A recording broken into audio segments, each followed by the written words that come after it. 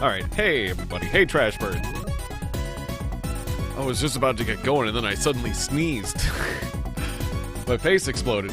It delayed me a second. Alright, we're gonna play more Elin. Or Elin. Elin. Elin. Elin. Because it's Japanese, that's why I say it that way. Your face exploded too. That's funny, Rosa, as well. Yeah, we're gonna play more of this game. More of this Japanese game where I keep growing body parts and becoming slower and slower until I might not even be able to hardly move. Welcome back. We are Boris the Clown living in Shit Tower. I'm a wizard chaos shape.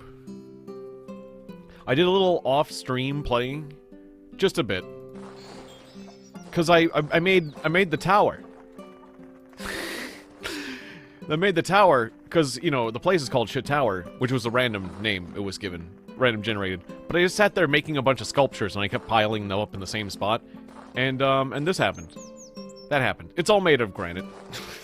That's all I did was level up my sculpture skill a whole bunch. Because my sculpture skill gives me more hit points. That's all I did. I mined a bunch of stone and I just grinded that out. It wasn't very entertaining. You can imagine what that looks like. I can show you what that looks like a little bit. I take one of these stones, you see? And... wait, where'd I... oh yeah, that's right, I started selling some for tax money too. I would put this sculpting thing here. And I would take a stone. And then this would happen. And now I got a statue of... a stupid statue of an elder. This statue is dumb. It's stupid. And we're going to place that on the tower. And now that elder statue is somewhere on the top of that tower, magically. And, the reason I built the tower is because it improves tourism value.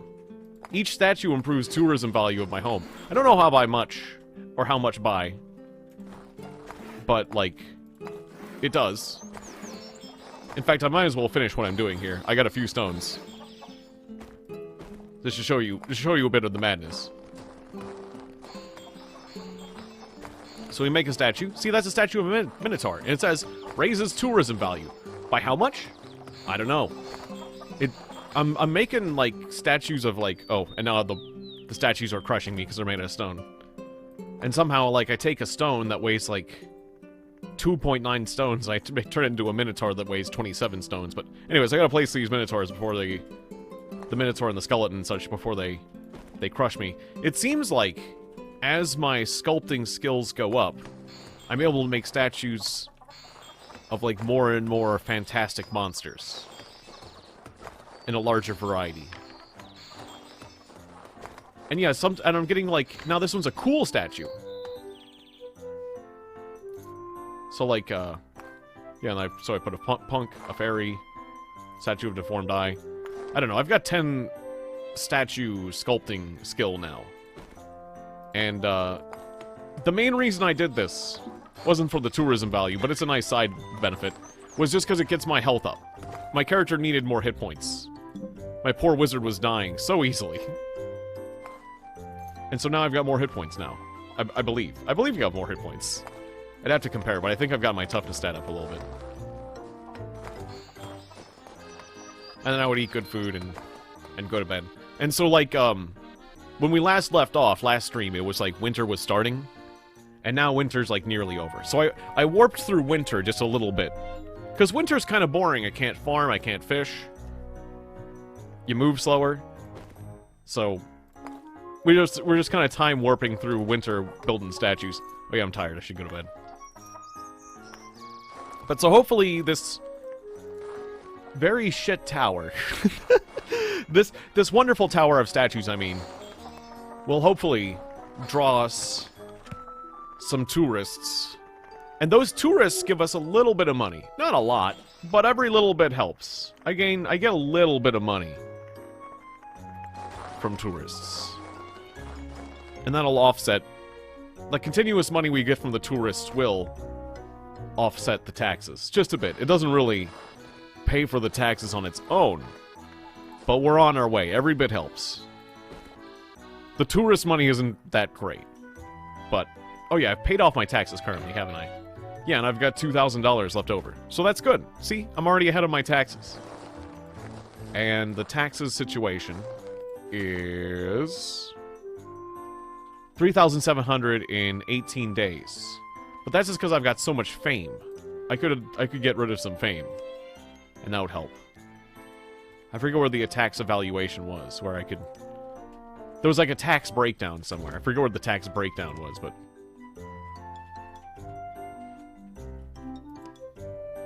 There's somewhere where the breakdown of the taxes is. And I found that to be helpful. Doesn't matter.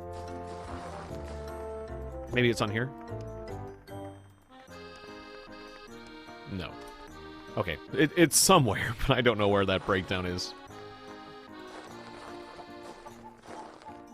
Anyways, I'm done making tons of statues. I'm ready to do some adventuring. What I plan to do is walk around and pass the time and get, like, frickin' tourism experience by walking around. It is gonna make taxes appear more. Well, I'm gonna sell my fame, because, like, I don't want the world to be as... I'm gonna waste time. In a sense. Because I just want the experience, and I want to grow more body parts. There might be a faster way to get experience.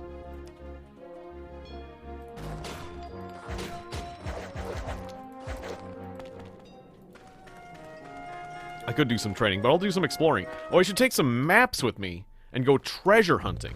But yeah, my guy's slow as hell. My guy moves at 43. So if I walk around the world map, time really passes. Like, it takes me a long time to get anywhere these days. And as I get bigger and bigger, it's going to get slower and slower. But that's just how the world works. Hey, J-Artist, good to see you. Thank you for the lurk. How you doing? Or I hope you're doing well.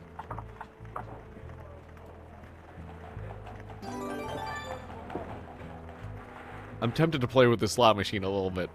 But I don't have my luck clothes on. Don't have my luck outfit on. As I get bigger and bigger, my luck potential increases more and more. That's the cool thing. I might be slow as all hell. I might be slow. I might be becoming slowly like the thing from Akira. But at least I'll be able to generate more luck with a luck setup. Did I bring food? Yeah, I did bring food. Okay, I got food for my journey. Because that's important.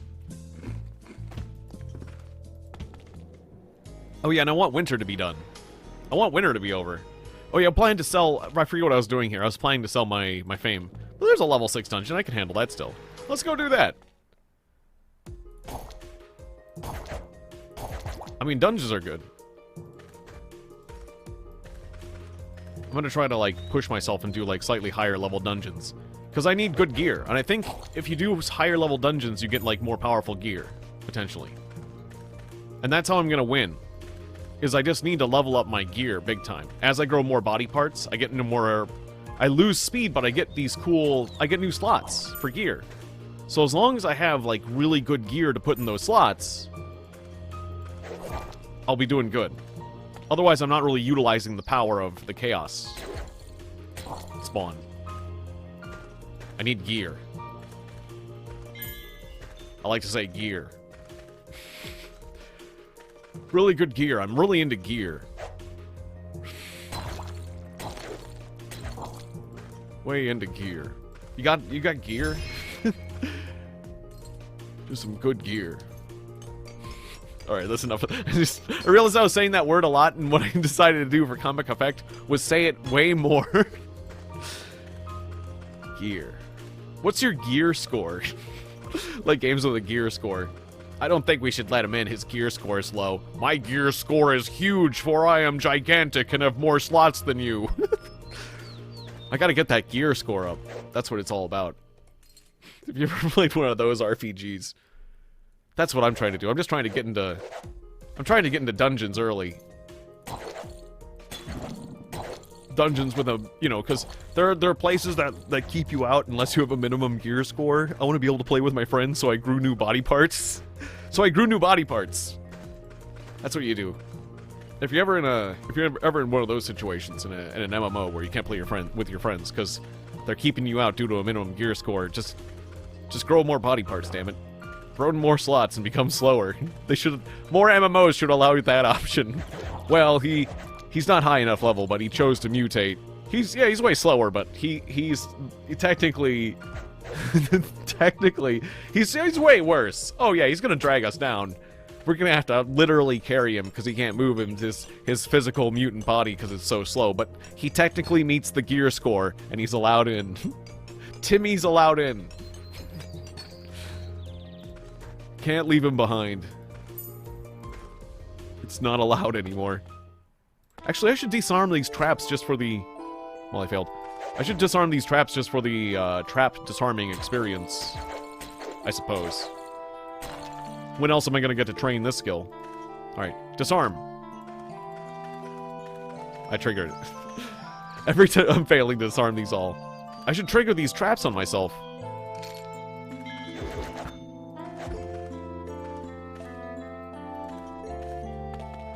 Oh yeah, there is one other thing I forgot to report that happened. One other major development with my character.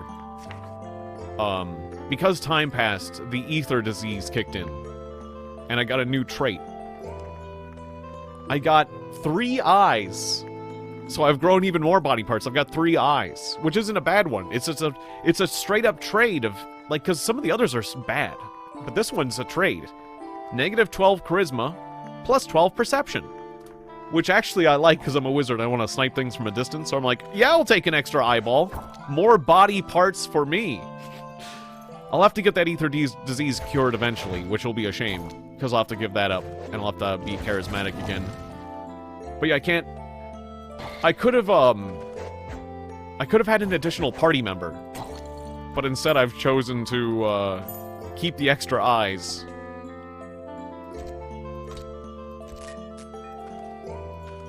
The trap is jammed. I gained dexterity for trying to disarm traps and failing.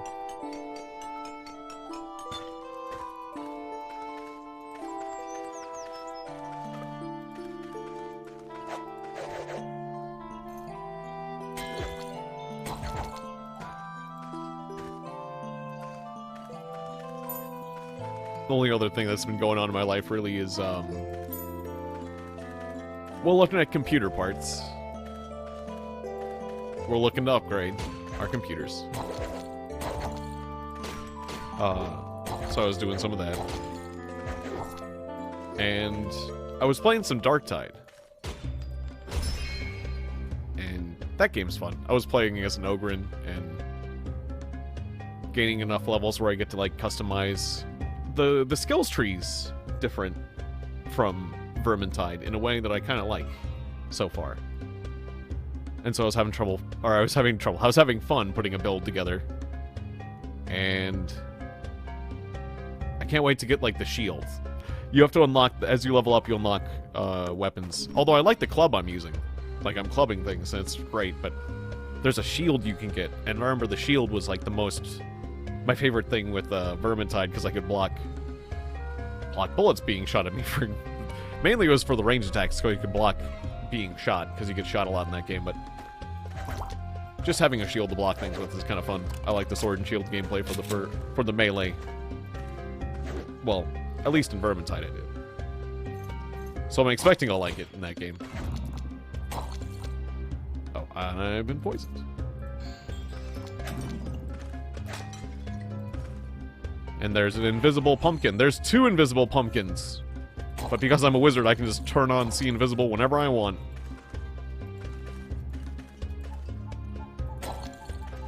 I really like that I can do that.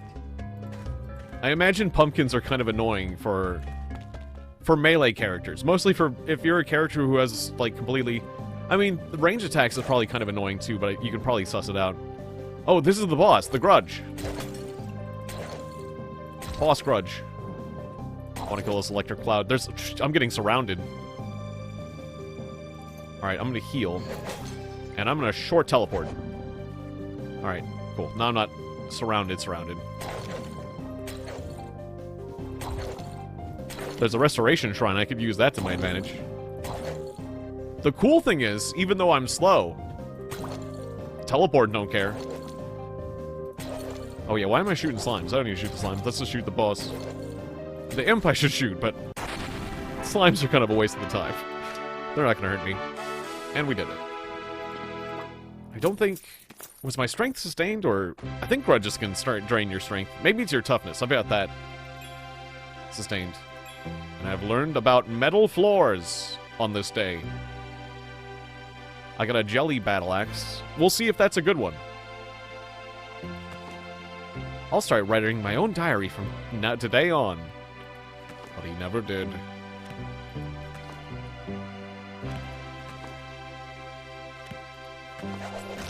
Oh, who's doing what? Oh, a Candleman. Stop it. Stop it, Candleman. God damn you. I'm trying to read a book and you're walking up trying to burn it. I hate you. I hate you, Candleman. Oh, I can kill him one shot now. Okay, good. I'm getting out of here before another Candleman shows up. I need a fireproof blanket really bad. I'm tired of that. I'm so tired of, like, my treasure maps burning up and being like, no! My pirate treasure maps! Now I'll never know where the treasure is. I'll never get the treasure. Having your spell books burn as a wizard is particularly annoying. But yeah, that's the solution, is you have to walk around with a fireproof blanket, and then you're good. You just have to have the various blankets for the various elements.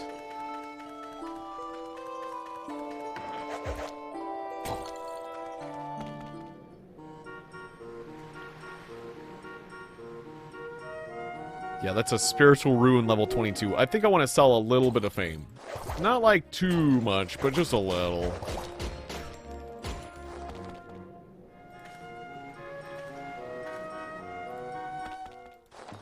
Just to make the dungeons more approachable.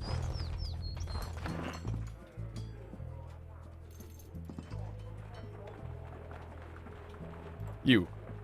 Sell my fame. Yes. Okay.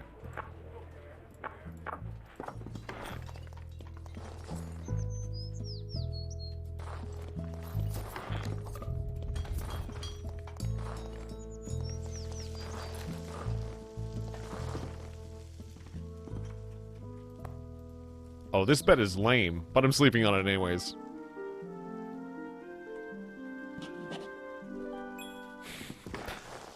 A lame bed for a lame person. And I got a lame sleep. Now I'm thinking of that, like, the crooked man in the crooked house with the living on a crooked lane with a crooked cat. And so on and so forth. It was like a nursery rhyme. It's like that, but just lame. There was the lame man on a lame street with a lame car. And everything else lame. Everything else was lame. Unfortunately, all his animals were lame as well. But in the, like, in that it was not very good. And not like that their leg was hurt lame. Because that'd be sad. Not that kind of lame. Like, there's a lame cat. But, like... just that he's not very good.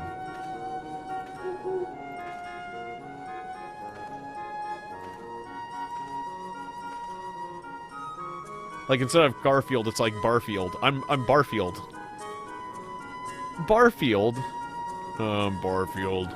I'm not as good as Garfield. My character was really not thought out whatsoever. I don't know, something like that. Just lame. Everything's just lame. Just slightly lame.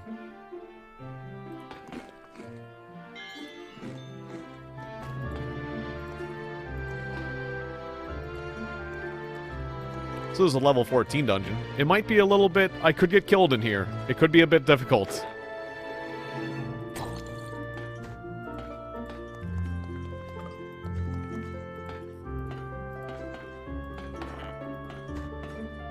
See, the problem with being so slow like this is that, like, everything seems fine, but I get overwhelmed so incredibly quickly because everything is faster than me. Whoops, I didn't mean to use the stairs. I'm just, like, in slow motion compared to everything. Because, yeah, the default base speed is 100, and I'm moving at 43, so I'm less than half as fast as something normally is. That's quite slow. It's an alarming state to be in a roguelike RPG. But, again, as long as I just gear up, I am, on the upside, very tough. So everything walks up and beats on me, but things aren't killing me like other characters would be dying if they were taking this kind of beating. But I'm just like, I've embraced the way of the turtle. I'm like a turtle. I'm slow, but I am tough. And I just need to turtle up. That's what I really need to do, is really turtle up. I just need... more of a hermit crab, really. I need to find a new shell.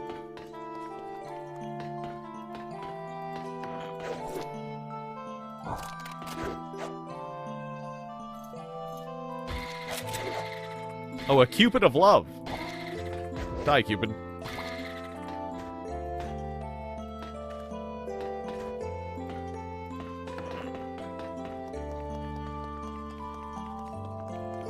The tricky thing about these dungeons is you cannot break through the walls. Freaking candle man. Ice. You didn't burn anything of mine, did you? No. Okay, good. I should read the books I have. Oh, whoops! Oh, whoop! I didn't shoot myself. No, the samurai got me. I just didn't heal. Samurai. The samurai just hit me hard. He just did good damage. That was a samurai. Well, I'll be back. All I did is lose money. And I can get back out there and I can get that money back. But I am dying a lot.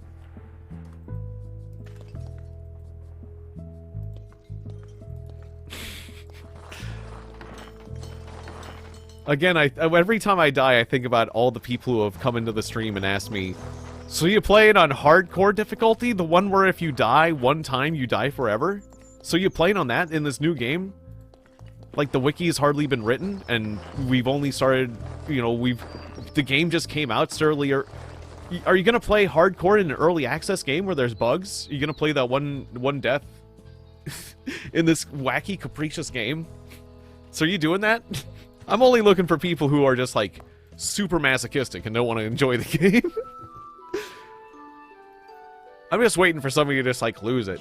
I want to see somebody suffer and lose their character and then just lose it. I don't want to see somebody enjoy the game. I'm joking.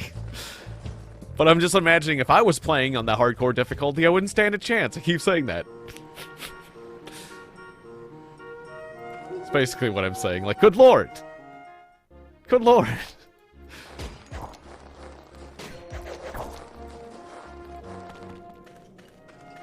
Wait, where was the dungeon I was in? Was it to the north? It's to the north. Yeah, there it is. I want to get back to that before it disappears, because then my money disappears with it. My money's in there.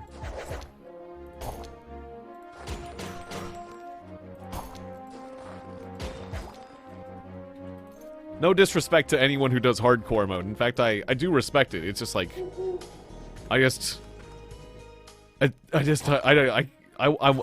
want to have fun. I'm not gonna do that. Yeah.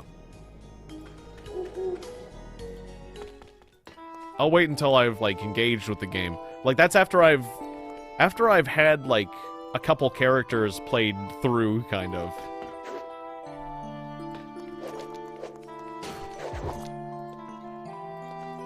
I need way more time and experience with this game before I even contemplate. This samurai is powerful. Okay, got him. No wonder he killed me. He wouldn't fuck me up again. I feel like sometimes individuals are more powerful than others. Maybe they started with, like, they manifested with good gear, because they do get, like, random gear. The enemies do have, like, simulated gear. Ow! What got me there? It was probably it was the lizard man was just doing good. Maybe he had good gear, too. It could be the higher level dungeon. Oh. I become clumsy and I lose mana. Oh, okay, this is... Now that's getting... That's getting a little painful. They're like, abusing my stats. Why'd I heal a goblin? It's alright, though. But maybe I should stop going in there. I'm gonna go in there, get my money, and then get back out. I don't think I'm ready for that level of dungeon, apparently. And that's okay. It's like, die once? Maybe it's a fluke. Die twice? No. No. But there's that shrine. There's that shrine of armor. I do want that. So I want to try to fight that. I do want to fight the lizard who killed me. There he is. Just don't fight him with the other guy. Oh, I seem to be tired because I didn't sleep. I should sleep. Don't see me, lizard man. I'm not sleeping in the other room. Thank you. Good night. Alright, I've gotten a little horrible dungeon sleep. I got horrible dungeon sleep. I wake up and I'm still tired, but I'm not, like, horribly tired. Alright, I'll eat a rotten steamed truffle. The potential of a lot of my stats is increased. Cool. I'm gonna go back to sleep. Spend another night in the dungeon, I did. Sleep on the floors, I do. Doesn't matter. I'm a slow entity. I live slow. I die slow. Really just can't be stopped. No, I can't. I can't stop growing. I won't stop growing. Just like I won't stop believing.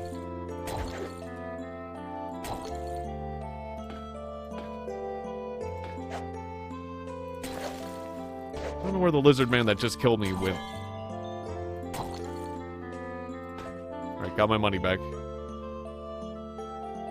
Oh, right. I'm seeing my gravestone as a bunch of cherries because I'm hallucinating after the carrot. Or, I mean, after the mushroom soup. Yeah, Lizard Man killed me recently. But I just gotta embrace the way of the... Oh, shit! One of my cloaks burnt up! It was the artifact one! God damn it, I needed to get that fireproofed. Oh, one of my artifact cloaks burned! Oh, I'm a little sore about that, because I really need my armor. No wonder I've been dying. I lost some of my armor. I need to fireproof a lot of stuff. I've been getting cooked a lot. Enemies have just been hitting me with fire. I guess I didn't see that message. God damn it. This obsidian cloak is fireproof. I'm gonna need to fireproof and acid-proof all my junk. I need like fireproof liquid. Anyways, enchant these gloves. I need to turtle up real bad, so it's concerning when one of my good pieces of gear just burns up.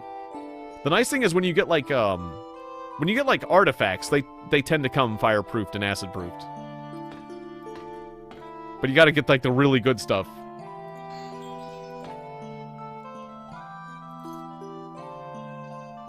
Alright, that's a hermit crab and a ghost. I'm just hallucinating.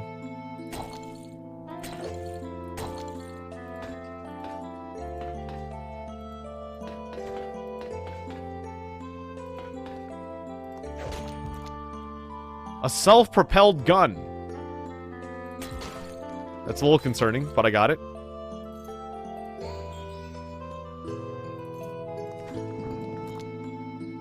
Okay, that's a man-eating flower over there. That's a lizard man. Okay, I got killed by a lizard man recently. Oh, and he almost did it again. Alright, I'm gonna choose to heal. What paralyzed me? Something paralyzed me. I have no idea what that was. Oh, it must have been a mandrake back there. I just need to get out of this dungeon. Damn it. I was gonna beat that lizard man. And then a mandrake got involved, screamed, and paralyzed me. I'm gonna need paralyzation resistance, too. I'm probably gonna lose my money this time. That dungeon's gonna despawn.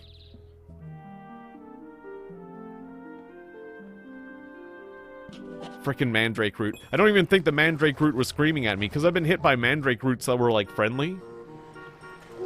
But they were just fighting with other enemies, and when they get into a fight, they just start screaming. And when they scream, they paralyze everything around them.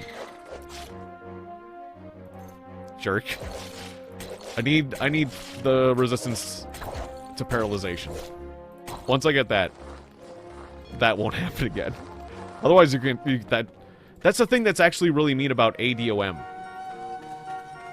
You can get paralyzed. There's enemies that will paralyze you. Yep, okay, the dungeon went away and I lost the money. Damn it. That was like 2,000 bucks.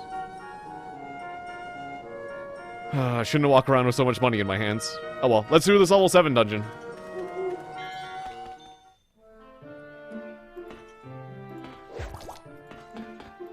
It's all part of the game. I should have gone to, like, the Mages Guild and bought more books with that money. At least I'm fully paid up on my taxes.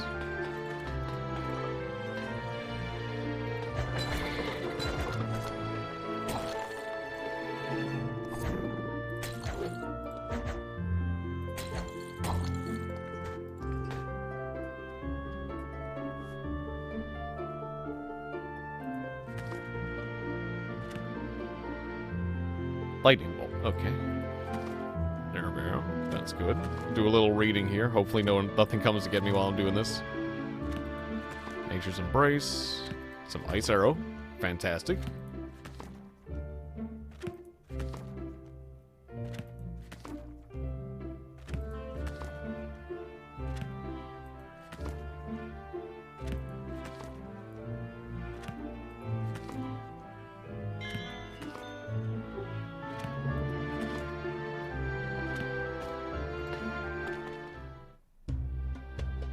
I have a bunch of bait in my inventory that I made when but then winter started and I realized I couldn't fish. It's like, oh no, I can't fish during winter. So, it's gone rotten.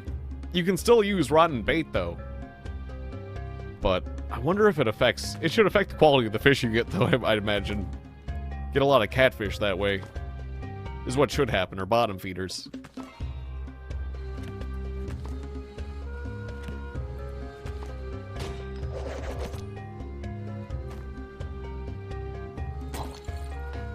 Yeah, only the lowest quality of fish.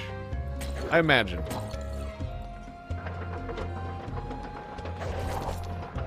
But that's why I'm still holding on to it. I'm holding on to a bunch of rotten bait. My backpack must stink.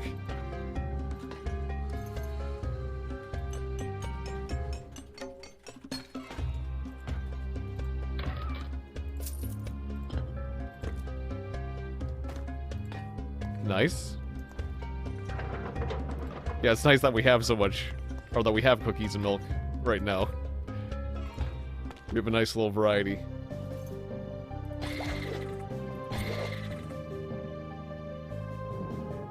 We haven't had cookies in a while. But lately we've been treating ourselves a bit.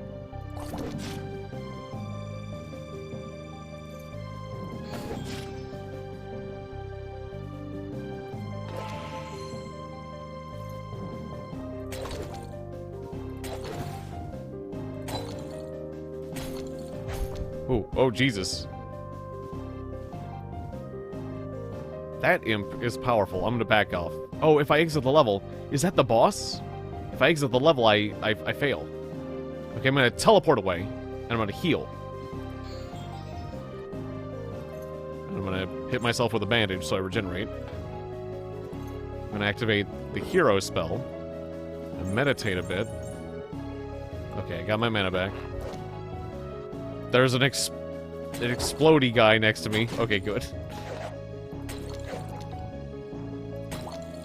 Okay, okay, that's where I am. I'm like to the upper right. I need to go this way to get back to the boss. Alright, we're gonna go back to the boss, and we're gonna try to beat him. It's scary that he's an imp. Because they have powerful magic, and that elemental scar makes their magic hurt so much worse. He's one of the scarier monsters.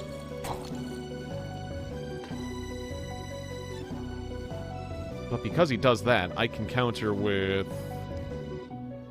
this elemental shield. It only lasts 11 turns, though. But if he's in here, that might be enough.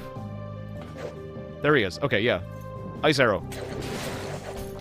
Wait, did I do auto fight? No, not auto fight. Ice Arrow. Yeah, there we go. Don't do random shit. Holy crap. That was not the boss.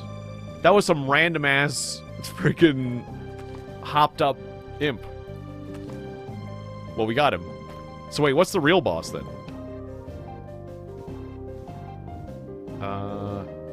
It told me when I entered the floor, but it's no longer on the chat parser. That is fine. Yeah, it's a standard imp behavior.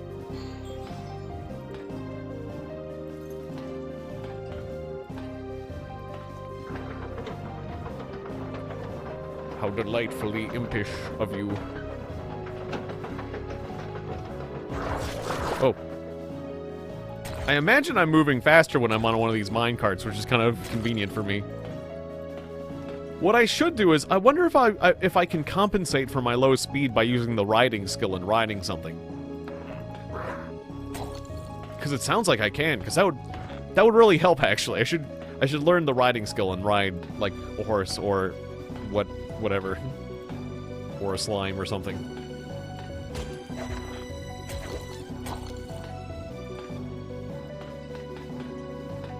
What if I just did speed? Hey, that'd work too if I could get my hands on a supply. A regular supply.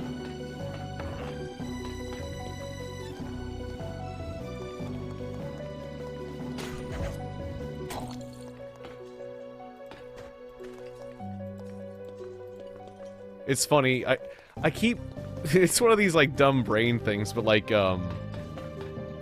in the game Darktide, there's a celerity stim. Which is, you know, just like a different word for speed, like celerity. But, like, I keep like wanting to hear it as, like the first time I heard it, my brain slightly heard celebrity stim. And it's like, yeah, those are the drugs for the celebrities. Celerity stim. They make you faster. So that the celebrities can get their work done quickly. There's a celebrity drugs. I got a celebrity stim here. That's how celebrities die.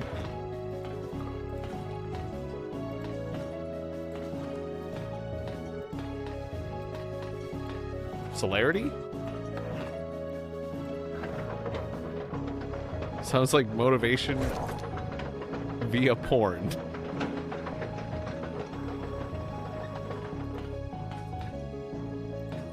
Is that...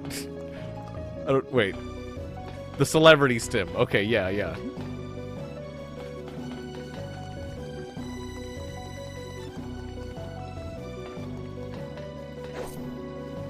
Oh, there's the boss. The Grudge. I see where you're coming from.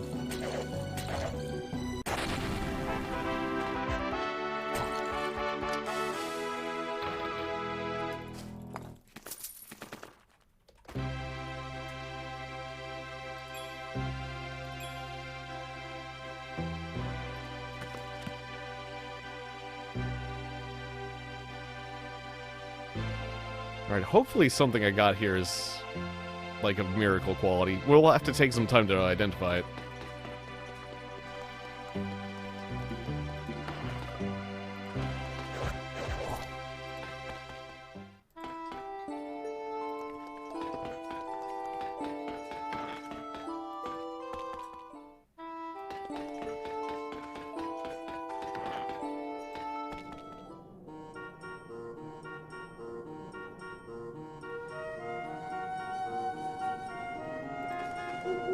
So, I died in, like, a level 14.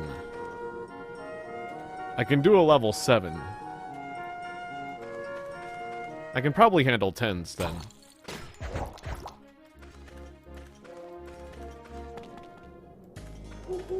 Well, let's go back to Operation Walk Around until I grow new body parts. Oh yeah, winter's over. That's actually huge. I should go back and do some farming.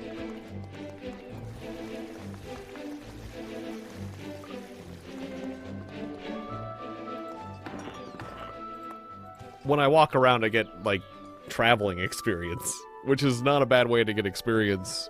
And, because, like, normally you only get experience when you level up, like, skills. I think. I'm not exactly sure how the experience works.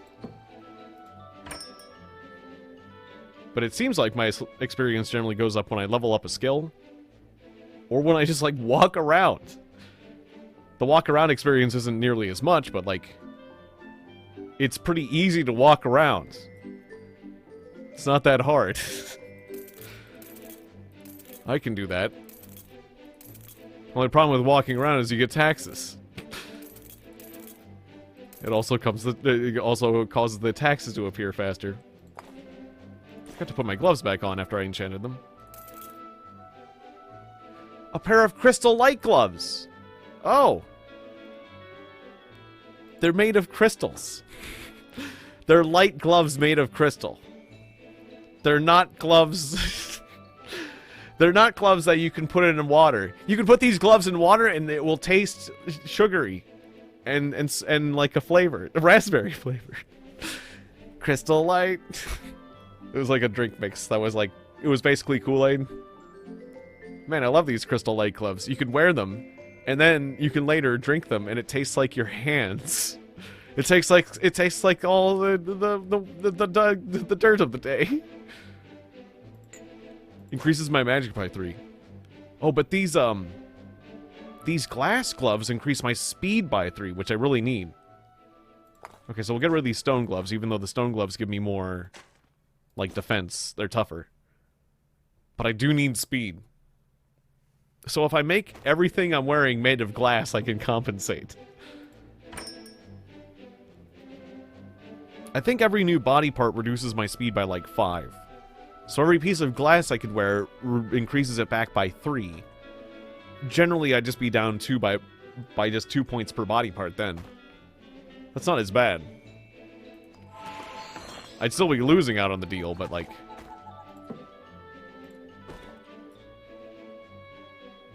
it'd be better off than not having the body part. Alright, what's this miracle jelly battle axe like? It is the trembling battle axe gambling fort. But it has nothing to do with gambling. It does sustain my magic. Gives me axe, bow skill, and lumberjacking skill, which is kind of neat. So it's a good axe for lumberjacking. But it doesn't compare to my other weapons. I mean, maybe my shield, though. But I kind of like having a shield. It was somebody's lucky axe, maybe. Yeah. I think so.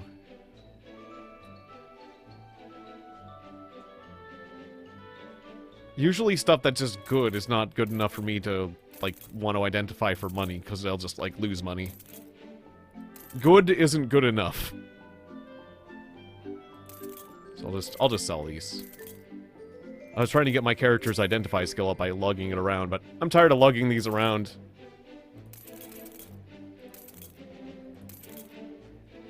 Oh, Rigid Cloak the Nobleman. That's my cloak. It didn't burn up.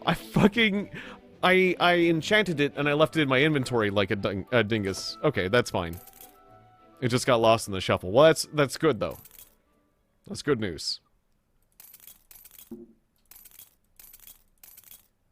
Sometimes when you enchant stuff on a shrine, it'll automatically put it back on.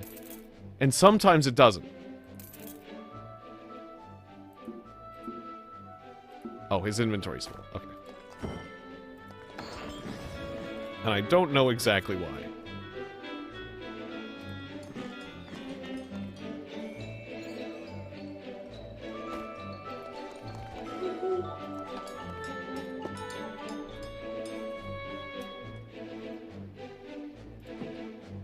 Kill some bats.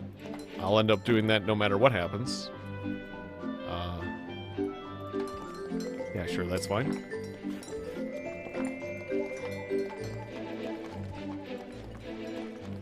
Yeah, because there's no deadline on those foul race quests. Is there anything else I wanted to do here? Not really. Now let's go to the Mages Guild. Right, I was gonna go home because it's not winter anymore. But I'll work my way home after going to the Mages Guild. It's nice to go by here once in a while, get some books. I got enough money right now. Of course, by the time I get home, there's probably, like, a crap ton of, taxes waiting for me because I'm so dang slow. But that's fine.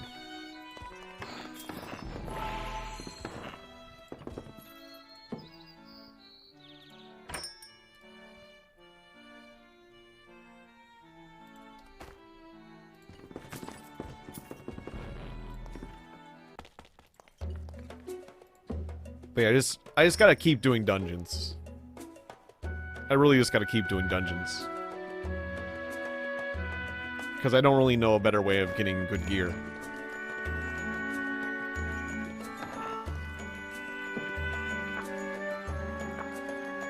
Oh, right, I can also invest in their shops. I haven't been doing that. If I get...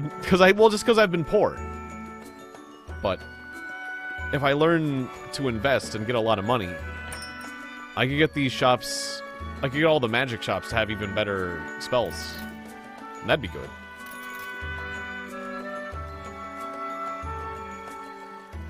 Keep forgetting about that bit. It's just something, because it's something I just hadn't even considered, but it's a fun aspect of the game. Yeah, exactly. For what I'm not in tax at. Oh, this shirt's cursed. I can't sell it. I have to give it. I can't even give it away. I have to drop it.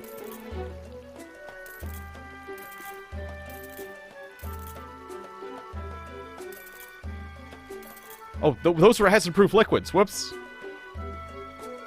Oh well. Wait, no, I can buy those back at 63. Damn it. I'm gonna do that. Oh, I'm just training my negotiation skills, that's all. By buying and selling the same thing. Here, buy this. Oh wait, I'm gonna buy it back for less. You have to... And what a dick, the guy.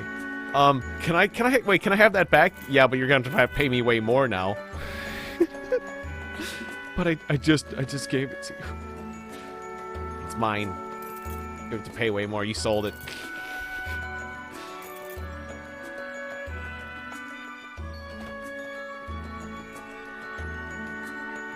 I want everything of mine to be acid-proof. Okay, so... Like... Okay, this is acid-proof, this artifact. This artifact, acid-proof.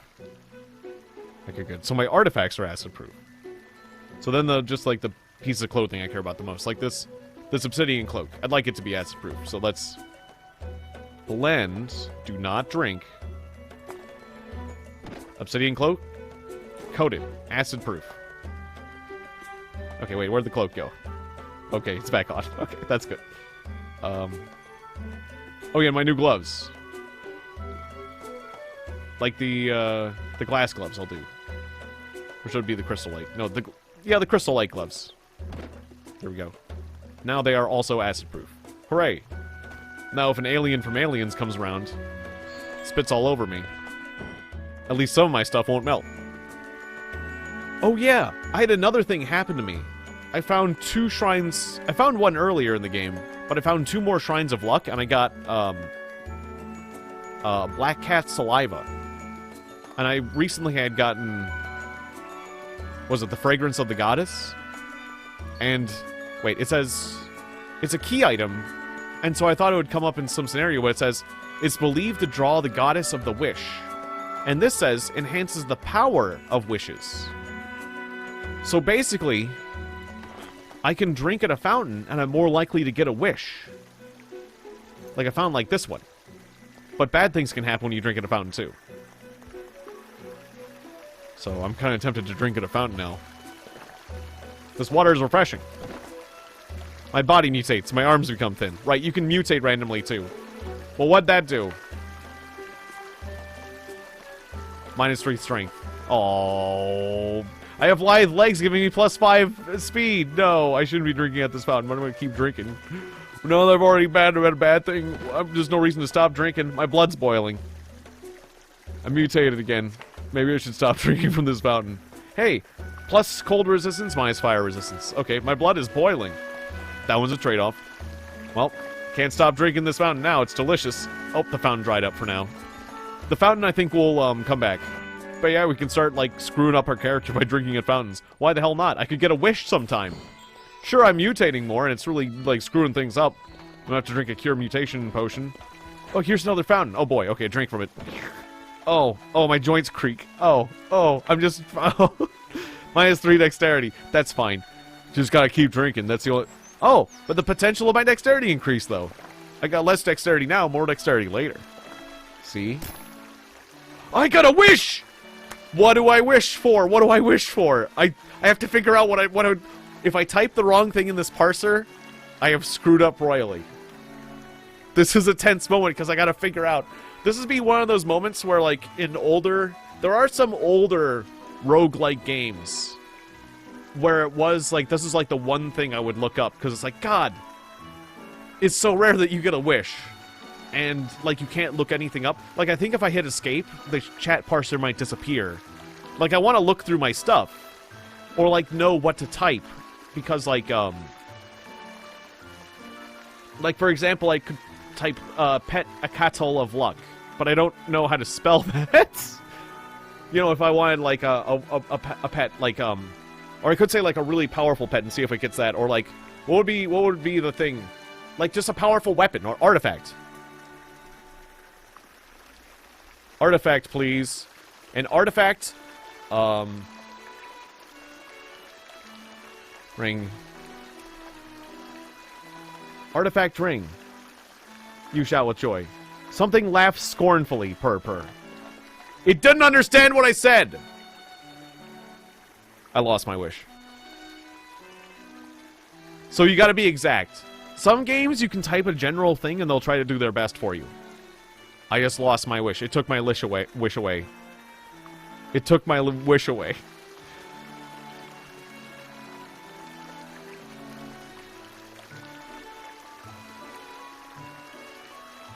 I don't see no ring. Something laughs scornfully. Yeah, I think that means I just screwed up. God damn it. The fountain's right up. God damn it, I actually got a wish. But my wish was dumb. See, that's one of those things where I should have known exactly what to type.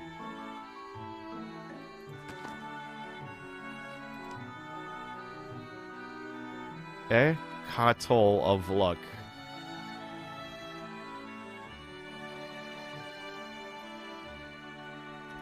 Or like a pet dragon or something. I could have typed that in.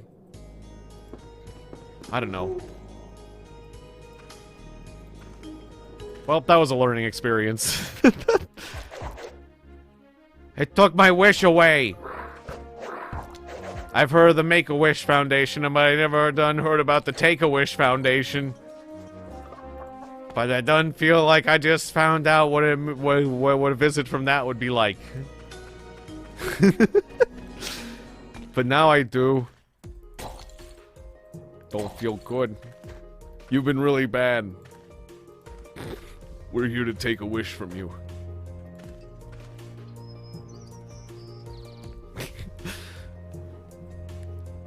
It's the movie Aladdin. The genie says, you get 3 wishes, Aladdin. And then, like, Aladdin mumbles a little bit, and it's like, well, that's one of your wishes. But I didn't get anything, genie. I didn't understand what you said. Hey! 2 wishes. Sorry, better luck next time, kid. Better enunciate. Better enunciate. Better say exactly what you mean. I have trouble understanding things. You better say things real plainly. Sir Cookies! Thank you for the raid! Hello! Hello, Sir Cookies! Hello, raiders! I just made a wish. I have a story for you. I made a wish, and I wasted it. I got my first wish. I was drinking at a fountain. I got a wish, and I didn't know what to type, and I didn't look it up in the wiki, and I said, artifact ring! I just want an artifact ring, please! And then the voice laughed at me. So I lost my wish. You've done that before. Yeah, because I didn't want to look it up. I don't like looking things up. I didn't want to look up the wiki. I'm just gonna go for it. I'm learning the hard way. No wiki for me. I just experienced the game inefficiently. And boy, am I being inefficient. Let me tell you about inefficiencies, my friends. I have 3 necks. I'm moving at a speed of 43 out of 100. I have 3 necks. I have 3 backs. I have 3 pairs of feet. And I've got no head. I got 3 hands. And I keep growing body parts. Every time I level up, I grow a new body part because it's funny and it's fun. Because I love being a chaos shape. I am a chaos shape, by the way. I'm a chaos shape wizard. That's what I'm playing as. Yeah, exactly. I'm Boris the Clown. I live in the faction called Shit Tower. My father was a dark professor, and my mother was an ambitious plant. And, yeah. That's a situation. I'm a wizard chaos shape. And I'm trying to get better gear. I'm really trying to get better gear because everything just like is so much faster than me. Yeah, how have you been? How is your thing? How are things for you? How far are you along on this game? What do you do? What kind of character? It's judging by what you said, like you're also playing this game. Do you have like several characters at this point, or are you like? I only have one other character, and it's a hillfolk farmer who's just getting lots of party members. Your main non-stream character is a succubus pianist. That sounds... I was thinking about doing a charisma character as well. That sounds fun. That sounds interesting. They have like a parasite they can implant in people and junk, and just like going around doing the charisma thing, doing a lot of... That sounds fun. Making money that way. Hillfolk Warrior. That sounds fun, too. Hillfolk just is... Because that's what my farmer is. They just have a nice... It's just a nice, simple way of playing. They've got good growth, in general. Seems very solid. But yeah, you're doing the same thing as me. I got a stream character and a non-stream character.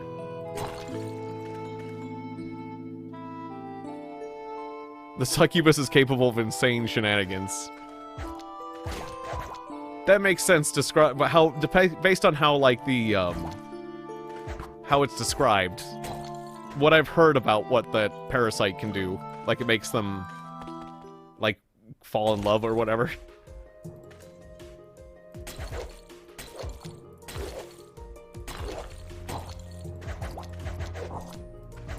Sounds like you get up to some wild things with that.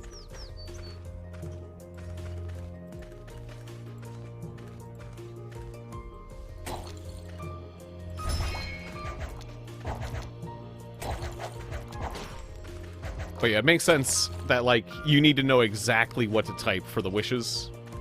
Like, because that's like a lot of other roguelike games I've played. Like NetHack or Ivan. In Ivan, there's this game called Ivan. I had to look up... Like, there was this... I would have to look up what to type in the game Ivan. Because there was this particular weapon that had a funny name. The short sword called Sathul. It was this artifact weapon you could wish for, and it was a short sword that would turn you invisible permanently, and it was just incredibly effective in that game. But that was another roguelike where I felt like that game was so hard. I needed to do that. Thankfully, I don't feel like I need to do that here, but it's one of those ones where you need to type exactly. You need to type exactly what you want. Or if you do a general thing, it's like, I don't know, that has to be within... What I said was not within the parser, apparently. But that's a learning experience. I can't just shout, artifact ring, and get a ring. I was kind of hoping. Because there was some other roguelike game where you could do that kind of nonsense and it would do its best to give you something. The important thing is where you're at. She has a party with 7 characters in her party, including a T-Rex. That sounds really good. 7's a lot. I've been doing that with my Hillfolk farmer. It's just like doing the talent point, or every time I spend my talents, it's like I spend it on another party member. Or I can do Night Eyes. Cat's Eye. But I've gotten my party maximum pretty high, but I don't have any cool party members yet. I just have party member ambitions with my farmer. Because, yeah, like, I'm just doing, like, mindless activities with the farmer. Farmer's really good for the mindless stuff. I haven't gotten too complex, but yeah, it'd be cool to get a T-Rex. Oh, you bought it. Oh, that makes sense. Got it. If I get a lot of money, maybe I should actually do that.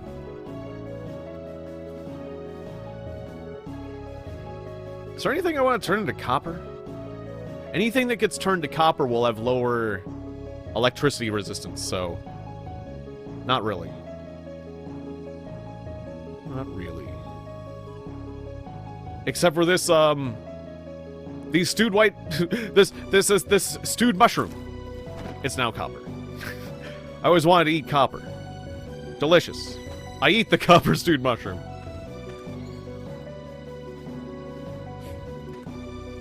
Feel like that shouldn't be healthy.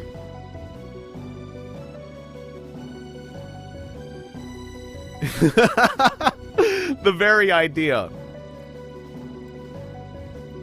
Well, that's one of those things the scientists didn't know, is that, like, with its little tiny T-Rex arms, they have, like, a lot of strength. There's a lot of strength in those tiny little, like, well, it's not it's incredible velocity. Really, it's just, like, how fast you can move. It's not that the tiny little T-Rex arms could move really fast. And so that's why they're capable of throwing things really fast. It's just, no one really knows, like, what they did with the little tiny T-Rex arms, but, like, it turns out they threw things really fast. They throw real hard. They didn't really... The scientists really dropped the ball on that one. The paleontologists, yeah. An iron microphone that did 2d52 damage plus 3 with 300% accuracy. It's microphones. He has an infinite supply of microphones. This game is so goofy, I love it. This is why I play this game. It's just goofy. Oh yeah, I got a T-Rex throwing microphones at everybody. That's what he does.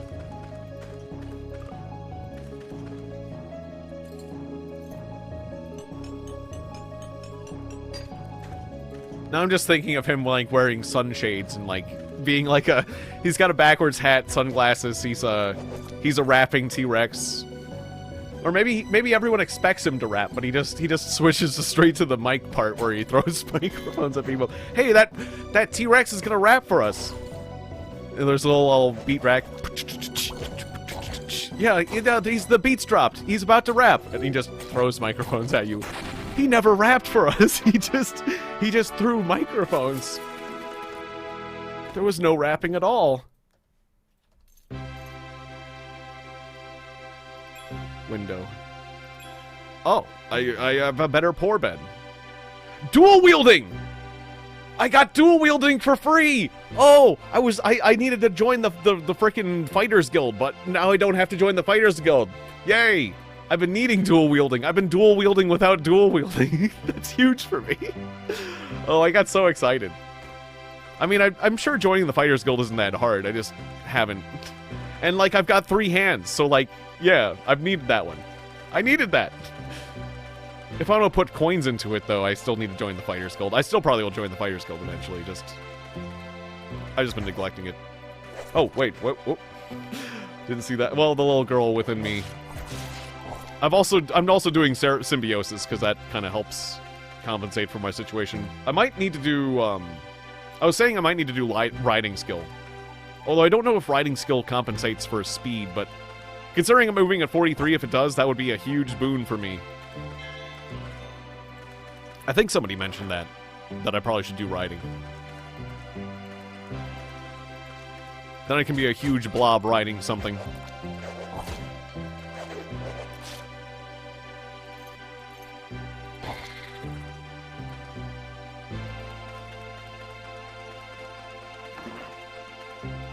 It's funny to be that I'm almost disappointed that I got other body parts. I wanted to have, like, all of the same body part. That would be the funniest thing, but, like, I ended up getting one of every body part now except for the head. Like, I was almost disappointed when I got a waist, because I didn't have I still don't have a good thing for my waist. I just have a stupid, like, ordinary girdle. It's kind of surprising I haven't gotten a good belt. Whoops. Okay, I got something cursed. I can uncurse that. Also, I also have one of my things doomed. I need to undo my doomed thing.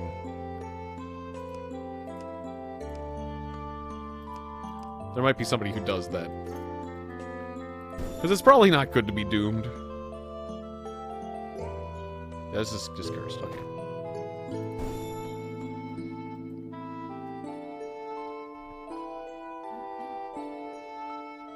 One day you can be three kobolds in a trench coat. Wait, can you become a kobold too? So wait, you would be a kobold, you'd do symbiosis with another kobold, and then you could be riding the third kobold. Yeah. You'd have to be a kobold yourself, but that's... I'm sure that can be done in this game. Probably take other forms. So yes, 3 kobolds in a trench coat. A fellow streamer of mine, a friend of the show, Rachel, was playing a game called, like, 3 Goblins. A friend of mine was playing 3 Goblins in a trench coat. There's a game that's 3 Goblins in a trench coat.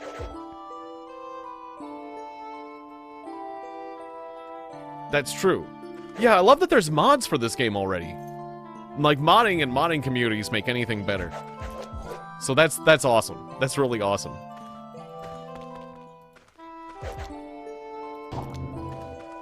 Somebody the other day mentioned that they were doing mods and that they had accidentally, like, ruined their save, though, which is unfortunate. You gotta be careful with those. But it's exciting. I mean, it's exciting that there's a modding community.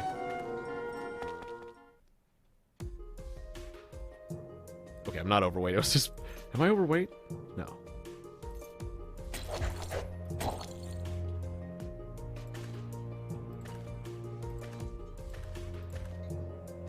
I don't want to destroy that scroll, but it's fine.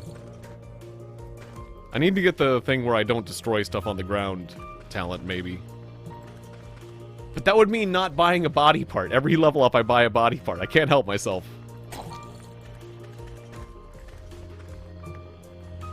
Okay, was anything else I got a miracle quality?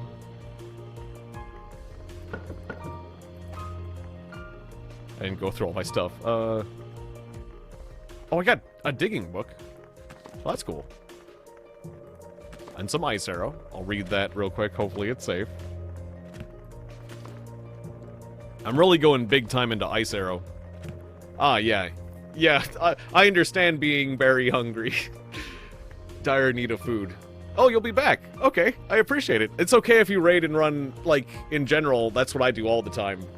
Yeah, eat. Eat some good food. Berries or not berries. Whether or not it's berry related. But yeah, I always am, like, I do long streams, so I'm hungry or need to go to the bathroom and stuff. I appreciate you chatting. I do, and I really appreciate the raid. Alright, yeah. Yeah, have a good one, Sir Cookies. I wish plenty of cookies, good cookies to you, sir, in your future.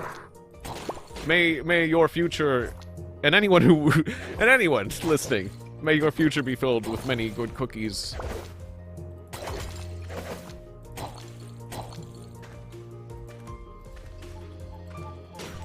A heap of cookies to you, good sir, on this fine day.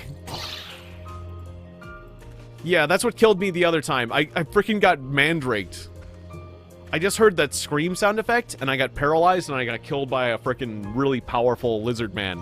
I got mandraked earlier. You people in the my raiders, you I'm on fire. I'm dying. You didn't see it earlier, but I got mandraked. A mandrake screamed at me, and I just got paralyzed, and a lizard man beat me to death. I've died a lot. I've died a lot in this game.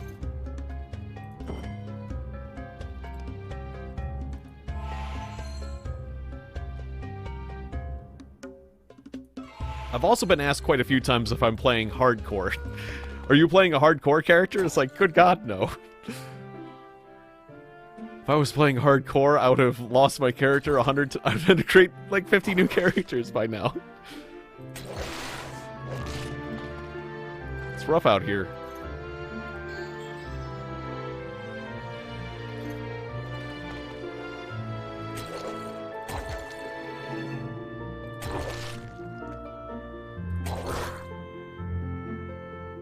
Probably should get good with the area of effect spells for situations like this. I'm all in on Ice Arrow. I do 3 D28 plus 9 with an Ice Arrow. It's a powerful Ice Arrow. But that's like... I'm kind of a one-trick pony here. It's like... It's basically Ice Arrow with me. Like, I've got, let's see, I've got Magic Arrow, 3d26 plus 9 as well. Okay, yeah, I'm pretty good with Magic Arrow. Not as good as I am with Ice Arrow. And then I've got Nerve Arrow, which is a close third. And then after that, pretty much the rest of my magic isn't as good. It's pretty much a crapshoot from there. I haven't practiced the other spells. I've just been buying lots of ice arrows. It's kind of nice to just focus on one spell, because that spell just becomes real good. And if something's immune to ice, then I have to be like, oh crap. Okay, let me grab one of the other arrows then. Basically. It's basically how this works. I only use the other arrows when I have to. But I am gonna have to train some of the other spells. Like, have a real serious training session.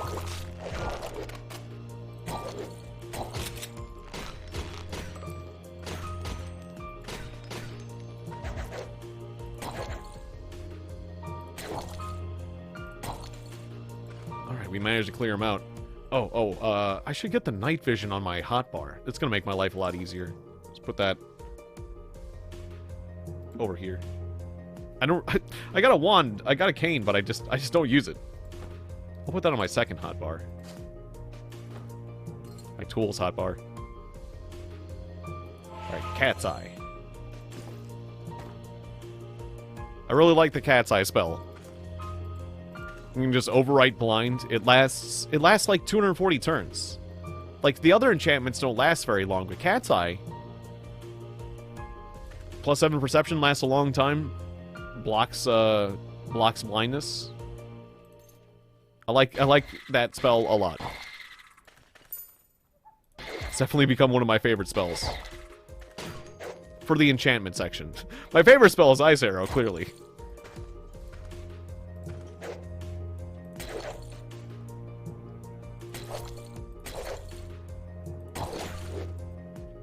I'm basically like that joke about LARPing, where the guy's going like, lightning bolt at everything. Lightning bolt. Except for I'm Ice Arrow. Ice Arrow. You have an encounter. What do you do? Ice Arrow. You meet a goblin. What do you do? Ice Arrow. You meet a dragon. What do you do? Ice Arrow. You meet a wyvern. What do you do? Ice Arrow. You talk to the king. What do you do? Ice Arrow. Not the king. Well, it's just a reflex at this point. Ice Arrow everything. We can get through these role-playing situations a lot easier if I do Ice Arrow. I spect all my charisma points into Ice Arrow. I spent all my points, all my character points. Just went full in on Ice Arrow. That's all. Nothing else.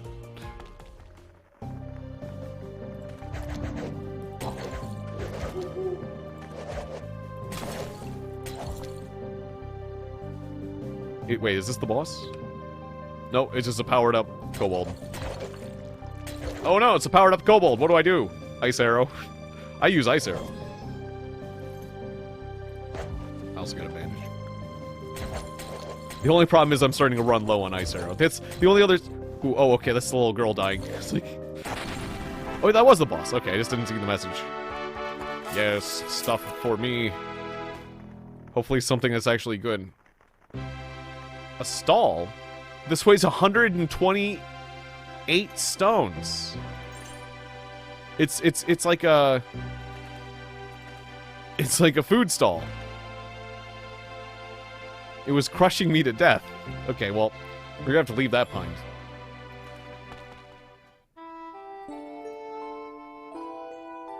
Hopefully I got some sort of artifact goods from that.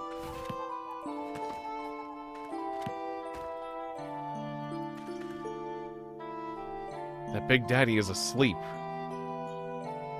I still have not successfully even put a dent in a Big Daddy. I've tried to fight a Big Daddy several times now, and every time... I think if I get really good with Acid Arrow. But my character's not really...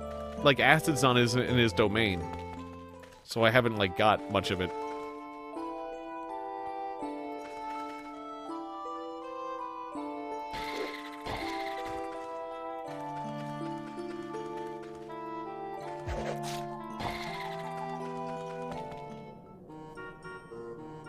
Or, like, there's probably certain other spells. Anyways, that's enough dungeon running for tonight. Or for tonight, for a little while. I'm just gonna, like, walk home and walk around and... Oh, Jesus, ow. Okay. That cobra bit the crap out of me as I was leaving. We're gonna do a little walking around. And we're gonna get a bunch of travel experience. And that's gonna get me a new body part. I almost have a new body part. Who knows what this new body part's gonna be? I'm excited.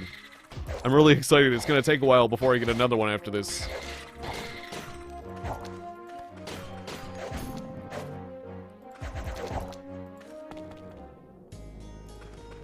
Oh, I'm very sleepy. Maybe I should stop by. No, I think I can make it home. Just walk all the way home and go to bed.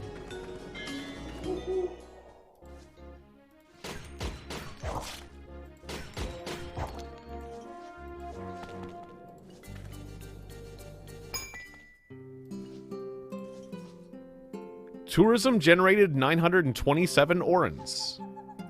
I have a tax bill of 3,000 sitting here.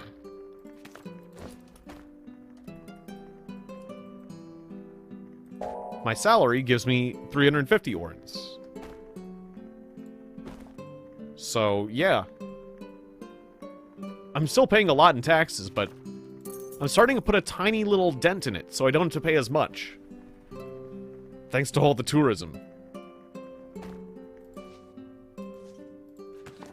So that's good. I don't know what's driving up the base tax, though. I forget how I do the tax evaluation. Ah, nachos. That sounds good. I just paid my taxes. Before I was having trouble keeping up with them big time. I got some tourism money. But I forget where I check how the base tax structure. There was a place where I could see the tax breakdown, but I forget where it was, like what the base tax was and what things were adding to it. I know it was on one of these screens. This isn't it. I forget. But I remember there was like, it showed like base tax and then it showed like another tax based on fame or whatever. Yeah, I was doing a little farming. Just mostly mushrooms. Like, I have some viewers that were, like, going nuts. Like, apparently somebody was making rainbow fruit, which was, like, giving them crazy stats. Oh, and I built a big old tower. I just built a bunch of, statues, and I just was, like, putting them in a tower. Because I named, I went through the faction names, I happened upon Shit Tower, and I kept it. So it's like, now I have to actually build the tower. So, there it is. There is the Shit Tower. It's kind of shit. It's got a lot of different... It's got a lot of... It's just a bunch of sculptures. You know, that's a lot of stuff. Oh. So, that's the tower. There it is. That's the tower that we all patriotically love and salute to. It's the tower that we see, and when we see it, we know we are home. Anyways, yeah, I got it set up so that, like, my people will put the mushroom harvest in this here fridge. And I also got, like, an artifact that lets me eat rotten food, which has been a real boon. Although, I think the rottenness does have, like, a little tiny, like, negative. Like, yeah, stinky. It has, like, -1 perceptions for stinky, but overall, it's fine. Just my food gets a little stinky. But yeah, so I've been cooking food.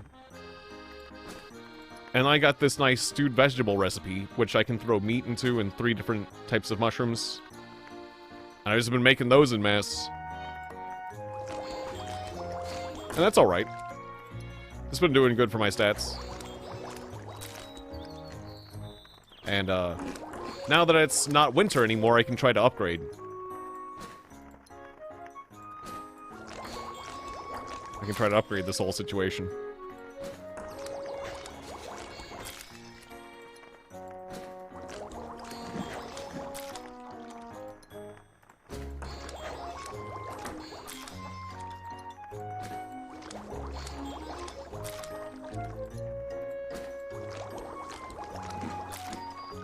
I also want to, like, travel around and try to get a bunch more, like, new recipes.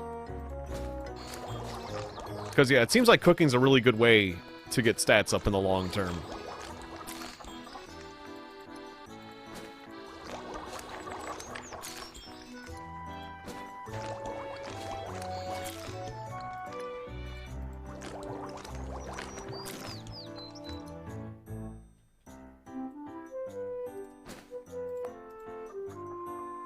Oh, I'm out of fuel. Okay.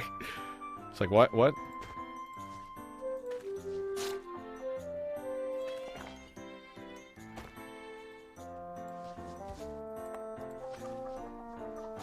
There's a few previous, I've discussed this with a few people that, well, I like to tell people about this. Like, oh, well, I'll ask you, like, have you played the game... There's a couple of the roguelike games, like, obviously, Alona. This game is, like, made off of Alona, that's in the Steam description, but there's also another game that this is heavily inspired by called ADOM, Ancient Domains of Mystery. If you haven't heard of it, the style of the game's a little different, but, like, it has, like, the similar stats and, like, PV and DV and the Bless, Curse, Doom system and the same, like, spellcasting system. There's, like, a lot of systems that this game directly took from ADOM. So, like, clearly the maker of this game was, like, a fan of that one. It's a little less whimsical, than this game. But it's a lot of fun. So potentially worth looking into.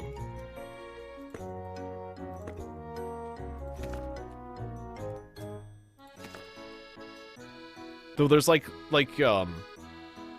there's randomly generated floors, but not everything in the game is, like, as randomly generated as this. There's one dungeon that's infinitely... There's an infinite dungeon that is infinitely randomly generated. But it's like... It kind of does things on a Diablo 2 style basis. Or I mean a Diablo basis, where it's like... There's a lot of randomly generated dungeons, and then certain points and certain things that aren't randomly generated. The fun thing about ADOM is that there's a ton of different races and classes. And the god system is kind of similar. It's interesting.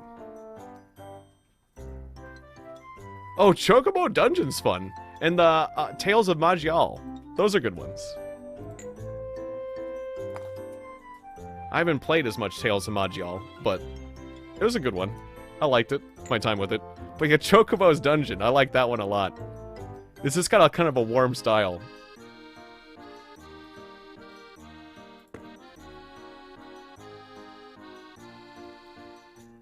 Interesting that you should mention that one. I've wanted to go back and play that one for a long time, actually.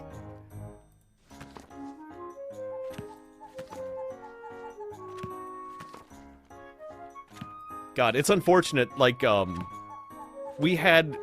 parents bought me a PlayStation, but they bought off-brand memory cards. We had one good memory card, but then when we bought memory cards, additional ones, we got third-party memory cards.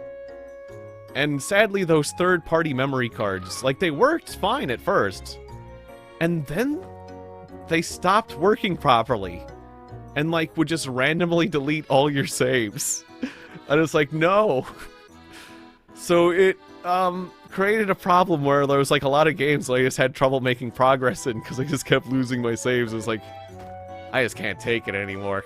Like, my brother and I had to share, like, one good one until we got, like, another official one. So I was like, if I could go back in time, that's one of the things I would tell myself. I mean, there's a lot of things I would tell myself, but it's like, if you can convince yourself, your parents to get, like, nothing but official PlayStation memory cards, that'd be good. That'd be good. There'd be a lot of other better stuff I would tell myself before that, but that'd be on the list. Right, I was drinking fountains earlier, and I got a bunch of effed up mutations. So do I want to, like, unmutate myself? What's the long and the short of this? Okay, I have lithe legs. That's good. My arms are thin. That's bad.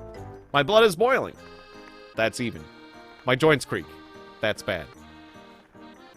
Man, I'm having trouble giving up that +5 speed, though.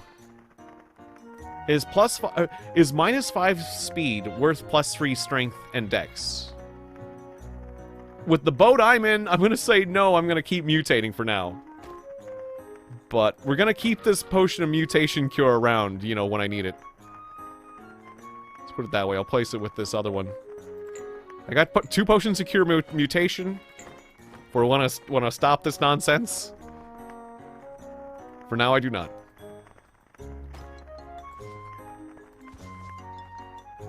It's a gamble because the potion removes 1 mutation. I'm guessing unless it's like a blessed one, because like blessed ones... Wait, this one says... Wait, this is a potion of mutation, and this is a potion of cure mutation.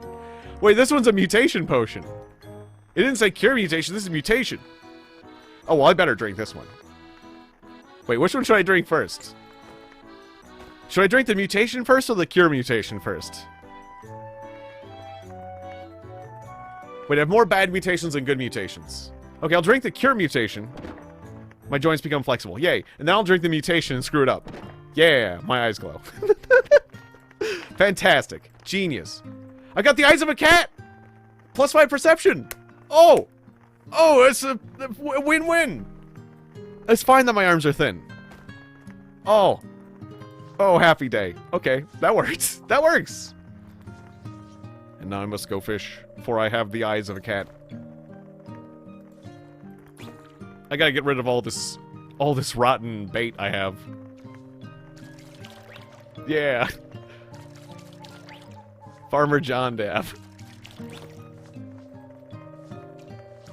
I like it. I have no idea who Farmer John is, but... That's a cute emote. I got this cute frog that my girlfriend Rosa made. Well, I got a couple other ones. I'll show the emotes, but I mostly want to show the cute frog.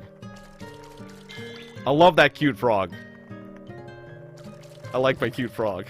It's my favorite emote ever.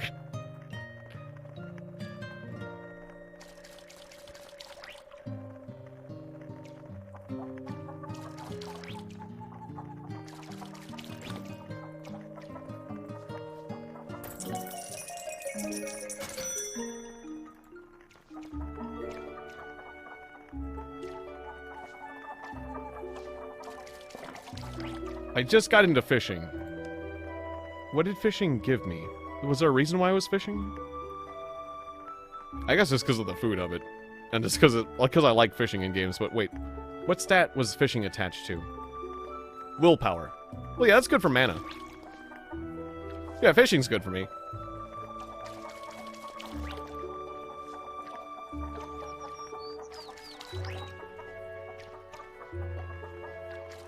And that one's a good one, too. That's a good animated one. That's creative. A bunch of food flying into a mouth. Consume. Like Kirby.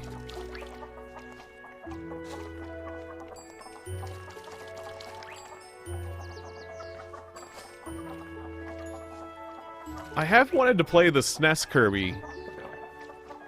The Kirby for SNES is my favorite one. I've kind of wanted to play that one with Rosa recently. Just because that would be fun.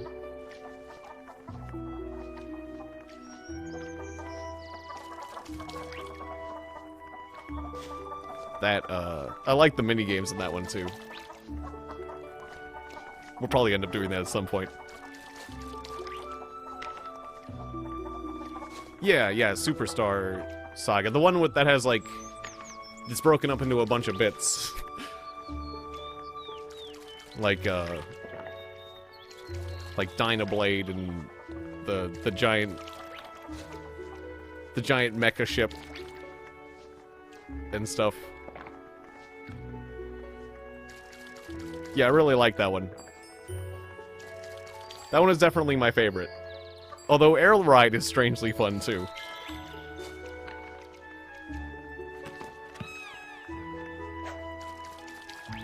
And the original one for, like... Well, not original. The Nintendo one's pretty good, too, but... Yeah, the SNES one's my favorite. I really like that Samurai game. The Samurai minigame is really funny. It's just a timing game, but... For some reason, it's just really fun. Oh, I never played that, but that's cool. That sounds fantastic.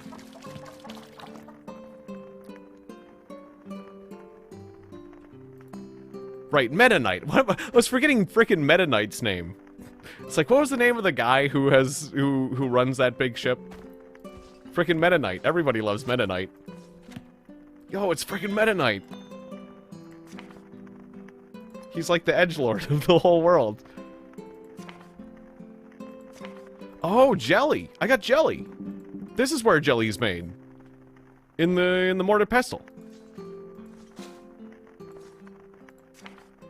I think the only fish recipe I have is skewers of grilled fish.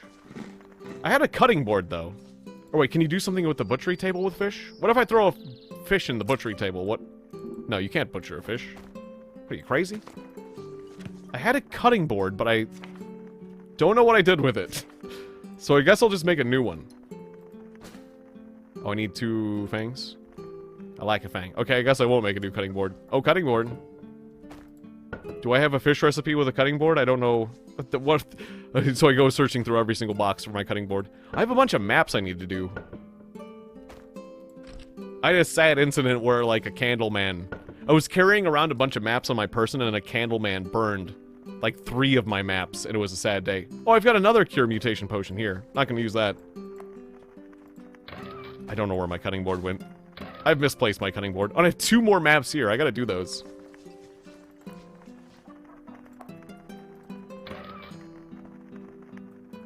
Oh, there it is! Cutting board. Found it. I put it in the big chest. Sashimi. I have a fish recipe. I only make a little bit. I make a sashimi. What's the best fish to make into a sashimi? A sunfish. I recently watched a YouTube video where a guy, like, a Japanese man, took apart a whole sunfish. And that was mildly interesting, just because, like, it's big. Like, he's pulling out, like, a big honking eyeball and stuff. It's very big. And just the anatomy. You just get to see the anatomy of a sunfish.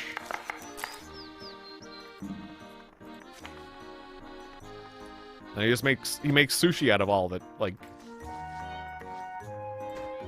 except for the eyeball, which he cooked, I think.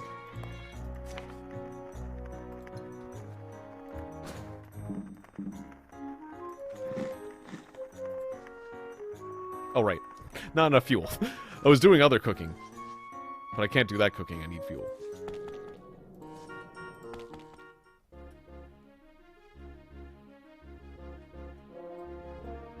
Now, it's hard to say what is my most nutritious food off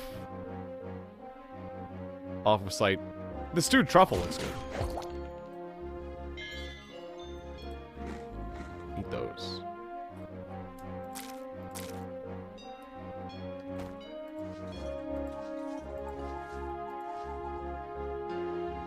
Oh. That's a puppy, right. I'm hallucinating. I keep making stews out of hallucinatory mushrooms.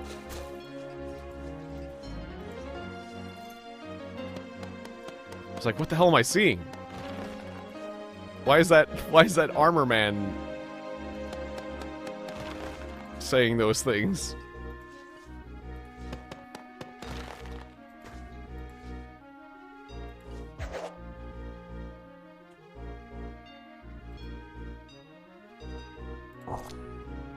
Gotcha, no couch co-op, but otherwise it's an improvement. That's cool.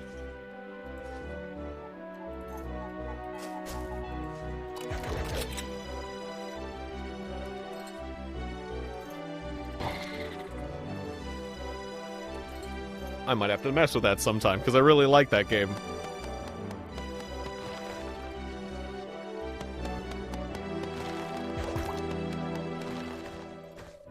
Hallucinating is kind of funny in this game.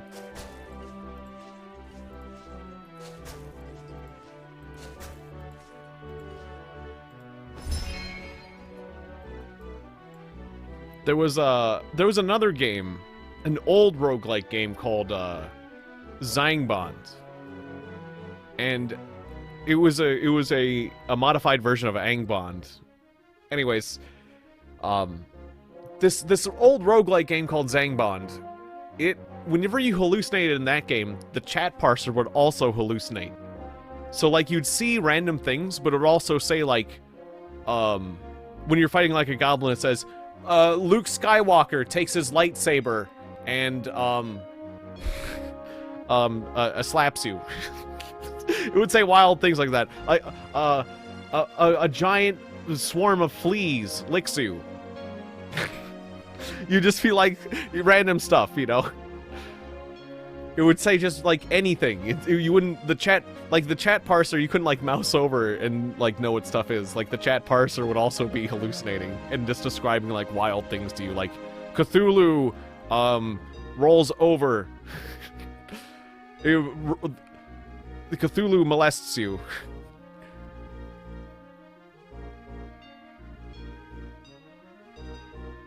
But it would use molest like... It would say... It would use the word molest, but like the same way you'd be like molested by fleas or whatever. I was assuming anyways. I don't know. There's a lot of ways you could take that though. No.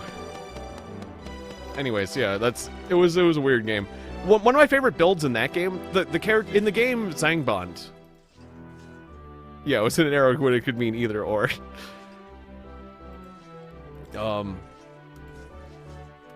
In the game Zangbond, you could play as a lot of different races and classes. There was a class of wizard that you could play where it was just a trump wizard, which meant cards, because this was like the 90s.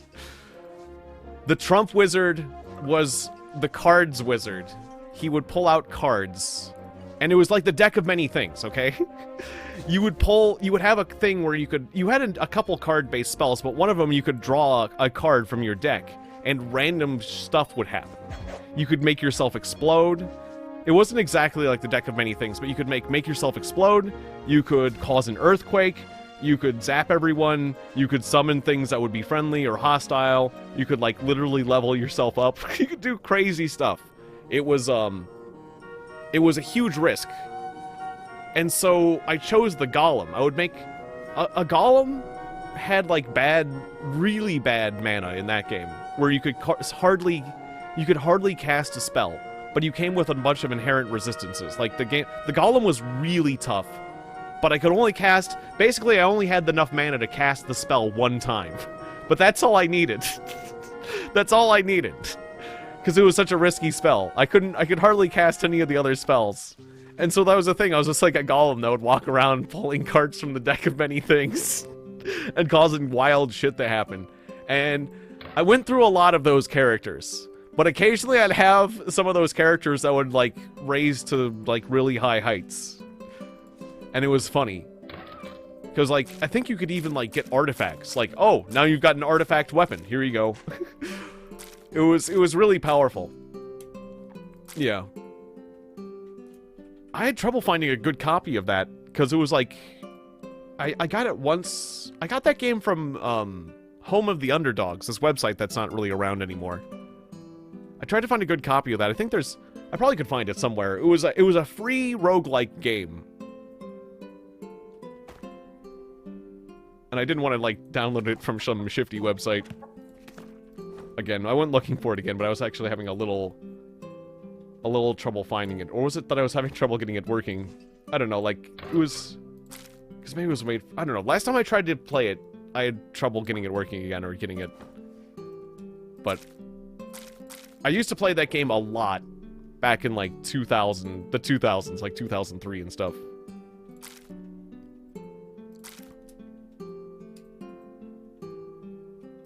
That game was kind of wild.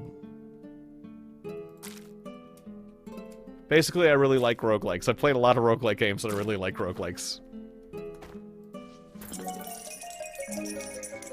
They are one of my favorite game categories.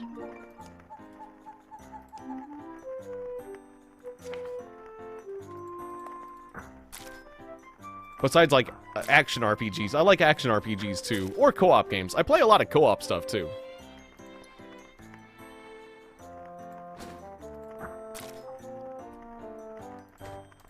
Like I was talking about earlier, I recently was given a copy of Darktide, so I've been playing that. And, like, Helldivers. I do like the co-op shooters, shooty shoot, and other stuff. Like, I got some Lethal Company friends and stuff, too.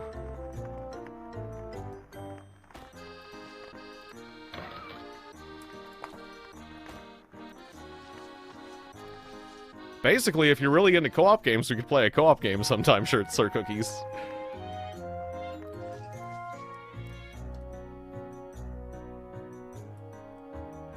I mean, I don't know much about you, but... it's always a possibility.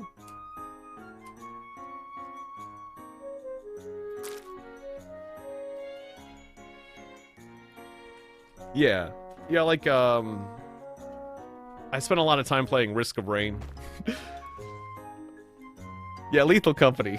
Yeah, that's one I've been looking at playing again. Lethal Company, Phasmophobia, we did a lot of that. We had our time with, like, Deep Rock Galactic. That was good. I do a lot of co-op games. I do a heck of a lot of co-op games. I play a lot of goddamn games. In general.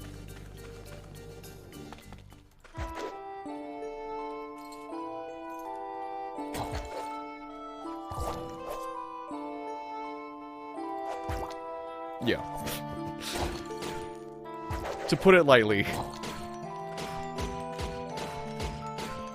Like, I've spent... If my life were a pie chart, I would say there's, like, a distressing amount of my life. An almost embarrassing amount of... a percentage of the pie chart of my life has been spent on video games. I mean, I don't regret it, but just in, like... when you... like, normal people. It's easy to be judged by normal people. But yeah. I'm not one of those people who's like, yeah, I'm a gamer, I'm so gamer. And I'm proud of it. I'm like a little... I come from a generation where we're still embarrassed about it. Because that's like... because if people knew, they would shove you in a locker. That's like the... that's the 90s way. I'm glad things have changed. Times have changed.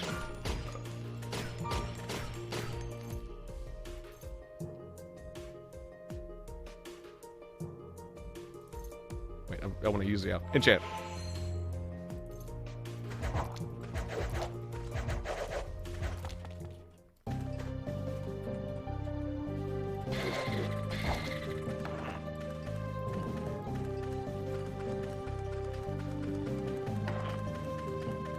It is. It is a huge industry. It's like a staggeringly big injury. It's a staggeringly big injury. It's such an injury. This injury. The games injury. The games industry is a huge industry. Yeah, things have changed so much from when I was a kid and I was playing, like, Nintendo. That's for sure. Oh, me too, yeah. Oh, goddamn Faxanadu. Like, I think of a lot of games, but particularly there was a game called Faxanadu. I remember playing Faxanadu, making... or Fazanadu? Maybe I'm saying the name wrong, like... wait. I think it was, like, because I was a kid, I would say Faxanadu, but it was, like, wait, the proper way to say it was, like, Fazanadu or something. Doesn't matter. There's this Nintendo game, and it's a roguelike... or no, roguelike. An action RPG, and, it has, like, you'd go to this preacher and he'd say, here is your mantra. They would call it a mantra. And it would be like fucking word salad with, like, uppercase and lowercase letters and numbers. And, like, so, like, you didn't know if it was a 0 or the letter O. Because it's like, is it a capital O, a lowercase O, or the number 0? If you get it wrong, you lose your whole save. And that game was a grindy-ass game. You had to, like, get a bunch of money to get a J key. There was, like, a different letter keys, like... you need a key to get through this door, but you gotta go to the key maker, and you gotta pay him money to get, like, a forged key. And it was like, okay, cool, I gotta, like, kill 1,000 monsters to get a J key. I still have memories of that. Like, farming J keys all day, or other keys, like, various letters, and then writing down one wrong letter, and losing my whole damn save, coming back and trying to put in my mantra. There was other games. Oh yeah, like frickin' Simon's Quest. Simon's Quest had the same problem, but like if you've done Fazanadu's password system, the mantra was like Simon's Quest password was like half as long as like Fazanadu, if I remember correctly. Like Fazanadu's password was like stupidly wrong. It was like the most evil one. It was the most evil one of them all. For some reason, I remember it was like the most evil one. It was like the longest and like had the most weird letters and like the font sucked or whatever. I don't know. For some reason, I remember that one being diabolical. Just like straight up diabolical. And it crushed my soul. I never completed Fazanadu as a kid. I never beat it. Because I kept losing goddamn passwords. Because I was also just like a poorly organized kid. I still am. A poorly organized person. So there's that too.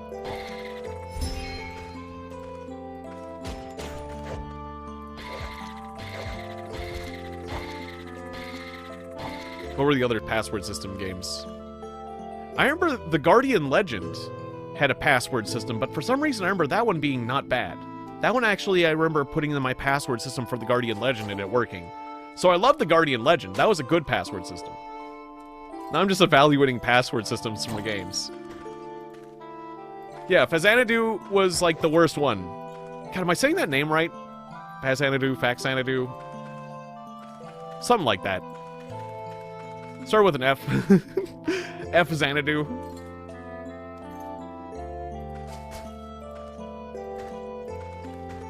It had a remake. The game had a remake later. For like PC and PlayStation or something.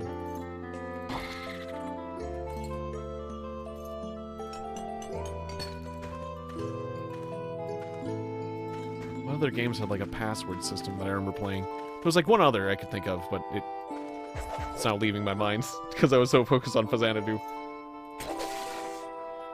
I'm a little scared of the samurai. I'm gonna short teleport. That works.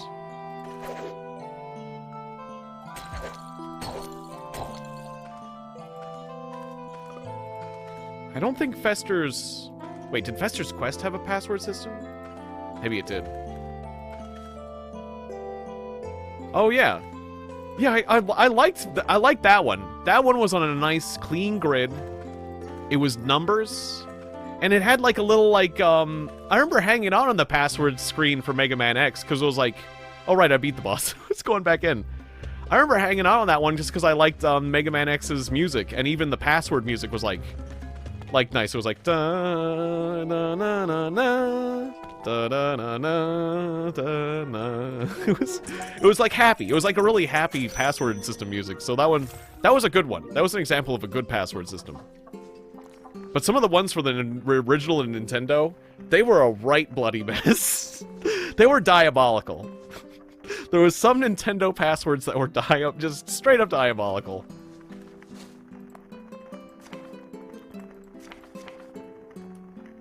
That's all I can say.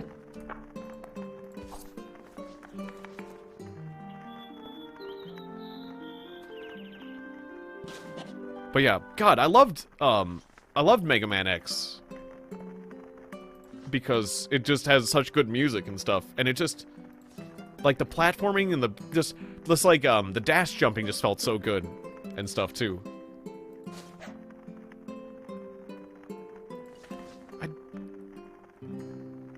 My memory gets a bit hazy with 2 and 3. I remember 3 you could play as Zero, and 2... Like, I didn't own Mega Man X 2 and 3. I only rented them. And, like... Gosh, I mostly remember, like, Mega Man X2, there was, like, a crystal snail or something. There was, like, a crystal snail, and you could ride a boat... There was, like, a motorbike in that one. Like, the motorcycle stages were kind of fun. Although they're kind of tricky, I think. But, like... My memory gets a bit hazy with those, because it's been a while. They're good, darn good games, though. They're really good games.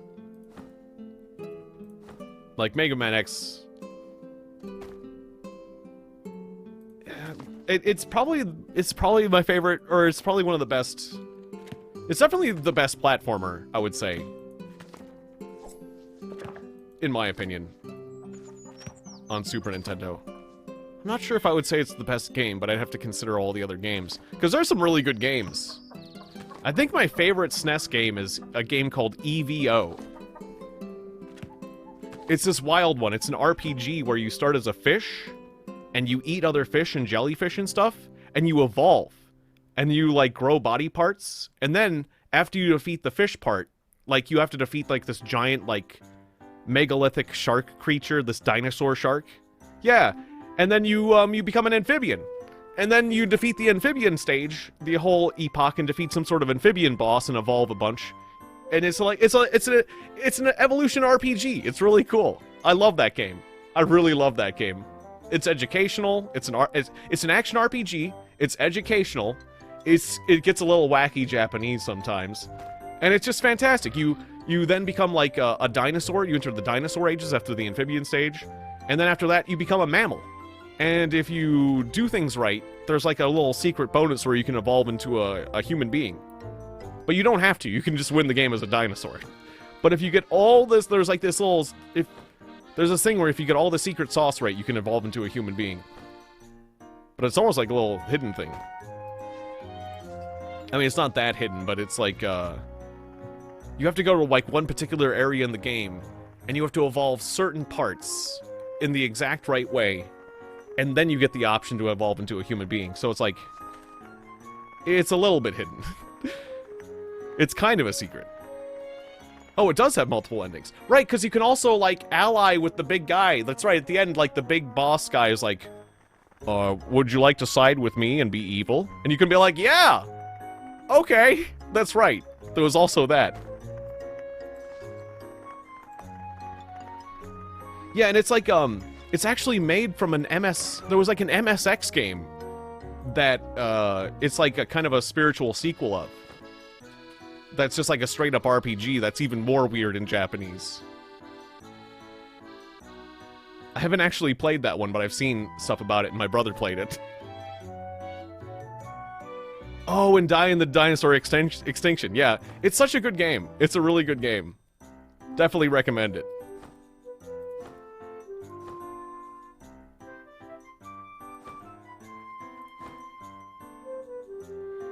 I liked it very much.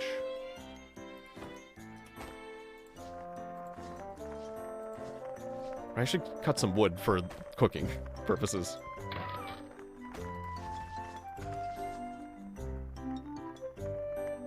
When I was gonna put this away, yeah.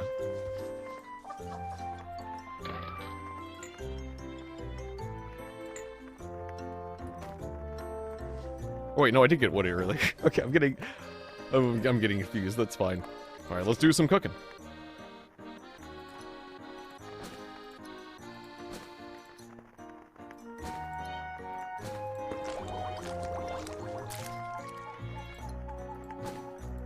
So I'd say EVO is probably my favorite SNES game of all time. But there's some stiff competition. I mean, like, everyone loves Chrono Trigger as well, and that's like, it's hard to argue against Chrono Trigger. It's really, really good. It's got a frog. It's got a frog that's a knight. I love frogs. I love Frog Knight. I love that guy. But I just like the freedom of the action RPG elements of EVO. There's just something about EVO that makes it my favorite.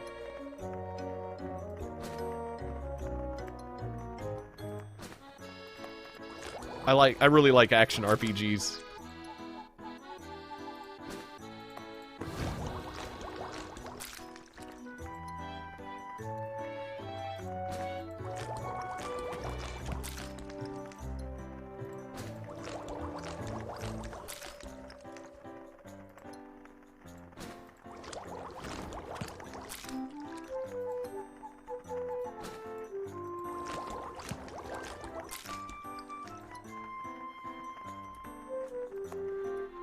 Well, I'd say there's nothing wrong with changing that by using... I mean, I'm not sure how you feel about it personally, but I'd say there's nothing wrong with changing that using the power of emulation.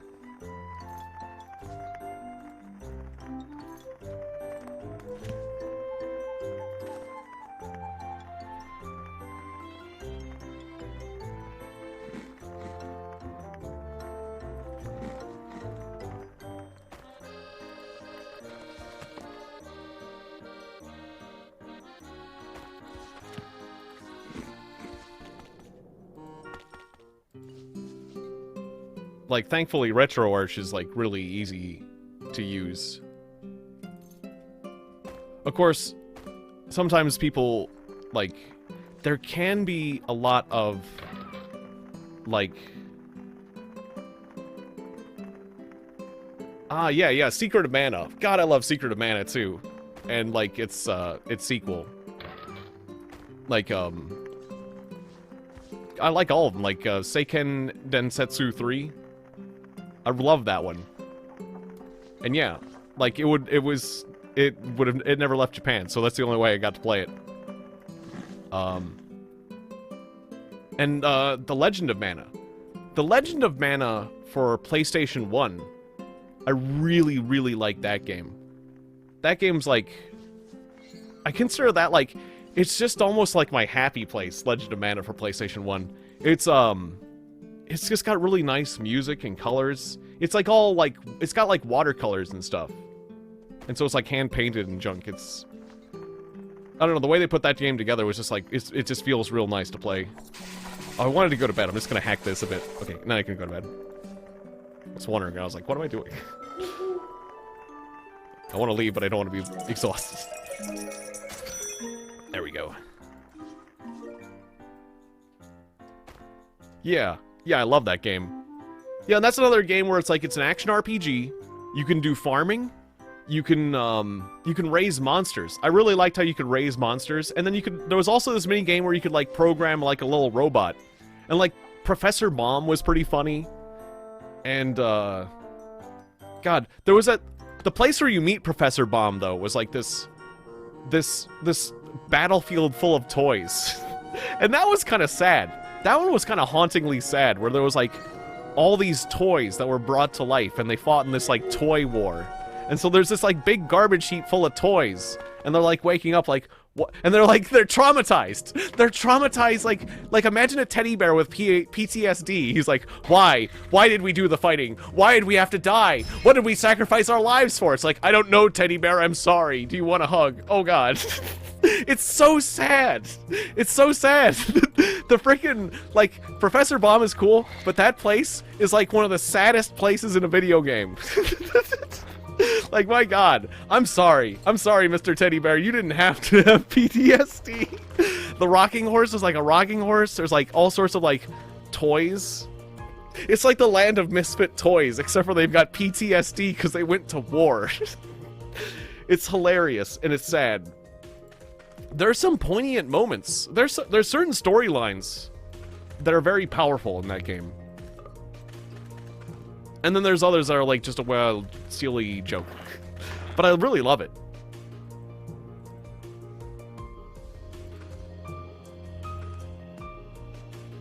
Oh, the dumb bears. Yeah, I was just about to talk about that. That still is stuck in my mind too. Dot data? Oh, hey, Mr. Dudbear got dot data? Yeah, dot data. Because you just have to muddle through it. And it's like, and then he was like, dub. And you're like, dub? And he goes, gack. And then you have to try again. Because gack, I still remember it. I still remember the things they say. To this day. It's been a long time since I played that game, but I still remember. You go Wacom, you go dot data. And then gack. Yep, gack. Damn you, gack. Don't give me gack. Dub? Dub. Wub. I think they said stuff like that. All I remember was dat data. A series of dubs and stuff. And then if you screwed up, gack. Oh, yep.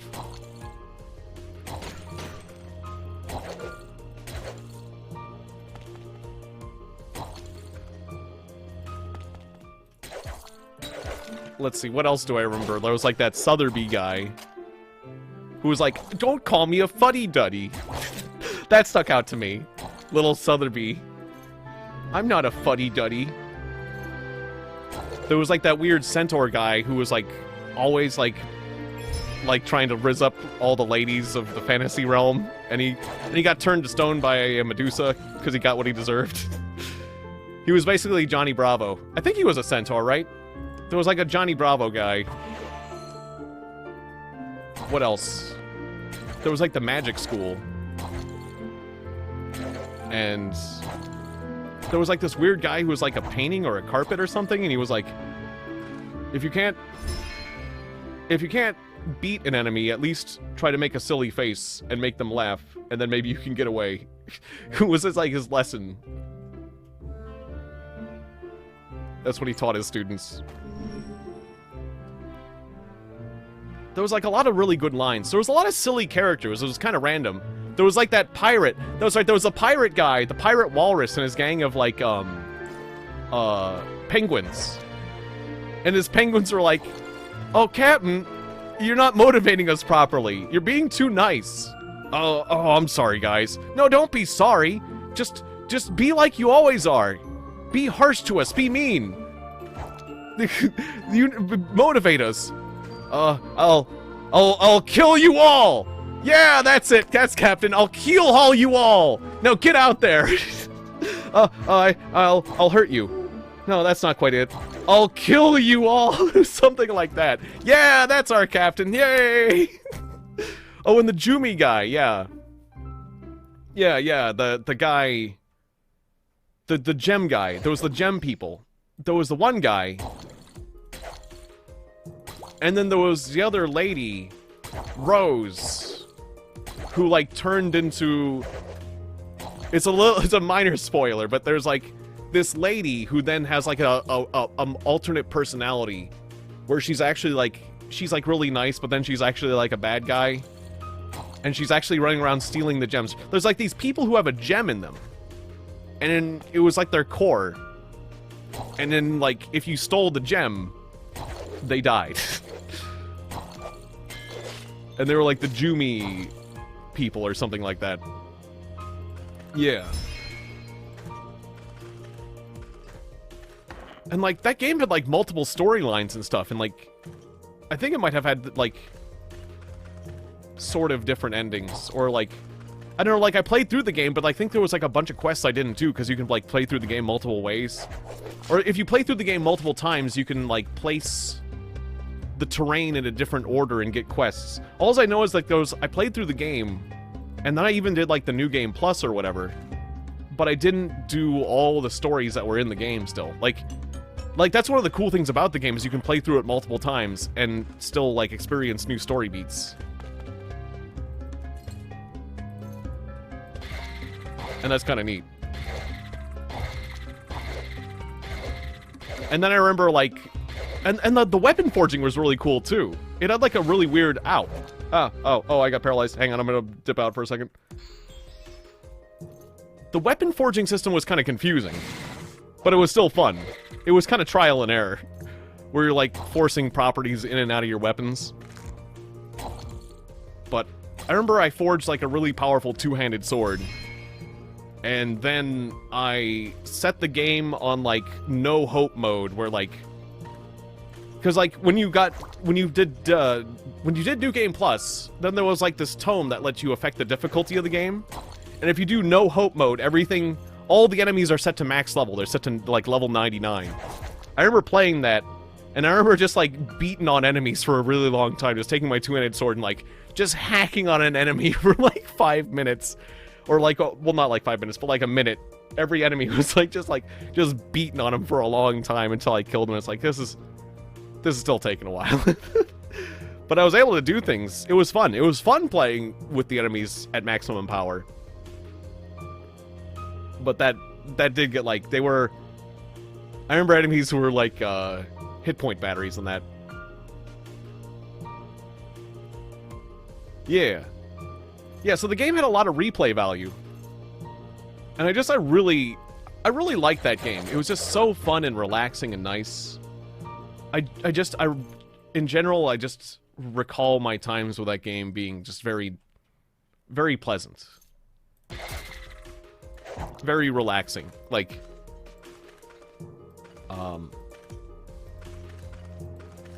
some games induce stress, and some games are like more active games. You could be active at that game, but in general, I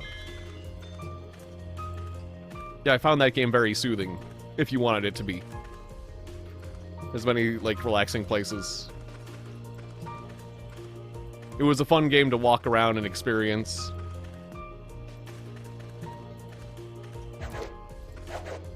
Like, there was that weird... Oh, and I just got a level up. I was ignoring it. I just got a level up. That means a new body part. There was, like, that monkey and his friend that, like, were playing music in the town square. And the... I don't know, I still remember those songs. There was a lot of good songs in the game, basically.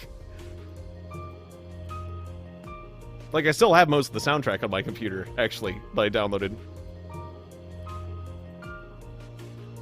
Oh, your max stat potential was based off your starting weapon. Oh, I didn't know that.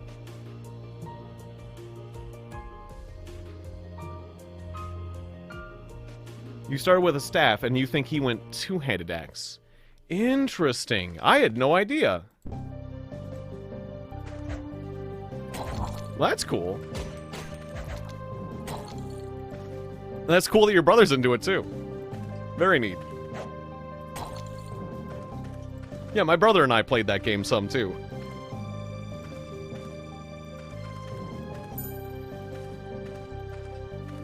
I remember we messed around with, like, the co-op mode a bit. Because, like, there was 2 different co-op modes. You could actually, like... You could actually load... Like, there was a place where you could load your other character and play together. Like, you could play together with, like, the other party member and take control of the other party member in certain quests, but you could actually, like, load up your save and play cooperatively with your other character loaded in. Yeah, that's awesome. You played it, you did that too. Oh god.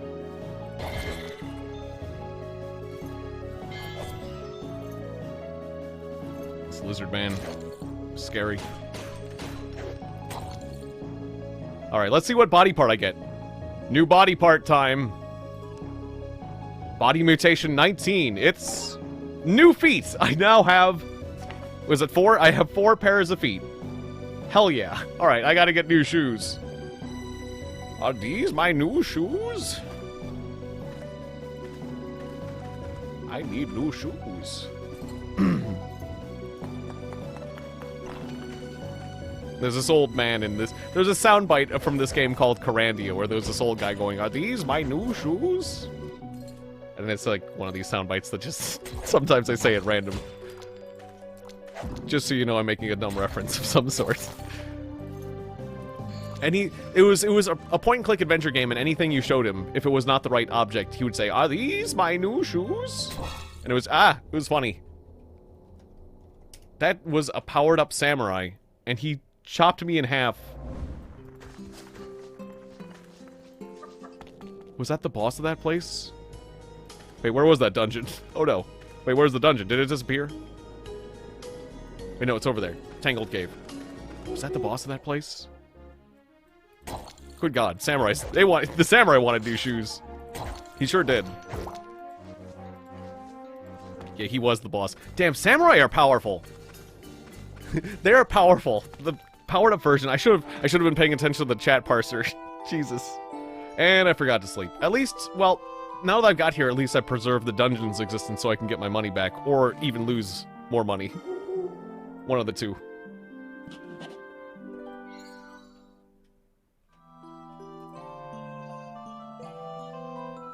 Alright, I'll just sleep twice.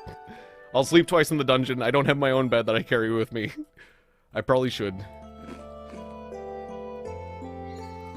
Probably should start doing that.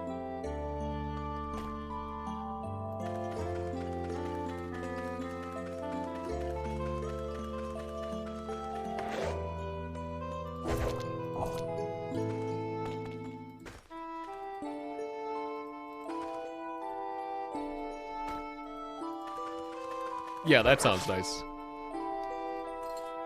I will get one of those.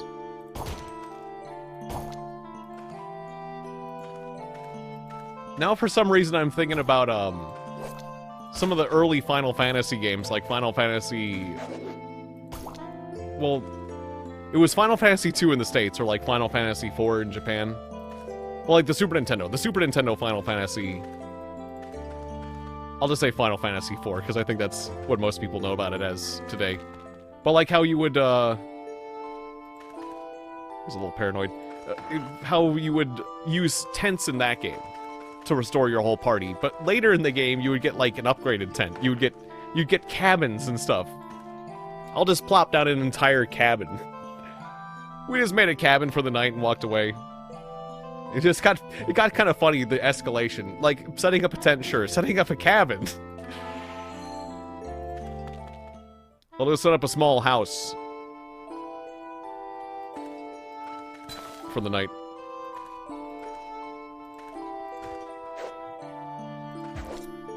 Hallucinating is making this a little complicated.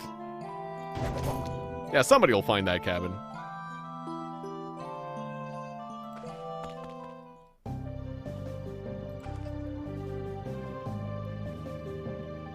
How goes the quest to create an inn? Well, I made good money off of tourism last time.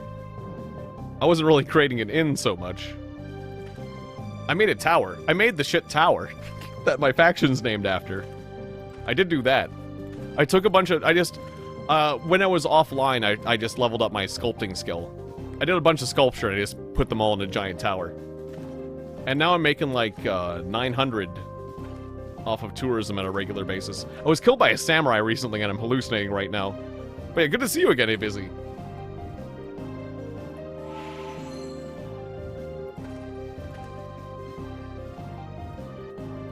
That is a silver bell.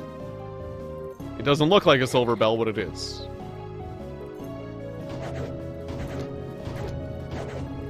Got him. You set up a greenhouse. Interesting. Alright, can I get my money back? Okay, I got my money back.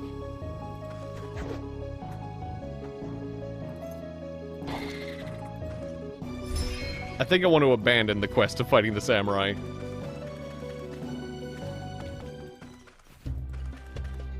Oh, I think I failed anyways, yeah. The samurai wasn't there, but yeah, I got my money back at least. Oh, yeah, it does, yeah. The boss does leave. I was paranoid, but the boss does leave. If you fail. I have failed you. I have failed in my quest.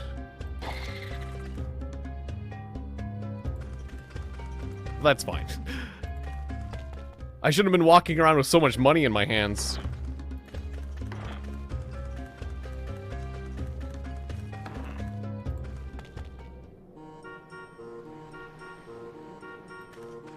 I'm gonna go to the Mages Guild and see what...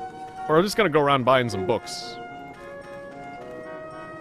I have paid off all my bills, I'm pretty sure, yeah.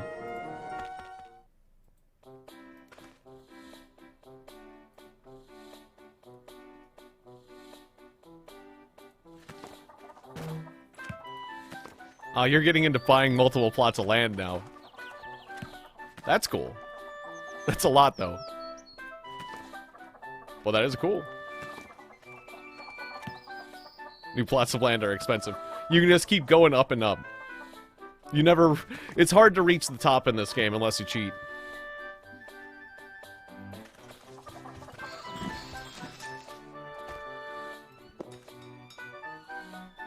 Oh, you get 2 for free.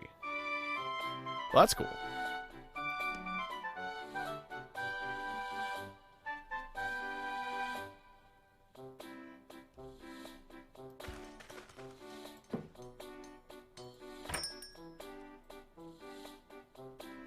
Yeah, I don't know what happens. Where, like...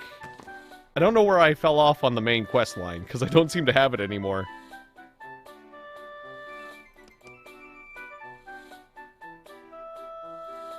It just says, for now, I need to live on my land and persist. So that bit's confusing, but it's fine. I'm fine with it.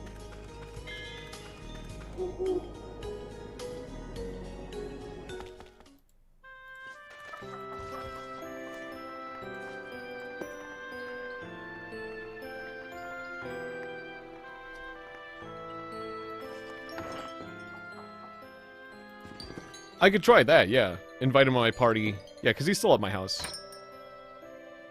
I'll try that.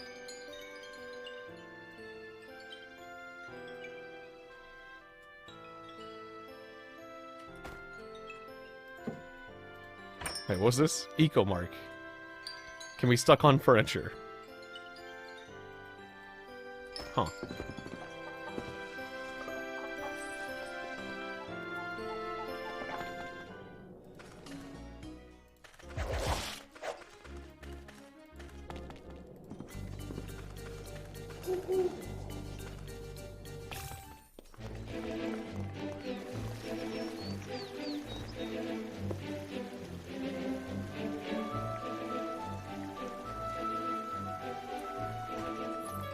I don't care about any of those quests. I'm just gonna get my sleep and I'm gonna go to the Mages Guild.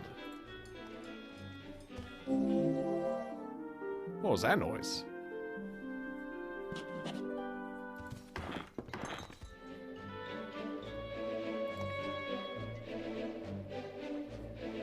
Oh, something converts to the Jura of Healing. Or Jure of Healing. Okay, that was... Somebody converted religions. That's what that noise was.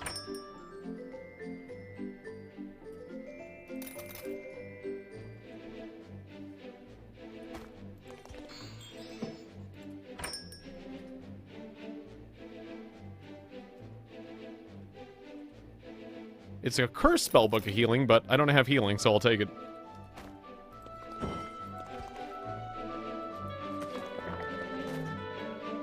It teleported me.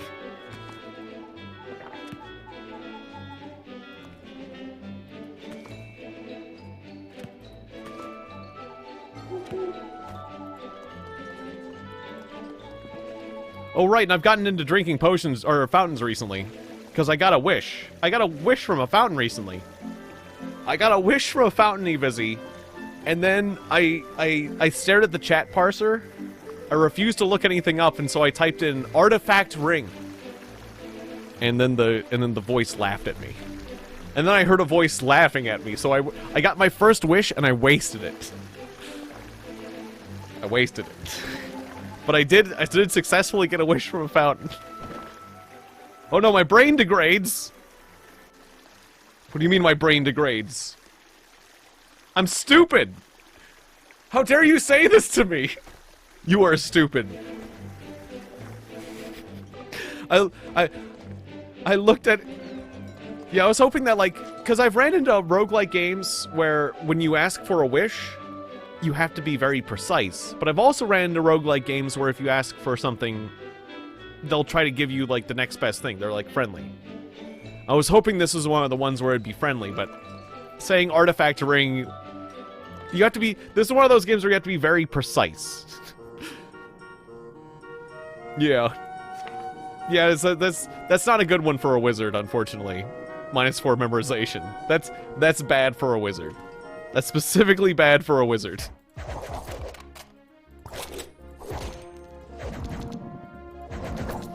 Unfortunately. So I might have to go grab those. It's a shame because I got some good mutations too. But I might have to grab those cure mutation potions and drink some of them.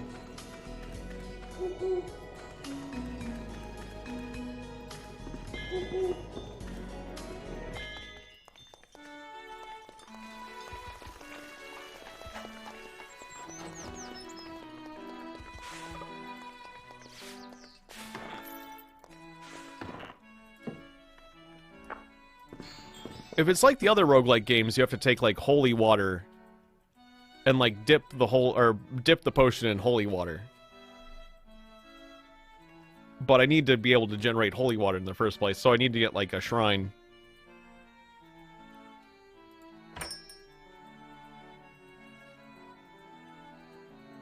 So I haven't gotten into that whole thing.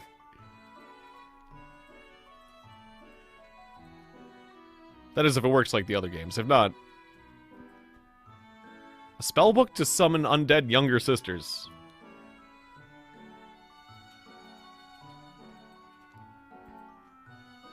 Yeah, so I need an altar. I need an altar of that.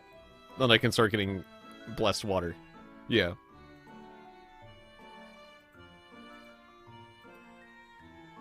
In ADOM, you would just set the stuff on the... Or you set the water on the altar, but in this one you have to offer it. Okay. That makes sense. Summon undead younger sisters. I'll take that book. We'll try that spell. I've never heard of this spell. I cast Summon Undead Sister.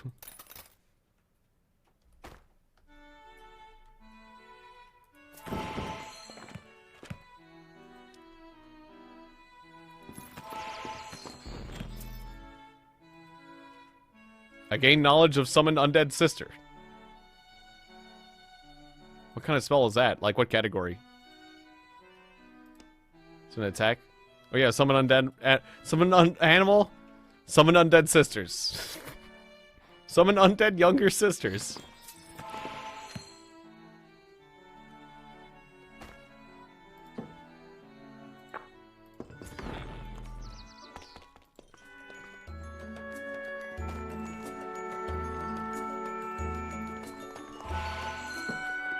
Yeah, I need to empty out my inventory and go up there, because every time I go up there, my stuff just weighs too much, where I'd get squashed. But I've had a lot of weight training now, so I can probably handle it. Probably can handle it now.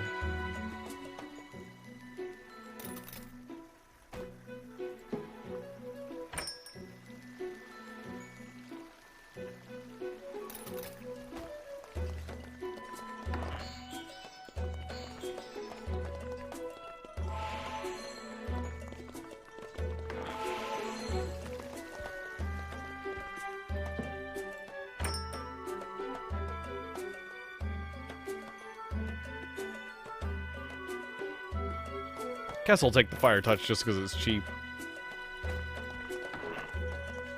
Although I haven't used it that much, but maybe I'll get into it.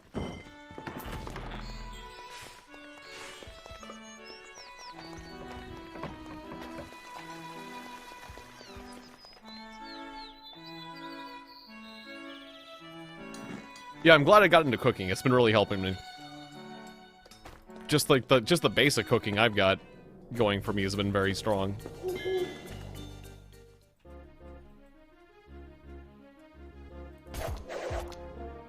I'm still just cooking mushrooms and stuff. Damn it. I didn't shoot that guy fast enough. Boom. Should have focused on that guy. I was saving my... I only had so many ice arrows, so I thought I can get him with the magic arrow.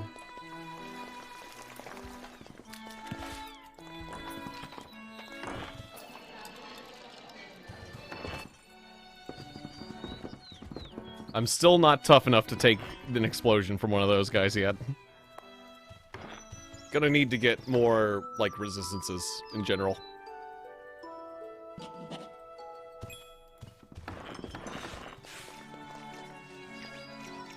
Oh, no, no, no, no! Oh god, I clicked on the wrong square. There we go. I almost died again.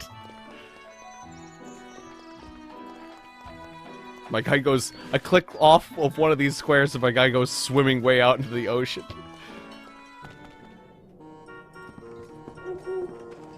Thankfully I can just... It was only like... I only had like $500 anyways.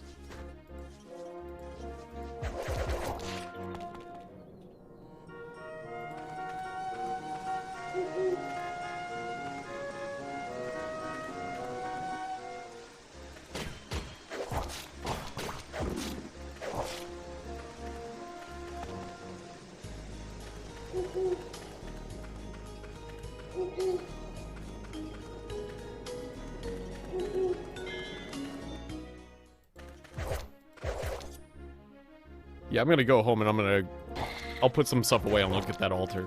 Because it will be nice to have an altar at my home.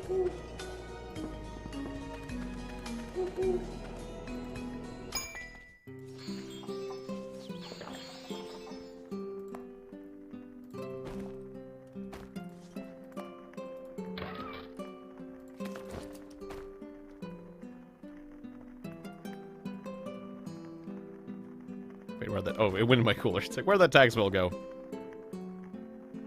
Oh yeah, it's 3,000. I can't pay that right now. Alright, leave the tax bill in the mailbox for now. We'll pay that in a moment. Spent all my money on various books.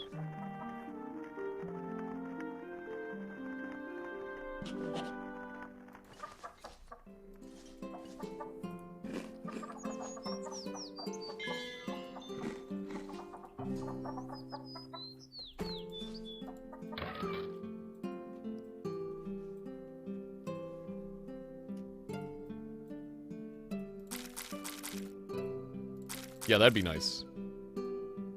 Copy in my spell books. Alright, I'm gonna sell... Wait, I'll sell these, the bad nutrition foods. Keep the good ones.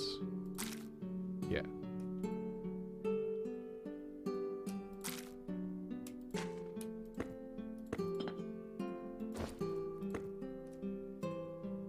Oh! This stone mace is godly! I need to get that identified right away.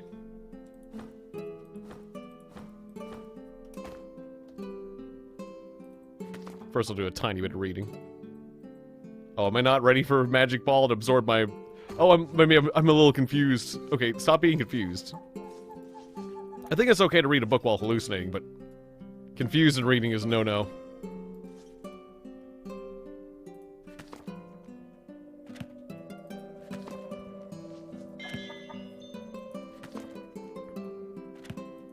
Yeah, I'd love to have infinite spellbooks of Ice Arrow. That would help a lot. That would definitely help a lot.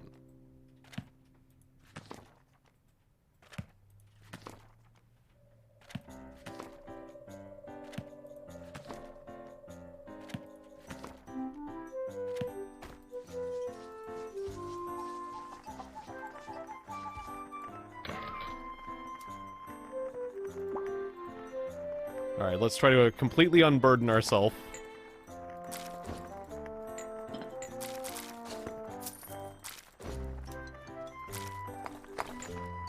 Wait, was this potion? Oh, that was resistance or something. That's fine. Oh yeah, I got some Cure Mutation. Maybe I should drink that.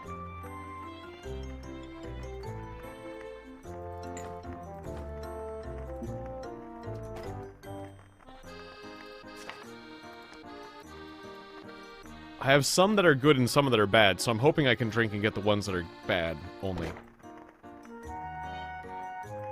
Wait. Your mutation is cured, your brain is mechanized. Come again? Oh. My brain is mechanized. Okay, so that just meant that I'm no longer stupid. Yay! I drank the potion and I got the one I wanted. I got so lucky. My brain is mechanized is a very weird way of saying I'm no longer stupid.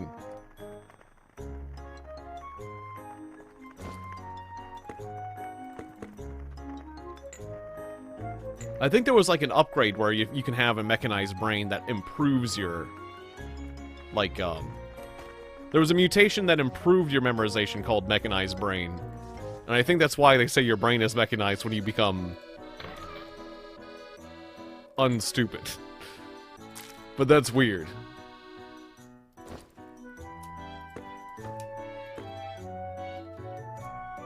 I got my sweet new robot brain. Oh wait, did I switch my gloves by accident? Yeah, glass gloves. I should be wearing the crystal light gloves.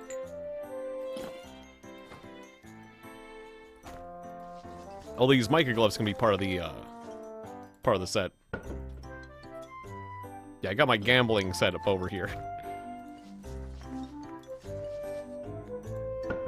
And I guess let's go do treasure hunting. Although I should be careful about carrying all my treasure maps at once.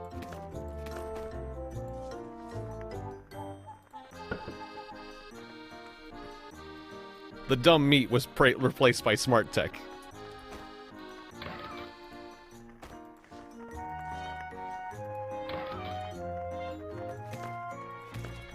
So that means I had a robot brain to begin with. Before my brain was a robot brain originally. But then, when I became stupid, I had a stupid meat brain installed. But now I got my robot brain back. I just had a little bit of, just a little bit, partially bionic brain. Alright, I'm afraid of carrying this many maps, because, like, one time I ran into, like, a candle man, and the candle man fried a bunch of my maps, and it made me real sad. I need a fireproof blanket, in other words. Okay, these two... Okay. These two seem incredibly doable. We'll focus on the ones that are doable. The ones by the seaside are super doable. We'll focus on those two right now.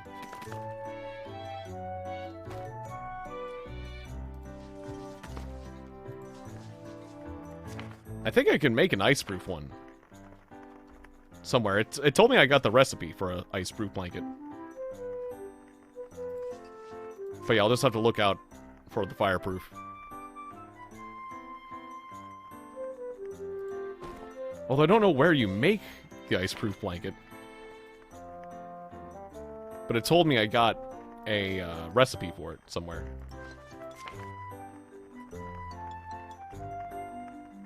Oh, the Red Baptist. You got a Red Baptist in your party and he keeps destroying your stuff. That makes sense, unfortunately. I got an accessory table over here. That just makes decorative rings. Okay, well, I'll just buy one. I'll just buy one.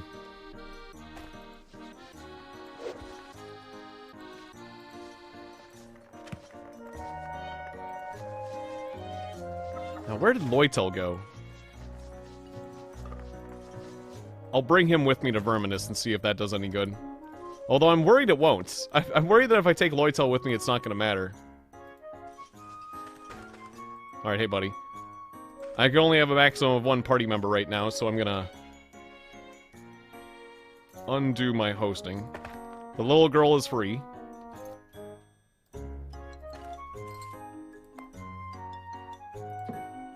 Alright, wait at my home. And then you join me. And I might as well symbiosis you.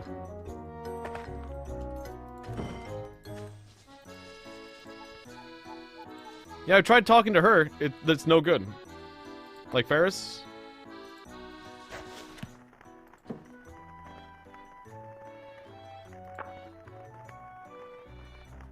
Like, she just has random quests. Or no, you're talking about the old other lady. No, they left. Like Ash and Fia?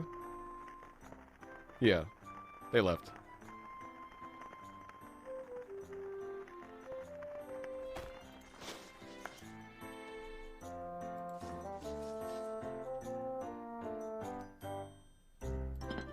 They shouldn't have left? Oh, they did.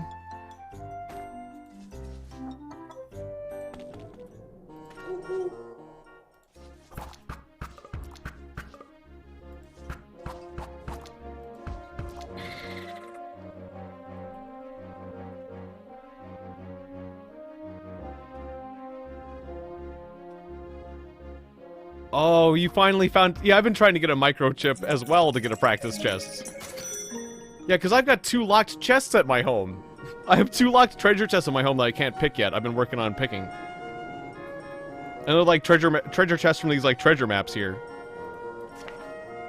Alright, speaking of which, before I go walking off, are there these treasure maps here? Oh, hang on, I'm getting a random encounter. Because it's some other lake. Shadow arrow on the bell. That's an altar of earth. The bell got away.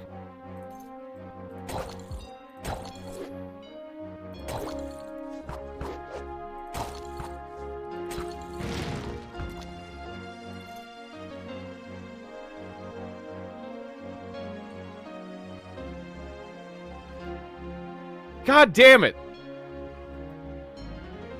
You frickin' firehound! I hate you! 9 bandages are destroyed. A treasure map turns to dust. Oh.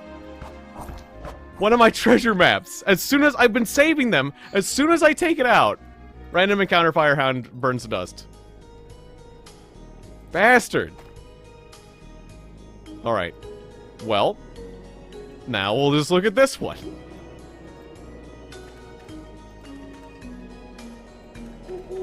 I have plenty of other treasure maps, but that's just how it goes.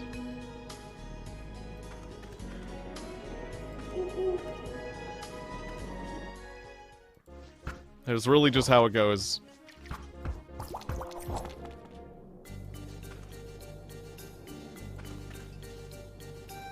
So we're looking at a coastline like this, but not like the beach coastline. We're looking at an Earth coastline.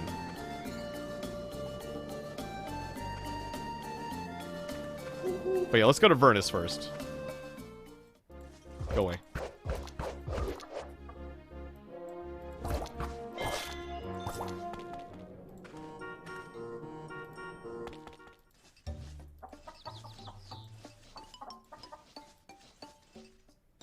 Alright, Loitel. What do you have to say for yourself?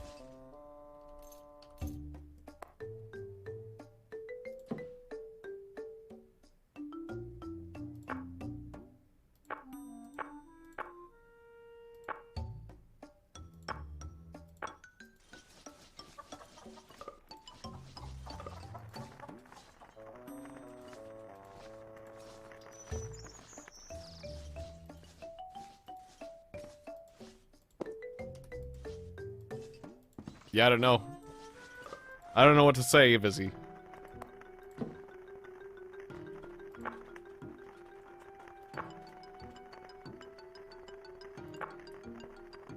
It's just not working for me.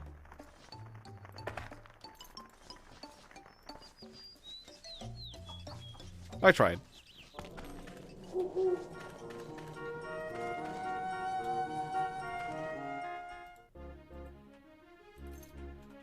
It's cool it worked for you and all. But apparently that's just not a thing I can do.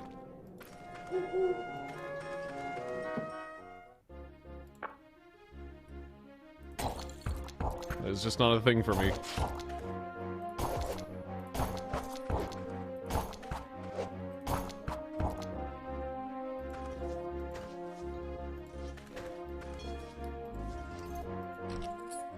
Yep, free treasure chest. Take that. I'm gonna leave the actual box though, because like I'm gonna try to carry an altar home with me. From the truce ground.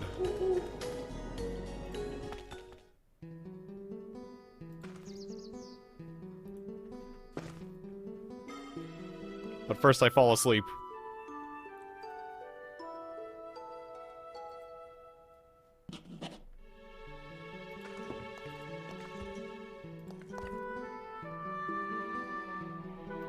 Alright, so the Altar of Luck I should be able to carry. Wait, is this it? No, it's like Earth. Okay, elements. There's the Candle of Luck.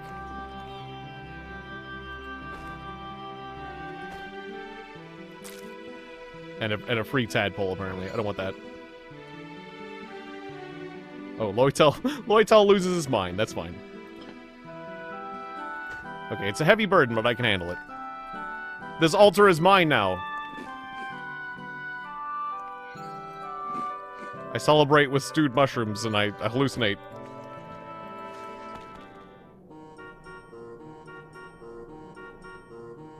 You memorize a Silver Wolf's favorite? Yeah, there's an altar of everything in here. This is the truce ground. It's got an altar of every single god. These sandbags here, altar of the machine. This giant box here, altar of the void. I'm hallucinating a bit right now, so like... Oh, the fountains are dried up. I think there was a way you could like... In the previous game, you could like pour water back into a fountain to like refill it or something. If I recall. I'm not sure if that's still a thing. But if you were like fountain crazy, I think there's like a way to refill them manually. But I think they also refill with time, if I recall. Well, we'll see if that is how it works in this game. There's so many things that could not be true because I'm talking about Alona and not this game. Stop it, you spider. I'm trying to bring this altar home.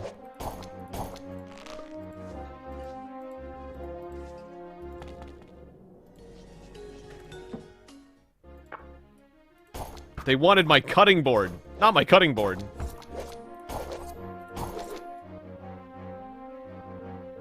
Anything but that.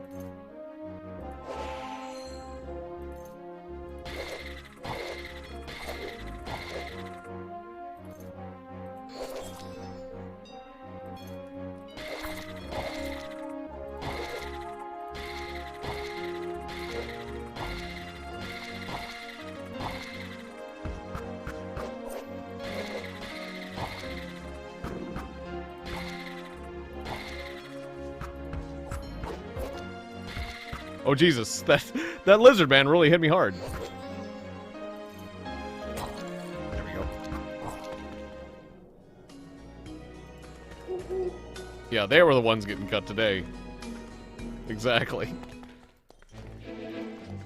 Guess I'll close this treasure map. I'm not seeing it.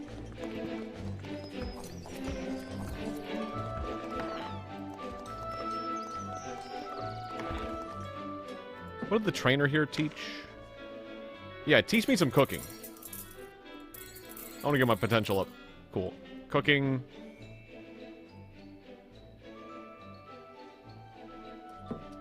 Yeah, that's it.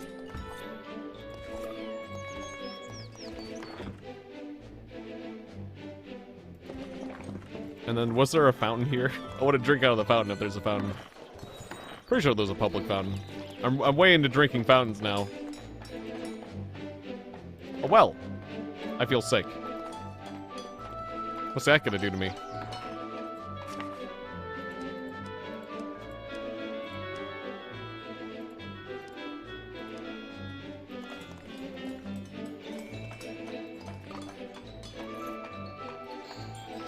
Well, I'm sick. That's new. The water's refreshing. My joints become flexible. The potential of my dexterity increased. Got it. Just health regen is not happening until it wears off. That's not so bad. Potential of my strength increased. Nothing. Nothing. Nothing. Nothing. And it's dried up. Alright, I'm addicted to fountains now. I'm embracing that fountain lifestyle.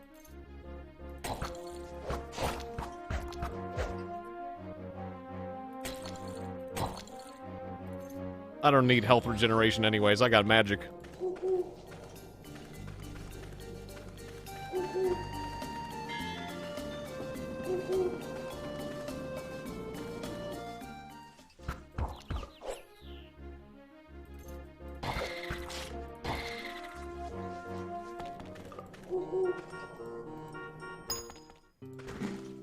Alright, I got my very own altar. Oh yeah, earlier I learned Silver Wolf's favorite when I was eating. Is that like a new cooking recipe? I wonder what Silver Wolf's favorite was.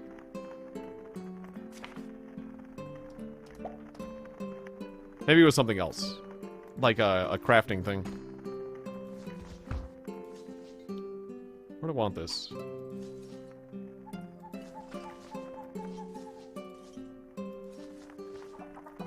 I'll put it right here next to the water. Yeah.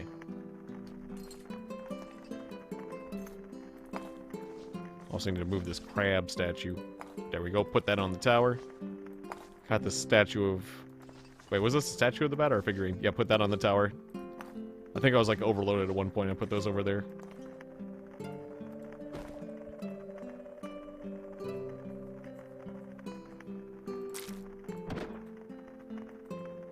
So yeah, now I can start offering all sorts of things. I offer you this heart. Nope. Oh, okay, she won't take the heart. Gene of a bat. No, but she will take corpses.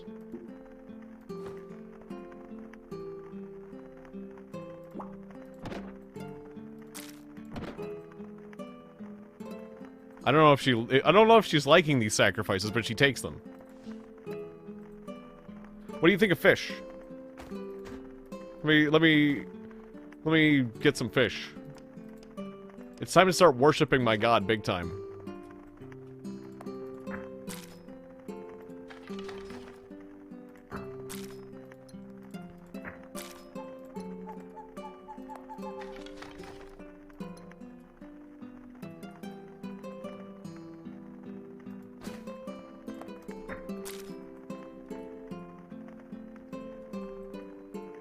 Oh, I don't have my fishing pole. Where'd I put that? Did I put that in here? Yeah, there it is.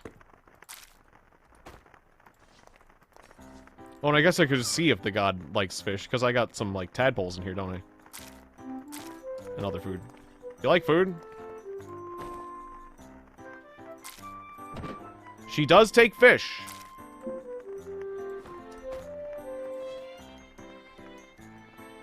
I guess because the god of luck is like a cat. So I can just sit here and fish, and then give the fish to my god. I'm not sure if it'll be the best form of worship, but it's a form of worship. And then the cat god's gonna really like me. The luck god.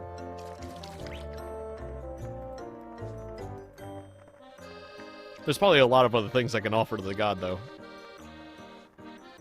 Oh, and all that water. I need to make all that water holy. I'll do that in a second. That was like that was the main point of this.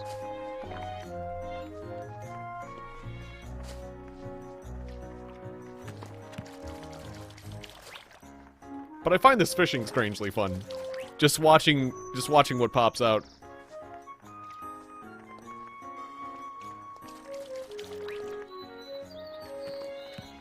I should go get some fishing skill. Like coins.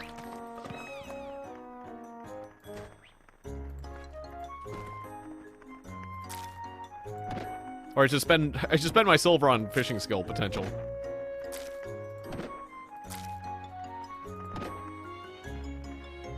Alright, said they all shined for a moment and disappeared, so that's a good sign.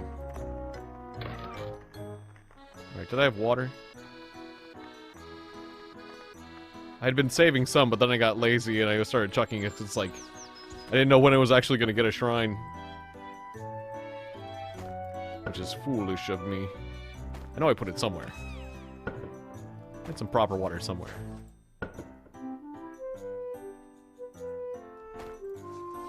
I'm getting confused which of these boxes are the one I'm opening and the one I'm looking at. So that's a cure mutation. Wait, was there a potion of water in there? Yeah. Dirty water. I'm not sure if that counts.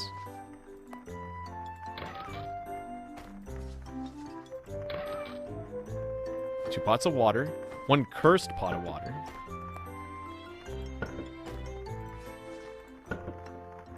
Four gold bars here. Cool. I just want to walk here. Yeah. There we go. I just used the number pad for that. Oh, and I can pay my bill. No, not quite. I can't quite pay my bill. I'll do that in a moment. That's just full of logs.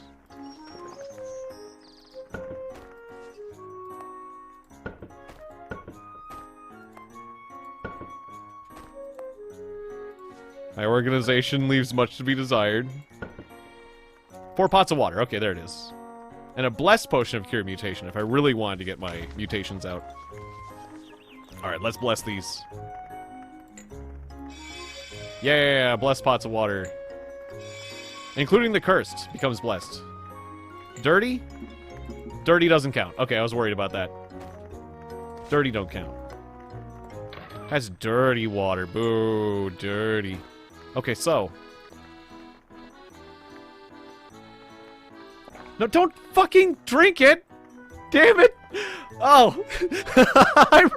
I misclicked! God damn it. Oh, screw. Oh. Okay. I was hoping I could get rid of the doomed, but I can't dip the doomed because it's doomed. It's stuck. But, okay. Like this fish layer, I can take it. And now it's a blessed fish layer. Does that make it more effective? I should have looked at it before I blessed it. But I think it's a good thing to have your equipment blessed in this game. Right? Generally speaking. I don't know if it's the best use of things, but, like... I'm gonna bless a few of my gears.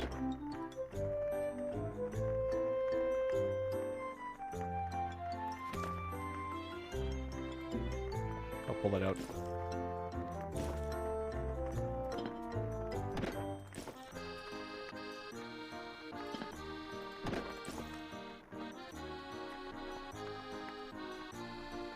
What else should I bless?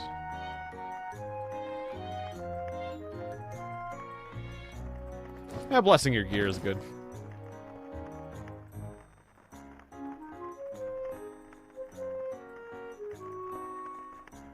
At least the magic stuff, because I'm going to be hanging on to it. There we go. Okay, I blessed a bunch of my gear. Is that the smartest thing I could have done? Not sure. But it's decent.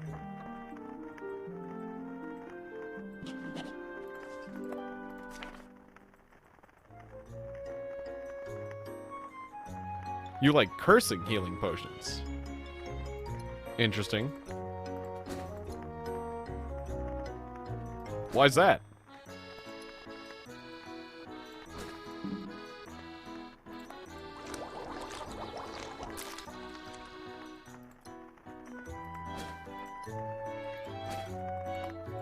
I don't think this is a feature in this game. It was an ADOM in certain other roguelike games. I'll have to test it, but in ADOM, if you drink a blessed healing potion, when at full health, you'll gain 1 hit point permanently.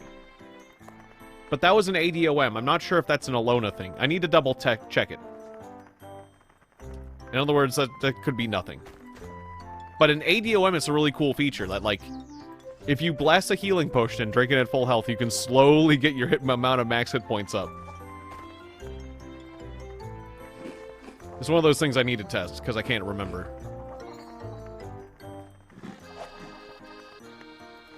Because a permanent hit point boost would be pretty cool in this game. But that's why, like, the hit point numbers are kind of smaller. In ADOM, the hit point numbers are kind of bigger in ADOM than this one, so that's why I feel like it's not... Oh, so you can throw them at the enemy. Got it, right. Because, yeah, any potion... You can throw any potion in the game at your opponents and have the negative effects help them. Or, I mean, affect them. So, yeah, potion throwing.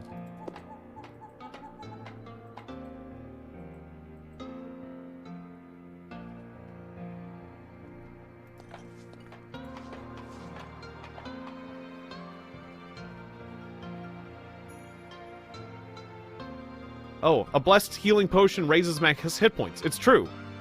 Oh, or if it is, sorry. I thought you were, for some reason, rated it. If it's true, yeah. For some reason, I don't think it's true. For some reason, I don't think it's true in this one. But it's something I'll need to test. Just to be sure. Sorry. I thought, for some reason, I started reading it. I just failed reading there. Yeah, in the game ADOM, there was a useless potion. It was completely useless, supposedly. But there was one point in the game where if you took the useless potion, there was this area that was covered with ice, and if you throw things, it would push you the opposite direction on the ice. And if you threw the useless potion there, it would actually be useful. And because of that, like, there was this weird flag in the game where it's like, congratulations, you found a use for the useless potion! And it would just give you an artifact on the spot. And artifacts were a really big deal in ADOM. Like, they were all really, really powerful. The artifacts were really powerful in that game. So it was like, it was just like one of those random things, like, congratulations, you did it! It's like, all of a sudden, like, a game show comes out of nowhere. You did it, you found a use for the useless potion. Here's your prize!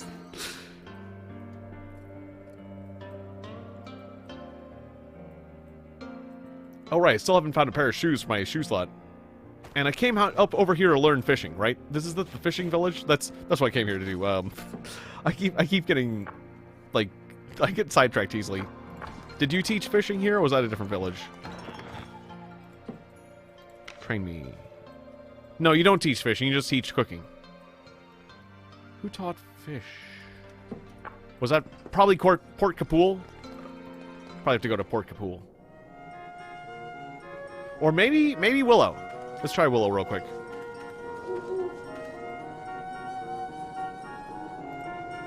Oh, I haven't tried the other starts. Oh, this is where I'm supposed to go. Willow! Let me tell you a little bit about myself. We found the story, everybody! Let me tell you a little bit about myself. I grew up in the Midwest on a small farm. I was born in a small village in Mycelia. My mother died before I could remember. My drunkard father beat me every day. The children of the village treated me like an outcast, and my half-brothers treated me like a stranger. Did I ever once smile in that village? As I grew older and learned how to protect myself, the wall I built between myself and the world never disappeared. Shortly after the end of the 10 Years' War, the village was struck by disease. I was 8 years old back then. After my ailing father died in a miserable death, my brothers left home for the capital of Mycelia. I was left alone, hungry, and happily watched my father's ugly body rot away. Gruesome. It was one such winter night I met Master Cetrus. Lord Cetrus, the Elin Lord of the Willow on the Hill. He laughed often and played his antelope-horned lyra with great gaiety. Whenever he showed his face in the village's seedy taverns, and whenever there were children, he would sing songs of old Ali. All the people of Willow loved him, so when he heard of me and came to me, I was not afraid. He took my rusty hand and led me to Willow's warm kitchen. We walked in silence down the long night path leading to the fort, and he never let go of my hand he gently held. There it is. Okay. If you lose track of the plot, it's in Willow.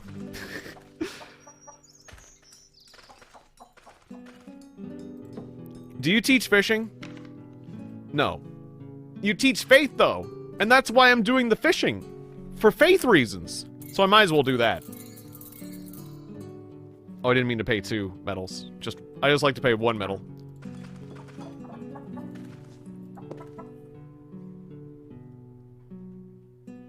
Something doesn't seem right.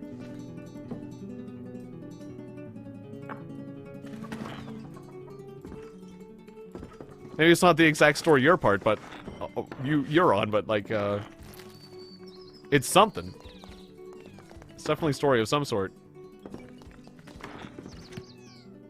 Hello, Cetrus. Welcome to my keep. I have heard about you from Ashland. We can't offer much hospitality, but I do hope you will take some time to relax. Feel free to use my archives if you have something you would like to look up. However, it would be wise to ask Meister Lemixes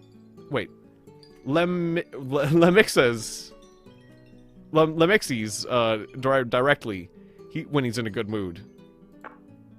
Tell me about Willow. Okay, fort.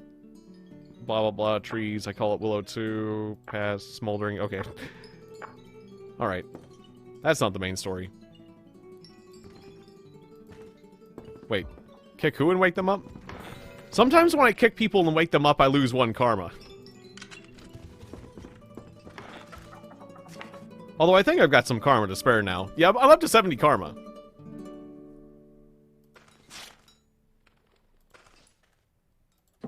Oh, there she is, yeah.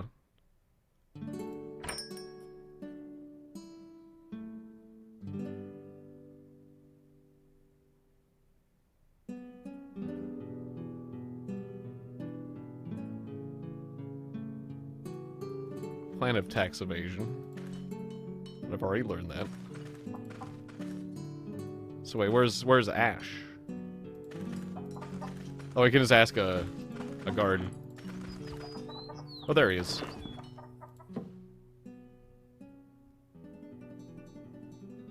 I challenge you.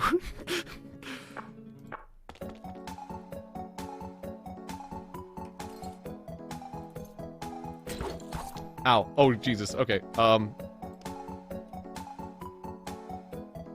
Teleport. Oh, Jesus, he's fast. It says it's a fair fight. This is fair, though.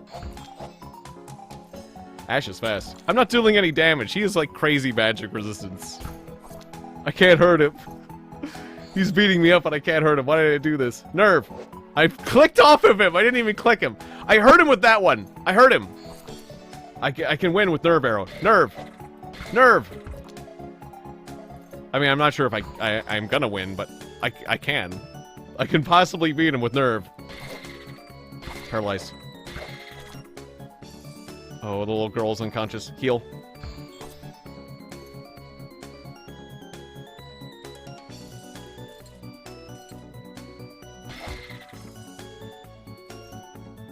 I've been leveling up my tax evasion. Because, yeah, like, I'm tired of the taxes. I'm not winning this fight. I am not winning this fight. Oh god, no. Yeah, I can't run away. I'm running out of mana. Hero. I hear my heart. I hear heart palpitations. Holy shield. My kitchen knife does crazy damage to humanoids. Maybe if I just stab him, it'll work out.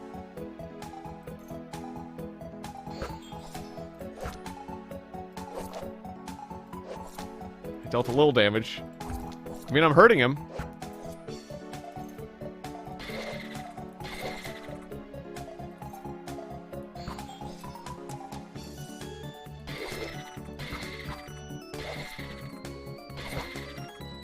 Actually, my mana regeneration's kind of making my mana hold out. I've got him down to half health. I don't have any potions of blindness.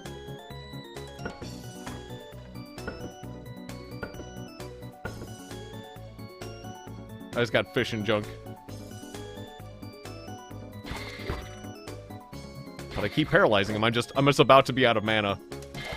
I am now out of mana. Hey, my nerve arrow increased, though. Oh, I got a little bit more mana. Oh, there it goes. Okay, okay.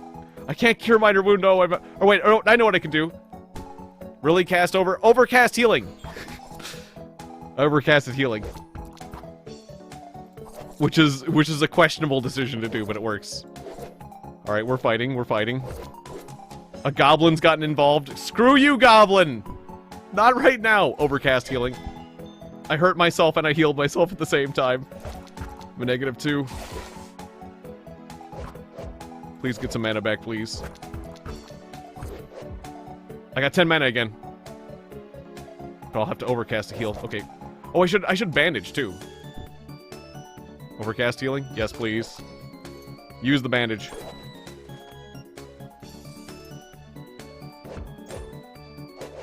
Alright. Nerve arrow. Oh, I'm out of mana. I got him! I got him! I can't believe it! I yield, you are good. What did I get for that? A plastic ring. And 8 fame. It wasn't the biggest reward, but I feel accomplished for beating that guy. He was so powerful. Where's the ring? Wait, yeah, you gain a new... You pick up a plastic composite ring. It's somewhere in my inventory. Oh yeah, I never identified this frickin' mace. Alright, so it's not in this case. It's not in here. It's not in this one either. It's not in there. Wait. Oh, there it is. Plastic composite ring. Okay. I was just blind. We'll see if that's a good one or not.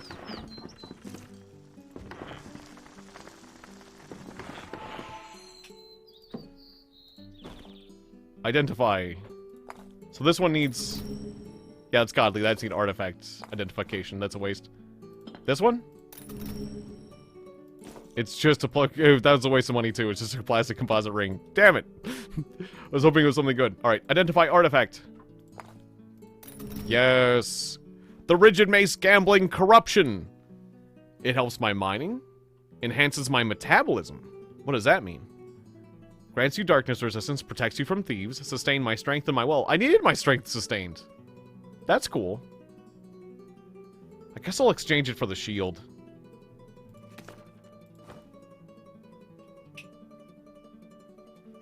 Yeah. I'll exchange it for my shield. Because I like this scythe. It's protecting me from confusion.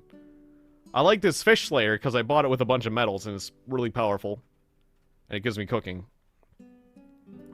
I mean, having a shield's nice. It was making me more defensive, which is really nice, but, like... it's just not as good as the others. I really want paralysis defense.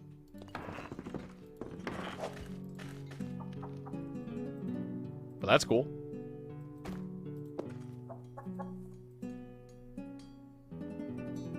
Oh yeah, but I was looking for, like, a plot. There isn't any sort of plot here, is there? I can talk to... well, wait. They said talk to some scholar. Oh, I can challenge you. I challenge you, Family Energy Nored. Sure, why not? I seem to be challenging people today. Hell yeah, Ice Arrow. Silver tight boots. Sweet, I needed a new pair of shoes. Thank you. I needed a new pair of shoes. I just grew new feet today.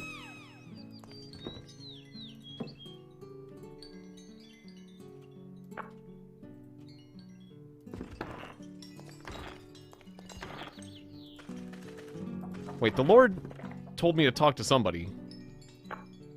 Yeah, Master, like, Lexus or something. Meister... whatever his name is. Alright, guard, where's the Meister? All these mercenary warriors look like guards and it's confusing. There's only, like, one real guard. Where is the Meister? Is he here? No? Okay, never mind then. Isn't that what you said to do?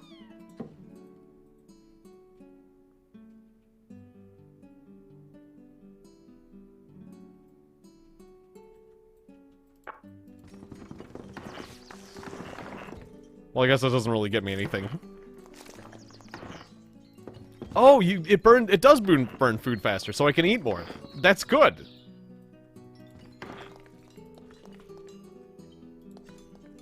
Kind of.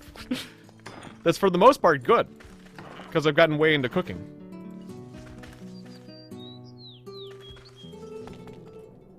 Huh. It felt like the plot was there, but... I don't know. I didn't really get anything new on my quests there. I didn't find a quest line specifically.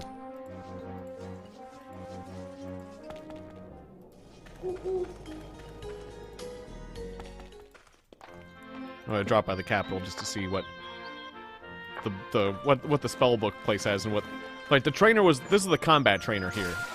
They don't teach fishing here. It's probably Port Capul where they teach fishing. Probably Port Capul.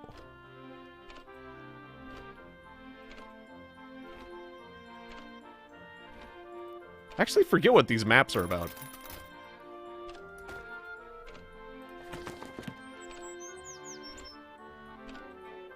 You discover a forbidden forest. Okay, so it just creates like a standard dungeon.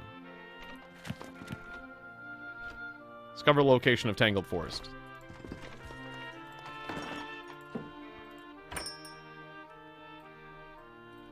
Oh, whoa, a plant pot catches in here for 66,000.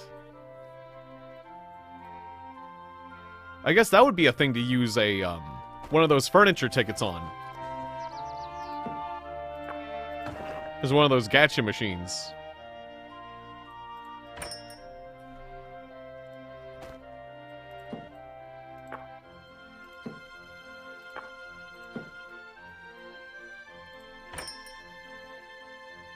And yeah, I could get a furniture ticket, so I could come home. I could just take, I could take the gacha machine home if I wanted.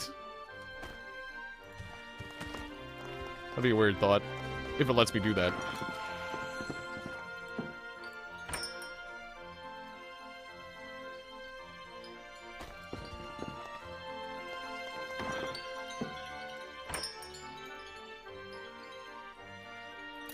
Nerve arrow, magic arrow. I like my arrows.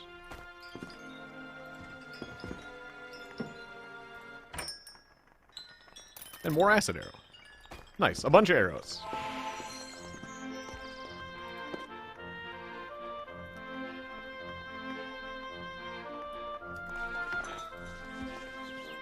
Oh, and I can probably drink out of this well. Let's do that. It's a stupid well. Gotta drink some stupid water out of the stupid well. The potential of my endurance decreases. Stupid well. I'm gonna drink some more. The potential of my perception increases. I'm starting to think that the stupid well is for stupid people who drink stupid water out of the stupid well. I'm gonna take another drink. It's dried up. Stupid well! You stupid, stupid well! Oh. Damn your stupid well! It only does stupid things to stupid people who drink stupid water out of it. Don't drink out of a stupid well, I guess. Now, this is a fine well. It's not dumb. This is a smart well. Potential of my magic decreases. God damn it. It's probably getting backwashed from the stupid well. Plumbing's probably connected. Mutate. My arms become thin. Well, that's a shame. That's a bad one, I'm pretty sure, yeah. They're very thin. It was thin before, now they're very thin. My arms are like sticks. They doubled up. Because it used to be thin, now it's very thin. Well, good thing I'm not a fighter. It dried up. I think that needs to be clipped, says J Fox. Hey, J Fox. I guess so. Stupid well. It's literally what it's called, is a stupid well. There it is, stupid well. It's stupid. It's a stupid well for stupid people. And I just drank a bunch out of it, so what does that make me? Now here's a lovely fountain. I'm gonna drink out of this, this is gonna set everything right. My body mutates. My legs become light. I have very lithe legs. Plus 10 speed. Pretty funny, though. Thanks. Yeah. I got plus 10 speed. That's huge. I got some of my speed back. That's so worth it. It's also worth it suddenly. Suddenly I'm happy. That fountain just changed everything. So I've got thin arms and I've got thin legs. I'm a slender man. I've just become slender man. That's what happened. I've got stick arms and stick legs. I'm a stick boy.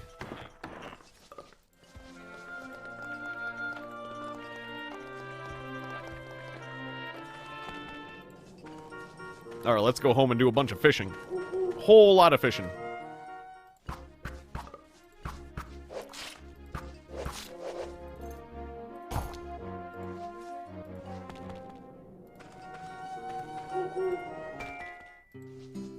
I got another bill. That's fine. Oh, I've got 2 bills. Right, I've got a back bill I haven't paid yet. Alright, that's fine. I just gotta make sure to pay. Just gotta make sure to pay my bills soon.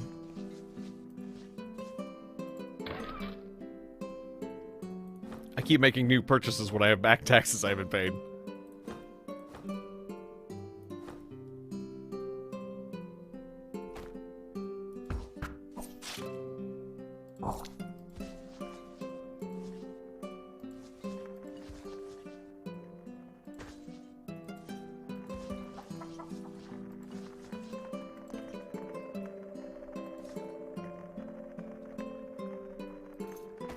Alright, let's do a bunch of fishing. Just a whole lot of fishing.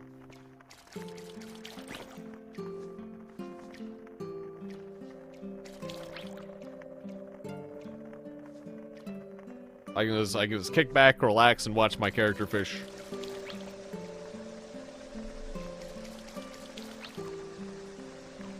Oh yeah, I should let Loitel go. You may go, Loitel.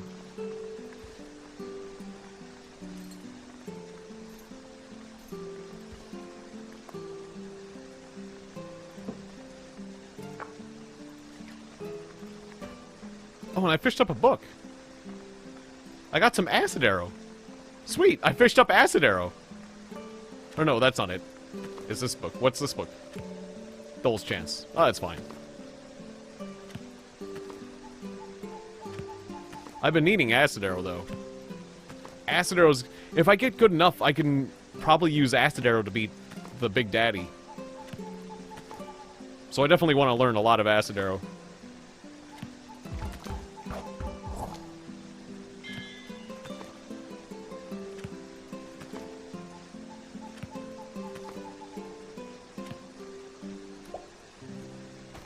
Let's make some more bait. Right, I can just use all the mushrooms I grow for bait.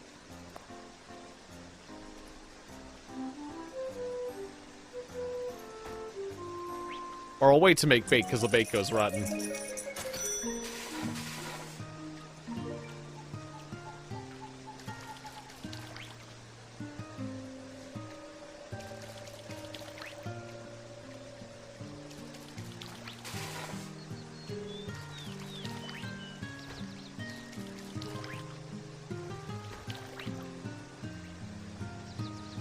It looks like that sheep is all... Yeah, the sheep caught an eel. That sheep is fishing.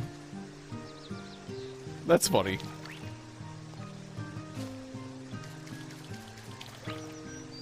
Who taught that fish... Who taught that sheep to fish?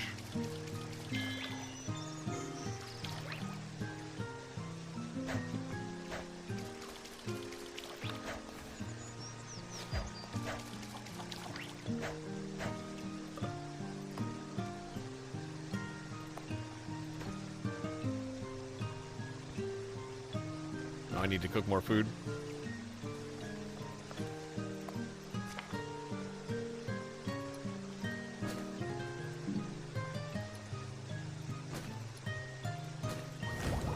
Okay, I did get more wood to cook.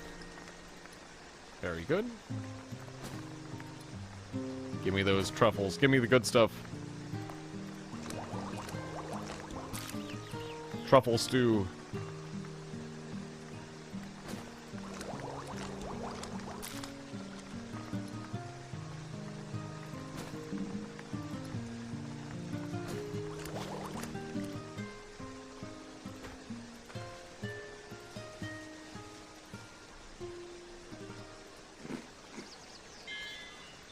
That's better.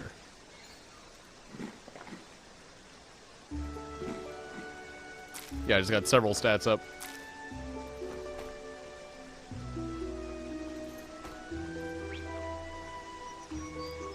Rosa and I started watching Dumb and Dumber 2 recently. That film's been pretty funny. I mean, it's not as good as the original so far, but it's been pretty good. I've enjoyed it. I've honestly enjoyed it.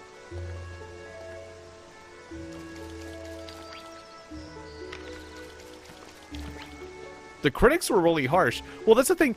Rose and I have been noticing this phenomenon where, like, movies on Amazon Prime will be rated, like, a 4-star or a 5-star movie on Amazon Prime will sometimes, especially when it comes to comedies, like, what was it? Dumb and Dumber was 4 stars on Amazon Prime. But then it also shows IMDb's rating, and it's like a 5.5 out of 10. There was another, like, 4-star movie. Like, I think Dumb and Dumber 2 was a 4.5 star, but, like, there was a 4-star movie called, Epic Movie that we watched recently. It wasn't that great. It had its moments, because it was just, like, one of these movies that was, like, chock full of jokes and references.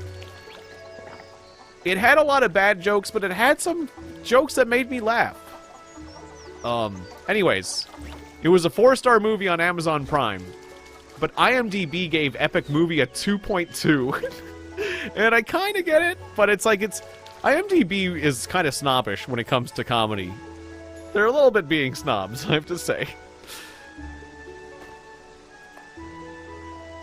Like, there was a lot of bad jokes, but there was some good ones, too, in there.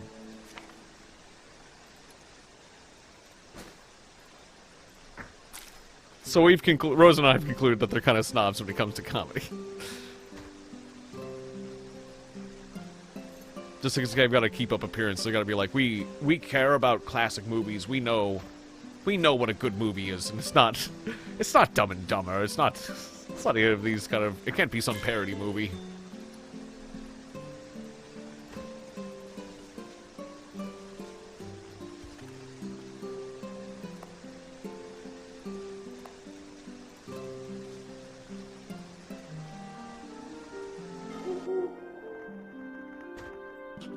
Oh, and thanks for the follow, by the way, Sir Cookies. I appreciate it. Yeah, definitely check out definitely check out Sir Cookies if you haven't. He also streams this game, and well, I haven't watched Sir Cookies yet, so I'll have to check into your channel and what it's like, but you seem to know a lot about a lot of games, so seem like my kind of person.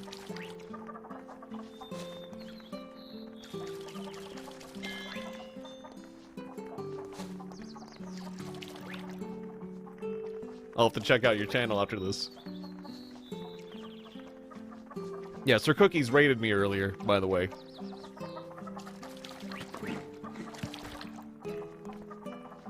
But yeah, we've had a good conversation. We've talked about a lot since then.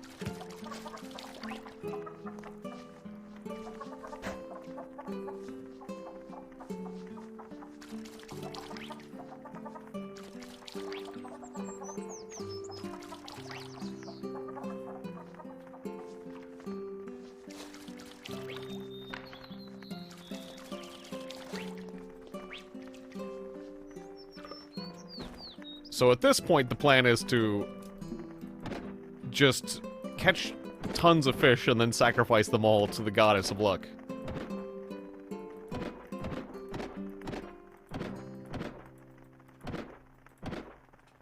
And hopefully this will lead to the Goddess of Luck being so happy with me that something good will happen.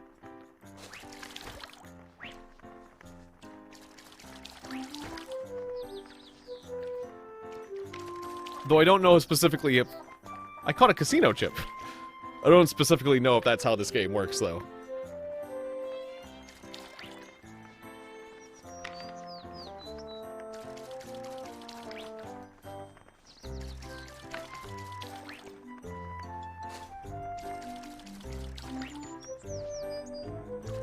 But I believe if I make my goddess like me enough, if I'm just nice enough, then they'll do something nice for me.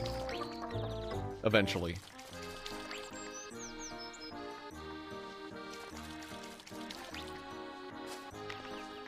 A pet and then a special weapon. That makes sense.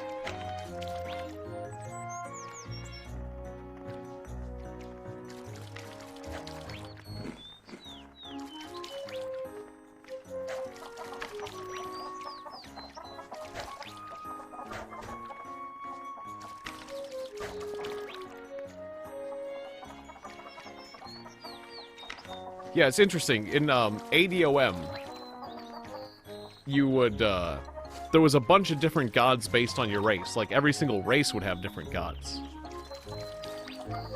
And each god had, like, different things that they liked sacrificed to them more than others.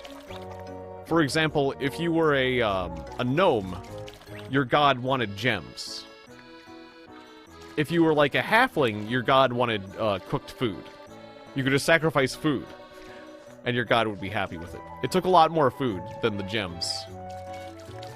And, like, so each race... Like, the simplest one was the troll. If you were a troll, you could make your god love you by sacrificing rocks.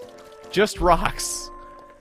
And the bigger, the better. So if you got, like, a huge boulder, then he'd be happy with you. Otherwise, you'd have to sacrifice a lot of rocks, because it's based on the value. Like, when you sacrifice something that your god loves, it would give you, like, something like a ×3 multiplier in what you sacrificed. So, like, since rocks weren't worth much, it was still not that great. But if you sacrificed a huge boulder, then he would be really happy with you. So being a troll was kind of interesting, kind of fun. But basically, I'm wondering if that's the same in this game, where, like, different gods have, like, certain things that they love. Like, you can sacrifice lots of things to a god, but in particular, they have, like, their favorite item.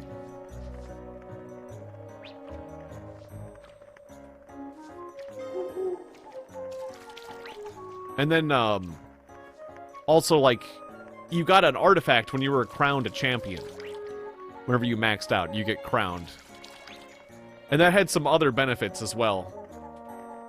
But particularly, you'd get an artifact.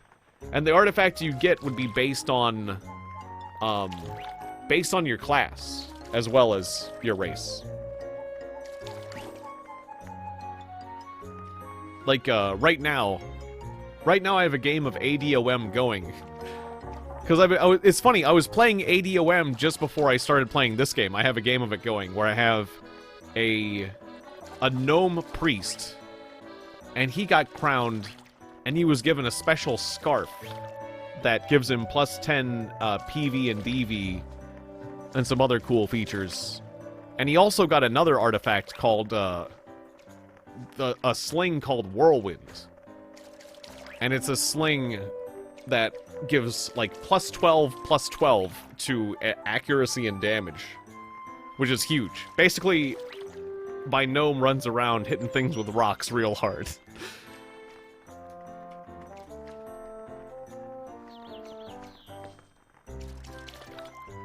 I mean, you can also cast spells, but the Sling Whirlwind is just really powerful. But yeah, like, all the artifacts in the game... Like, this game, the artifacts are, like, randomly generated. Artifact class items. But in ADOM, there was, like, a set number of artifacts, and they all had very specific names. You could find powerful equipment, powerful magical stuff, but the artifacts... There was only a fairly short list. I mean, there was a lot, but... There was, like, a defined list. All the artifacts in the game were 100% defined. But they were really powerful. The artifacts in ADOM are very, very powerful for that very reason. But they come predefined, where this game is random. Like, there's way more to this game than there is to ADOM. I talk a lot about ADOM, and there's tons of stuff to do. You could put thousands of hours into ADOM, but, like... There's more in this game. Just because it's because of the randomly generated nature of it.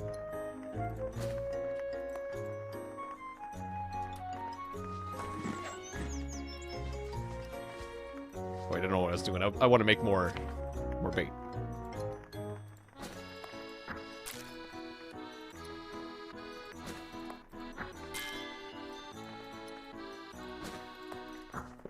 Oh, what was... I made so much bait I was exhausted.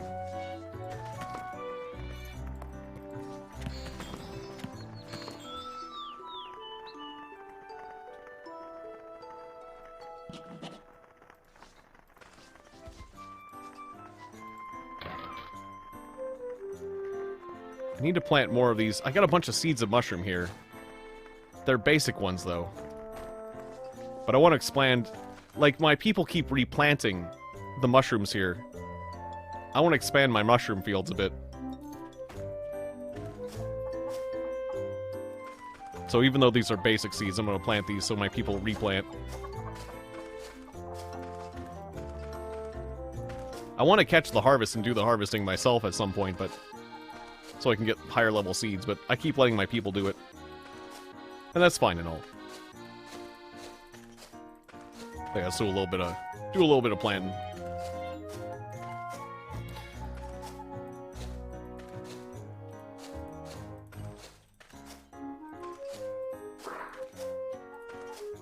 When I was manufacturing bait, I just had the dumb clip of the I had the dumb Idiocracy sound clip in my head. Go away! Go away! Baitin'! I'm baiting here. I'm making bait. Baiting. I'm baiting right now.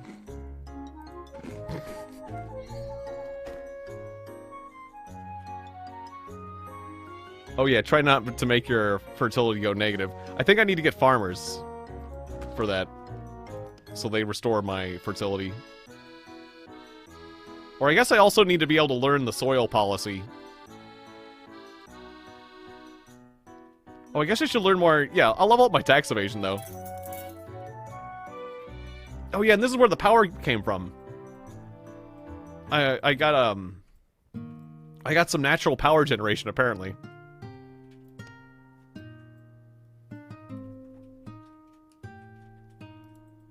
Oh, this is where the tax breakdown was. This is where the... Oh, my fame tax is pretty big. I need to get my fame back down. But apparently my base tax is up to 2,000 now. I don't know why my base tax keeps going up. But I should sell fame again.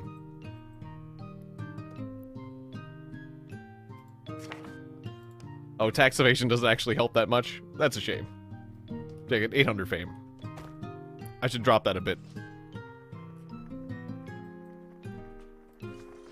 At this kind of like 20 gold. Well, yeah, that's not much. I guess it adds up over many, many months. But, yeah, that's not a lot.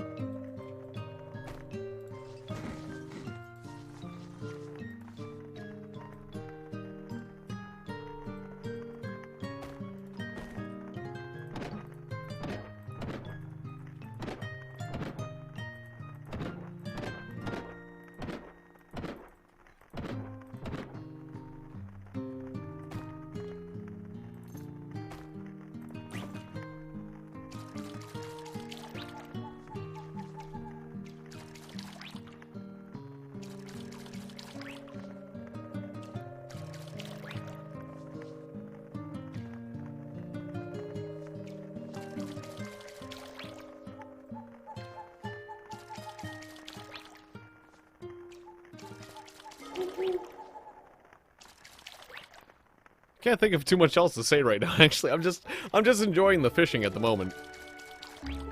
Just relaxing. I saw that... I was kind of tempted to buy that, I like fishing games. I play some fishing games here now and then. Like, there was I did a bunch of PS1 fishing games recently. Like, where I played, like, a large variety. I played some Japanese, fishing games, but there was that one web fishing game that I looked at. There's this cozy fishing game that's become kind of popular, like web fishing. It's like a glorified chat room kind of game. But I thought about buying it just because, like, it looked kind of fun.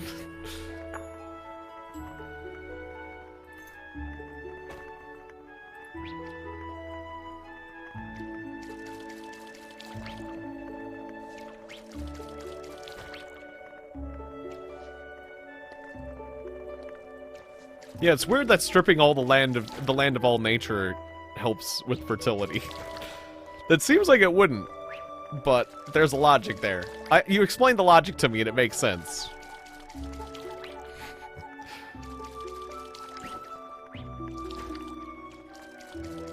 But it feels wrong. That's not right. But that's just game logic.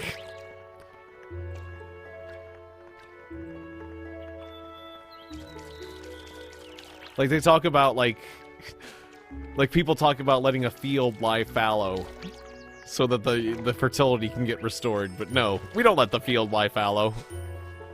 If you let a field lie fallow, that's just gonna let plants take up all the fertility. You gotta leave it, you gotta strip all the nature away. What are you, crazy?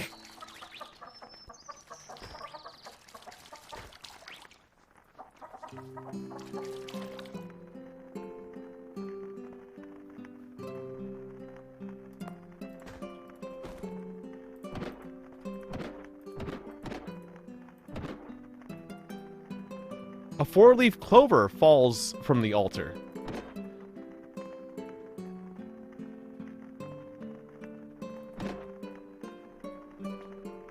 You feel your goddess is distant. Oh, we're getting little messages. That's an improvement. Yeah, that's very similar to ADOM. You would get messages about the closeness of your god.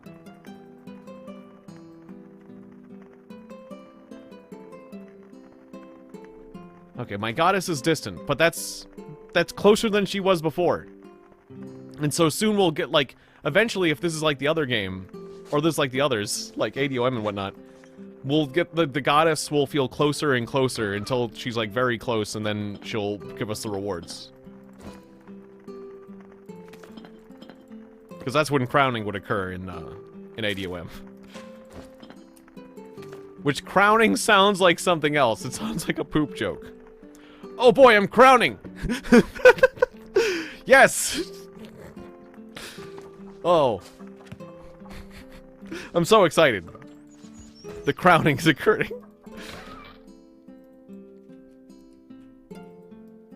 My god is pleased. I'm crowning. I'm crowning right now. Can you believe it?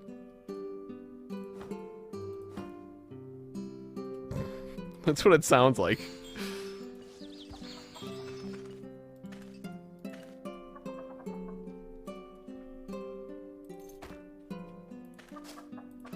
Whoops. I just planted a plant on another plant.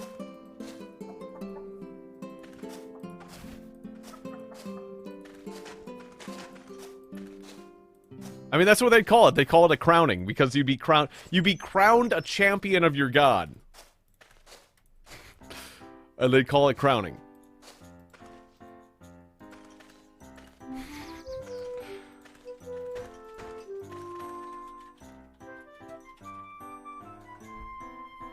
Oh, anything to do with nuts besides cooking?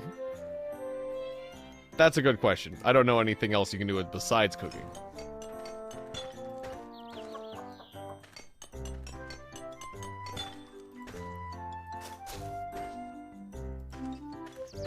Oh, it makes you think of childbirth. Yeah, that's true too. I was just thinking the poop joke.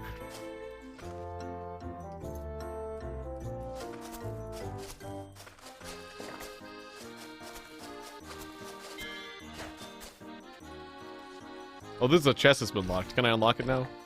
Nope, still too tough.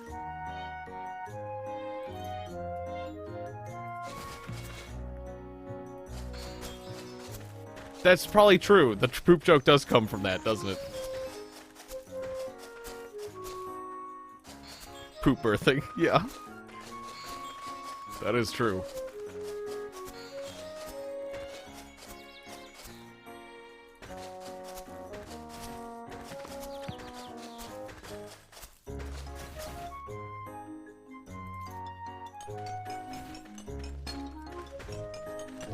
I wasn't able to mine these copper stones until recently.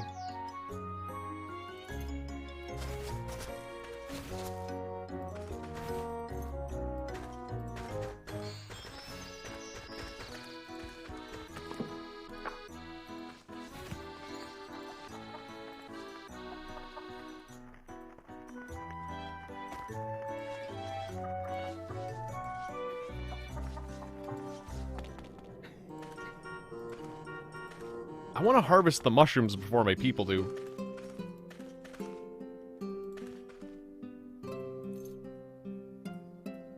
Oh, these are mushrooms plus 8.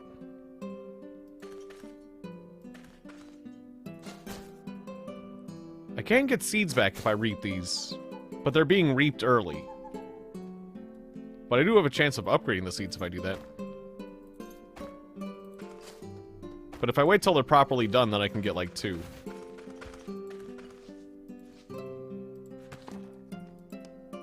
I guess I could turn off, like, the farming bit.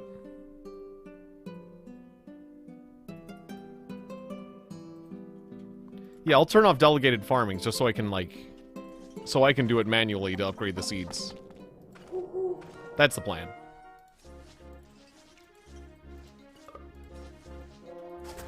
Because otherwise I keep getting them to them before I do.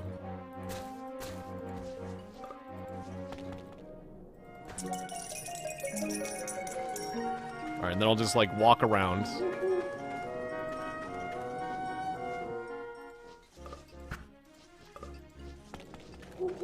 Alright. Should be ready now. Yeah, now we got plenty of mushrooms to harvest. Yay!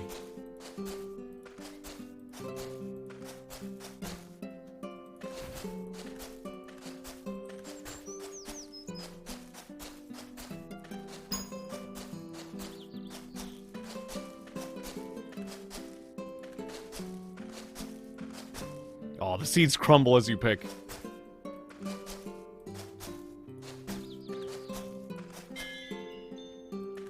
Farming skill increased.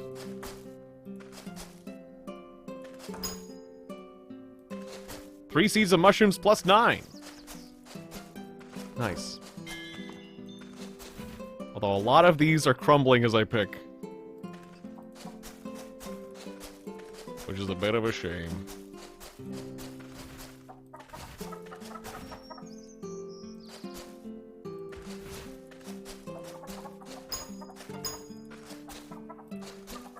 But yeah, we're ending up with some +9 mushrooms.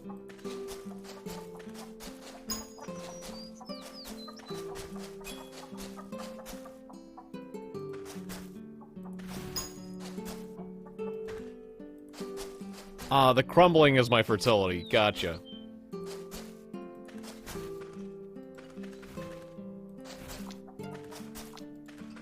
This is why we need farmers. Whoops! Oh my god. I almost died. Those heart palpitations. I'm at -10 exhaustion. I almost just died farming.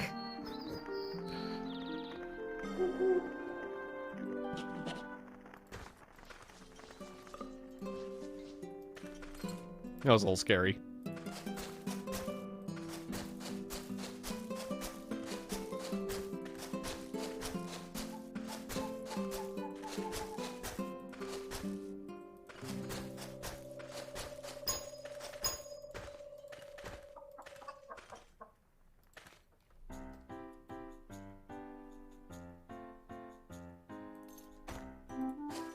Yeah, you can certainly die farming. It's not hard.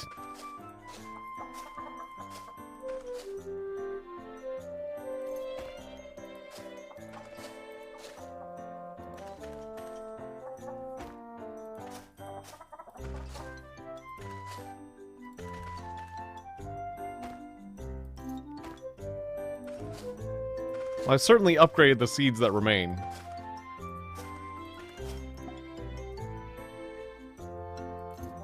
But now I've got less. I certainly have less now.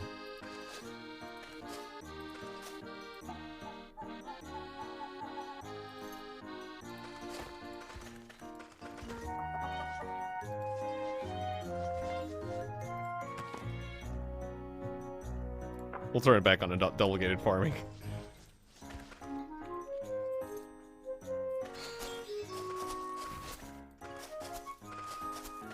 I'm just gonna need way more gold bars, really. Then get myself a farmer.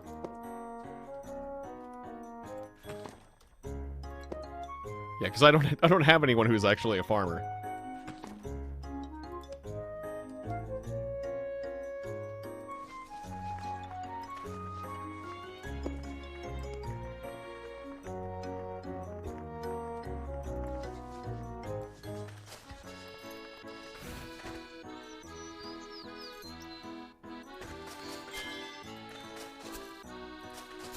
I guess let's just tear up all the nature on our farm for fertility purposes. I must destroy all of nature to improve nature.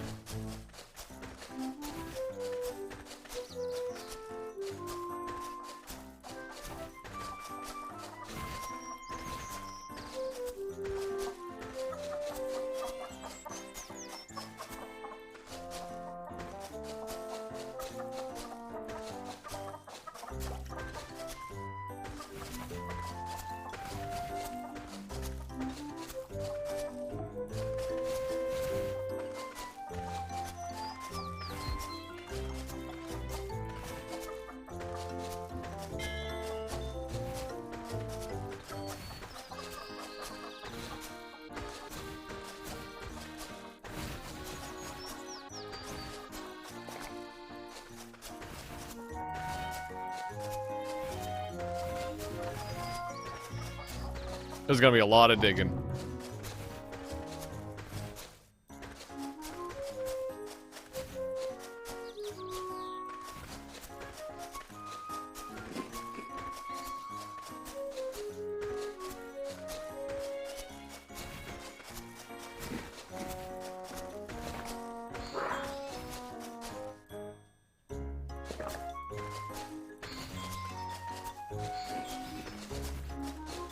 Although I probably can skip the spots that are, like, underneath things, because stuff doesn't grow there.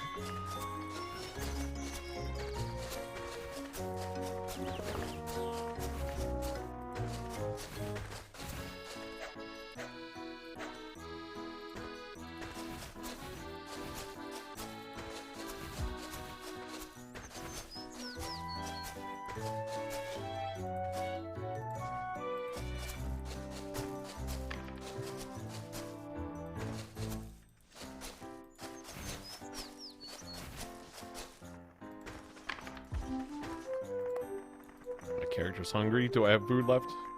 No, I'm gonna have to make more food.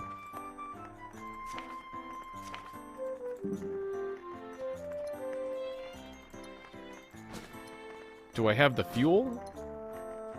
It told me ingredients are being used redundantly, but do I have fuel? Okay, I do have fuel.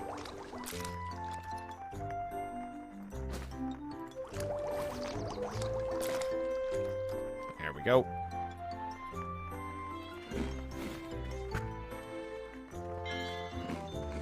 My muscles feel stronger, yeah. That's good news.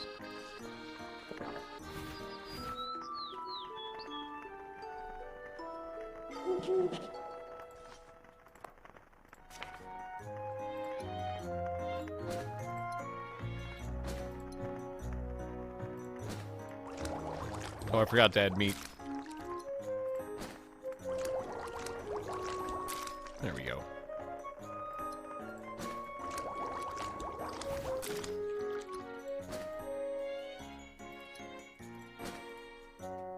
Oh, no fuel. Okay, that's fine.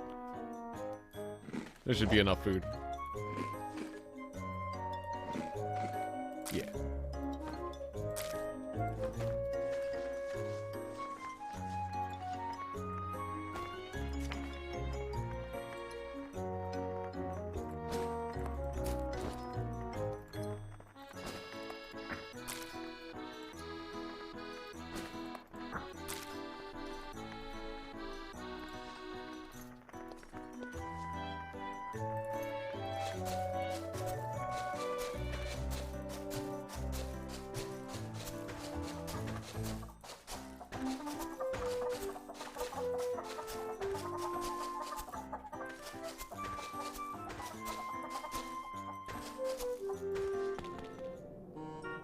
Well, I'm getting tired of digging.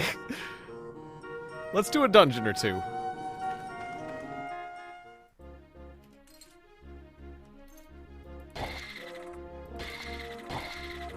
That's the nice thing about this game is you can play it until you get tired of doing one thing and then just up and do another.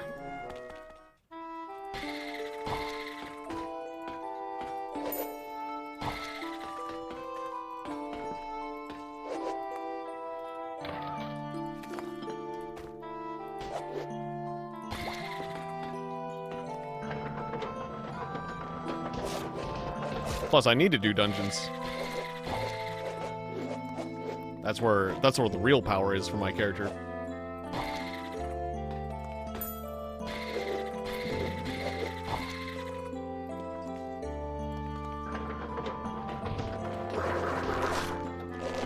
That was some wild nonsense.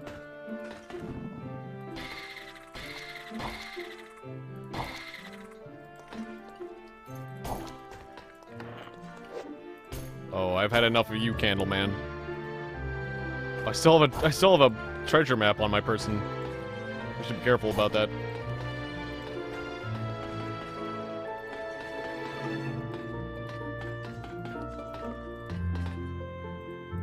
I imagine you have to be very good at mining and have a very strong pickaxe to dig through these walls.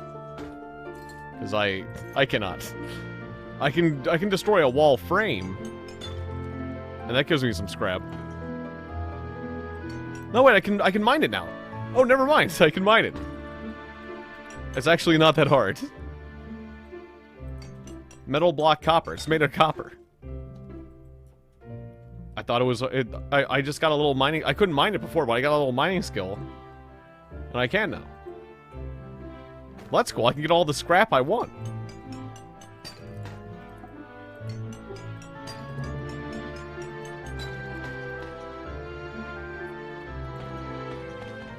Because, yeah, I got this obsidian pickaxe, but apparently mining skill helps too.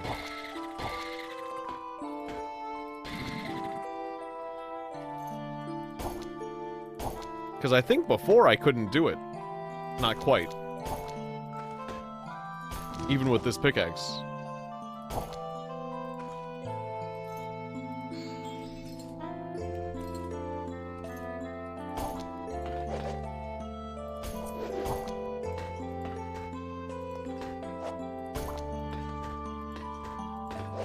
Yeah, that'll be useful. There's all sorts of things I can do with the scrap.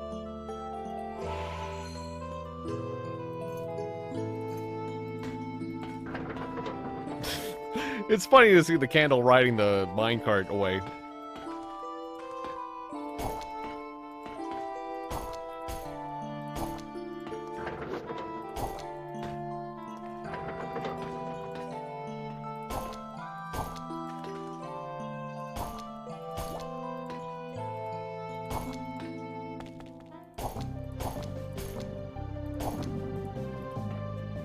Oh, he silenced me. I'm not used to that. That's what the deformed eye does. That's kind of concerning for a wizard.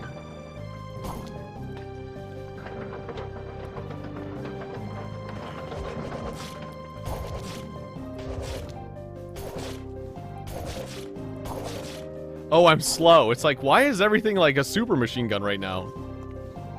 Because I'm already slow, and then I got slow enchantment, so I'm even slower. Super slow.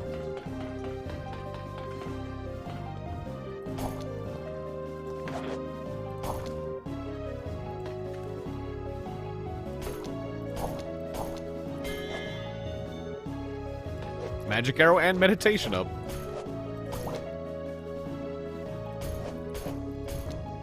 Ow. That mummy started hitting me hard. I'm gonna try ice arrow on you.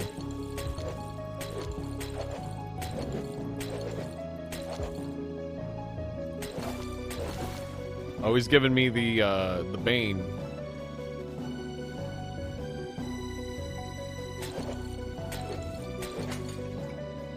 Who threw a bottle at me?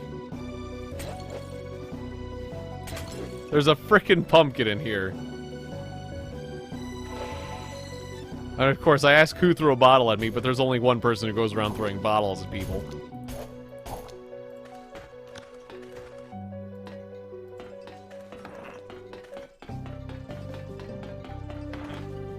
I don't know what pathing that was.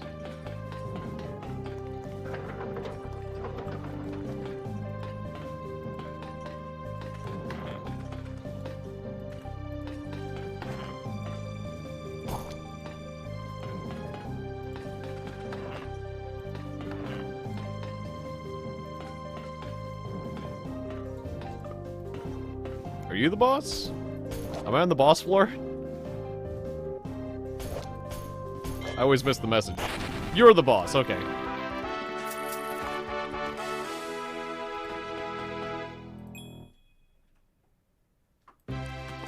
I learned music for free! Nice! I like a ukulele thing I could play, or a lute. I had a lute. I can play the lute now. Oh, and more ice arrow. Fantastic.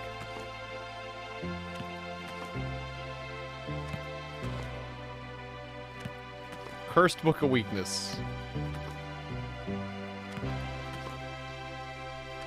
Read it successfully.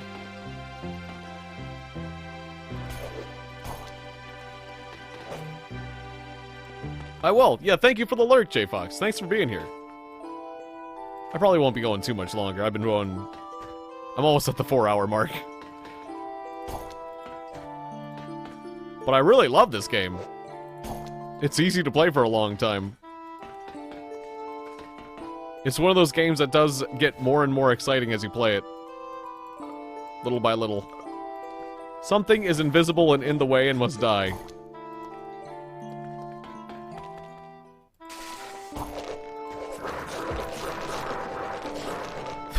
That was so wacky.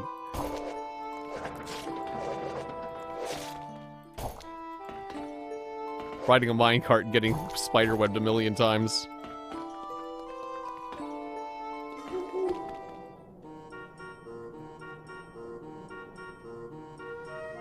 Let's try the Savage Ruin. Level 9. I think I can handle it. Yeah, our famous last words. Of course, my inventory is pretty close to full.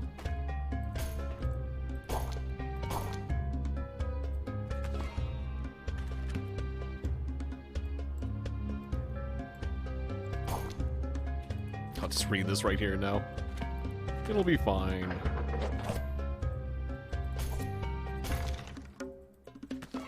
Mr. Skeleton tried to show up and make it not fine, but it's still fine.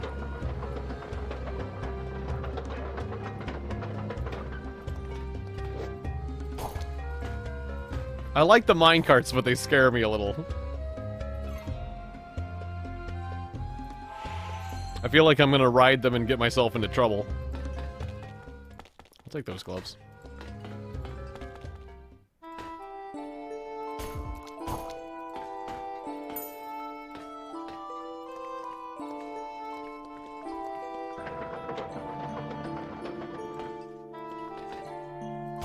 Oh, that guy wasn't an enemy.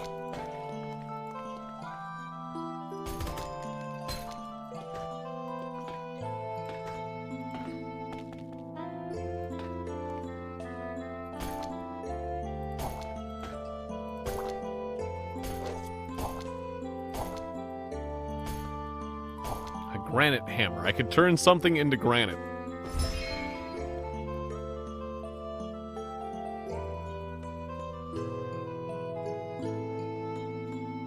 This potted plant is already made out of granite.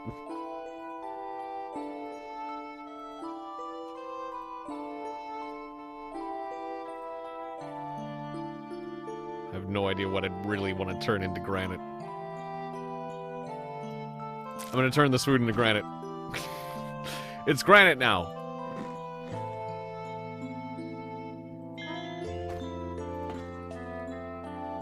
Awful. Truly awful, my character says.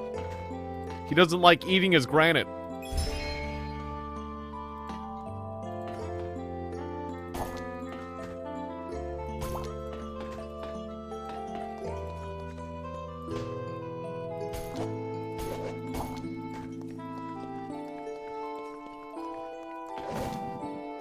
Ooh, I got my asthma.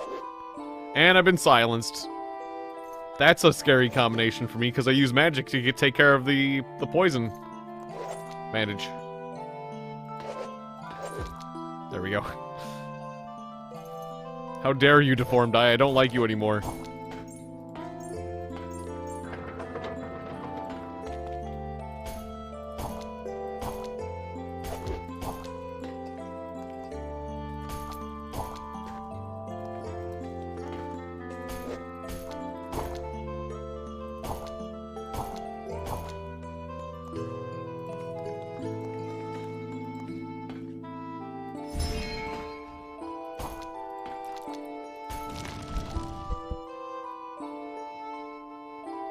Tuft of grass is destroyed. Scroll of levitate is destroyed. Frickin' candle ghost? Good God.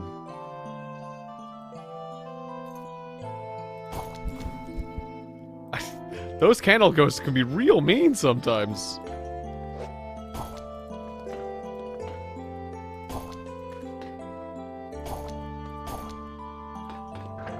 Nope, nope. I want to go down those stairs. Okay, the boss of this place is a grudge. Magic arrow improved. 3D 27 plus 9.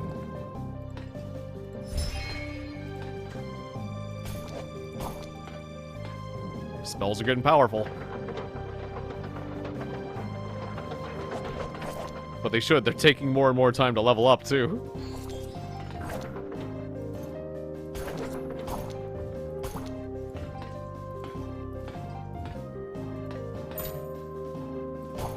There's the boss. Stay healthy.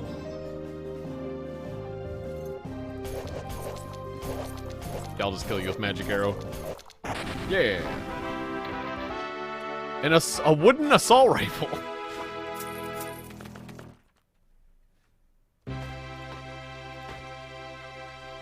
It's my first assault rifle and it's made of wood. I learned how to make tiramisu. I'm excited about that one.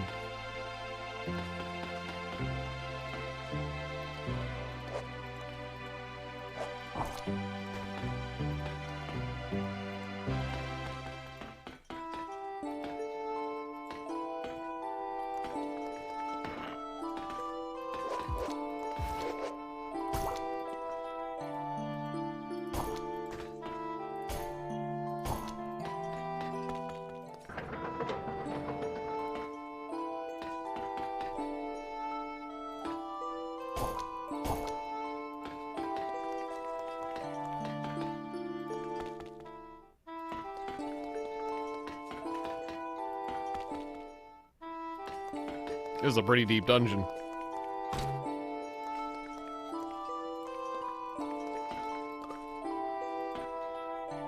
I'm gonna read my books here. Book of Acts, cool. Get off of me. A Voynich manuscript. A cursed Voynich manuscript. I think that's all the books. Oh no. And Fire Touch.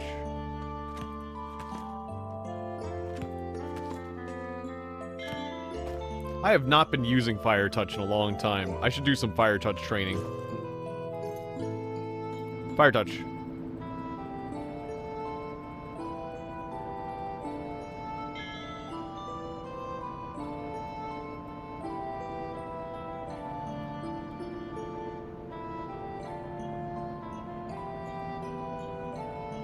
So it increased once. Now it does 5d5. Okay, Fire Touch does have potential because it gets more dice than other things. So if we can power up the base value of those dice, the Fire Touch could get pretty powerful. Maybe the touches aren't as bad as I thought.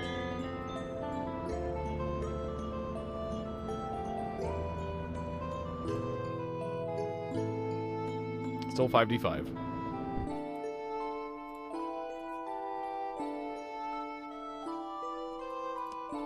Then we meditate.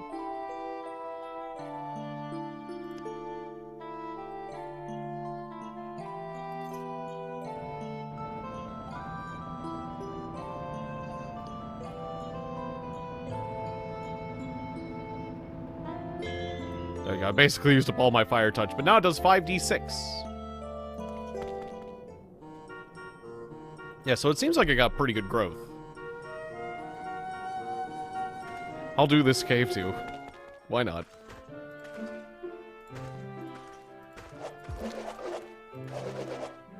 I'm just gonna ignore the monsters in this place. Oh right, I don't have the little girl with me. Oh, and I'm able to have 2 party members now. Hang on a second. I was wondering why I was having so many more problems with things. It's like, I have to kill everything on my own. What's going on?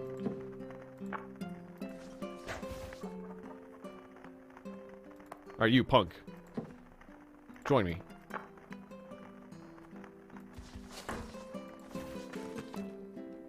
And then...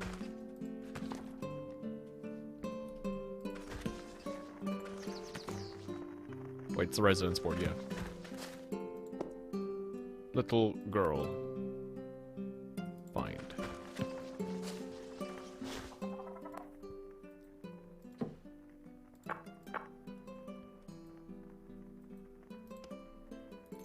Are you symbiosis? There we go. That's better.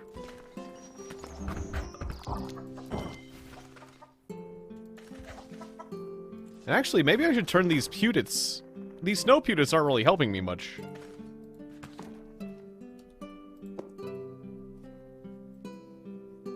Well, yeah, they're all classified as tourists. I mean, one's working on cooking. And farming. But they're like a novice at it. Anyone else could do that. So... I'm thinking about turning them into livestock.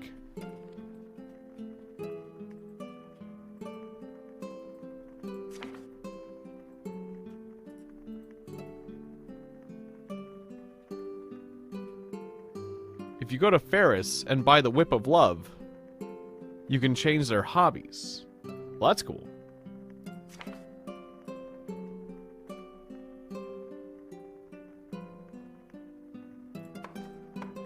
Yeah, that'd be useful.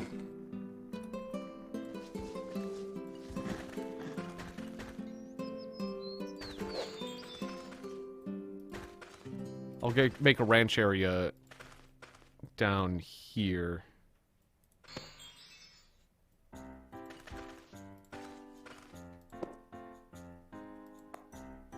Now, you are officially livestock. So are you. Well, no, just one. Wait, how many residents were we over? Oh, we got 2 more max residents. Well, that's fine.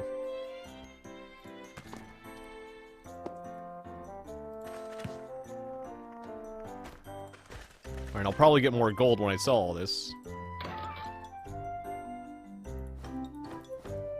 And then I can use that to hire somebody good.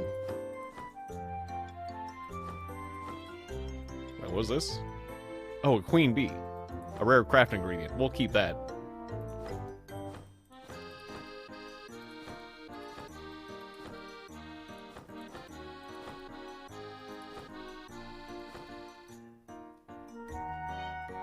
This is identified? Yeah.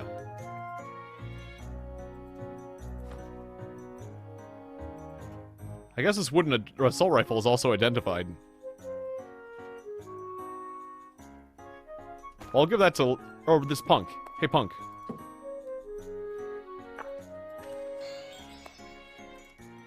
Take this assault rifle, you.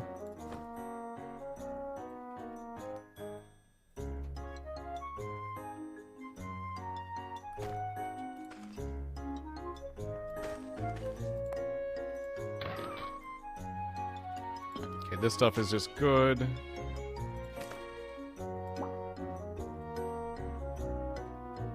I'm gonna get rid of the pot plant. I don't need it.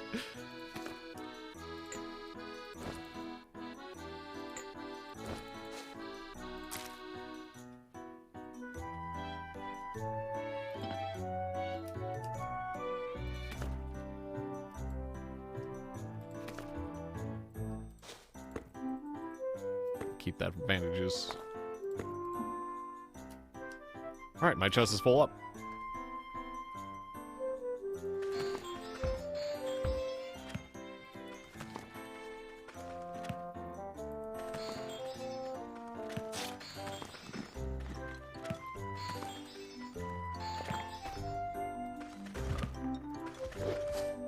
So, that was Ferris... Yeah, this lady who's here.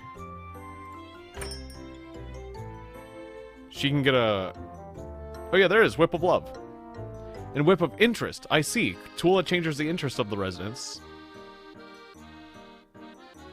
Embrace new job through the influence of love.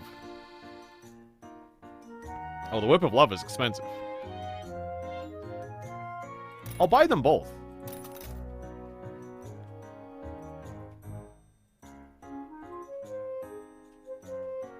And I guess I'll get this incubator, too.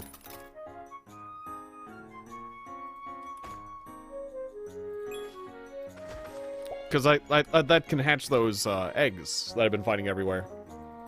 Earlier in the game, I found a fertilized egg of a llama. And I couldn't hatch it. Now I can.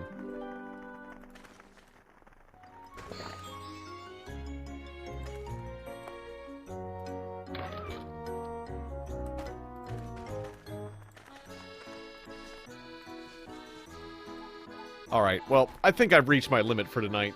This has been really fun, though. I'm probably gonna do some farm stuff online, like finish up. I'm probably gonna finish up taking out all this grass and do a little farm stuff. But, yeah, I've been going for 4 hours. This game's great, though. I love it so much. Alright, I'm gonna raid out. Thank you so much for watching once again. Thanks for being here, everybody. Thanks to Sir Cookies for the raid. It was good to see you again, Ivizzy. And, everybody else who was here, J-Fox. Let's raid out. I'll raid you guys out. But yeah, I'm learning a lot about this game every time I play as well. There's so much to do. There's just so much to do in the game. I really appreciate it. It's just better. It's better than Alona. It's just better than ADOM. And ADOM is a really good game. And Alona's a good game. I have a lot of good things to say about this game. I love it. Yeah, have a good night. Have a good night, Avizzy. Let's see who we're raiding out to.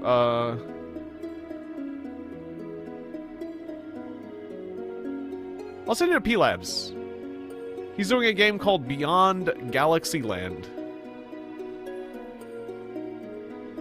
Greenhouse with sun lamps. I'll probably end up doing that eventually, too. What's Beyond Galaxy Land? I guess we'll find out. I'm looking at it. Let's watch P-Labs play Beyond Galaxy Land. He's a friend of the show. He's a friend of the channel. All right, let's go. Thanks again for being here, everybody. Have a wonderful, wonderful night. I love you all. Yeah, tomorrow Rose is gonna be doing. Wait, no, today's Tuesday. Right? No, sorry. Tomorrow's my stream day. Right? I'll be streaming tomorrow. I'll be streaming tomorrow at 6. Right? I thought it was Wednesday. It's Tuesday. All right, yeah. I'll see you tomorrow. Good night, everybody. Let's raid. Let us raid. And yeah, I'll play more of this tomorrow. I'm addicted. I'll probably be playing more of this.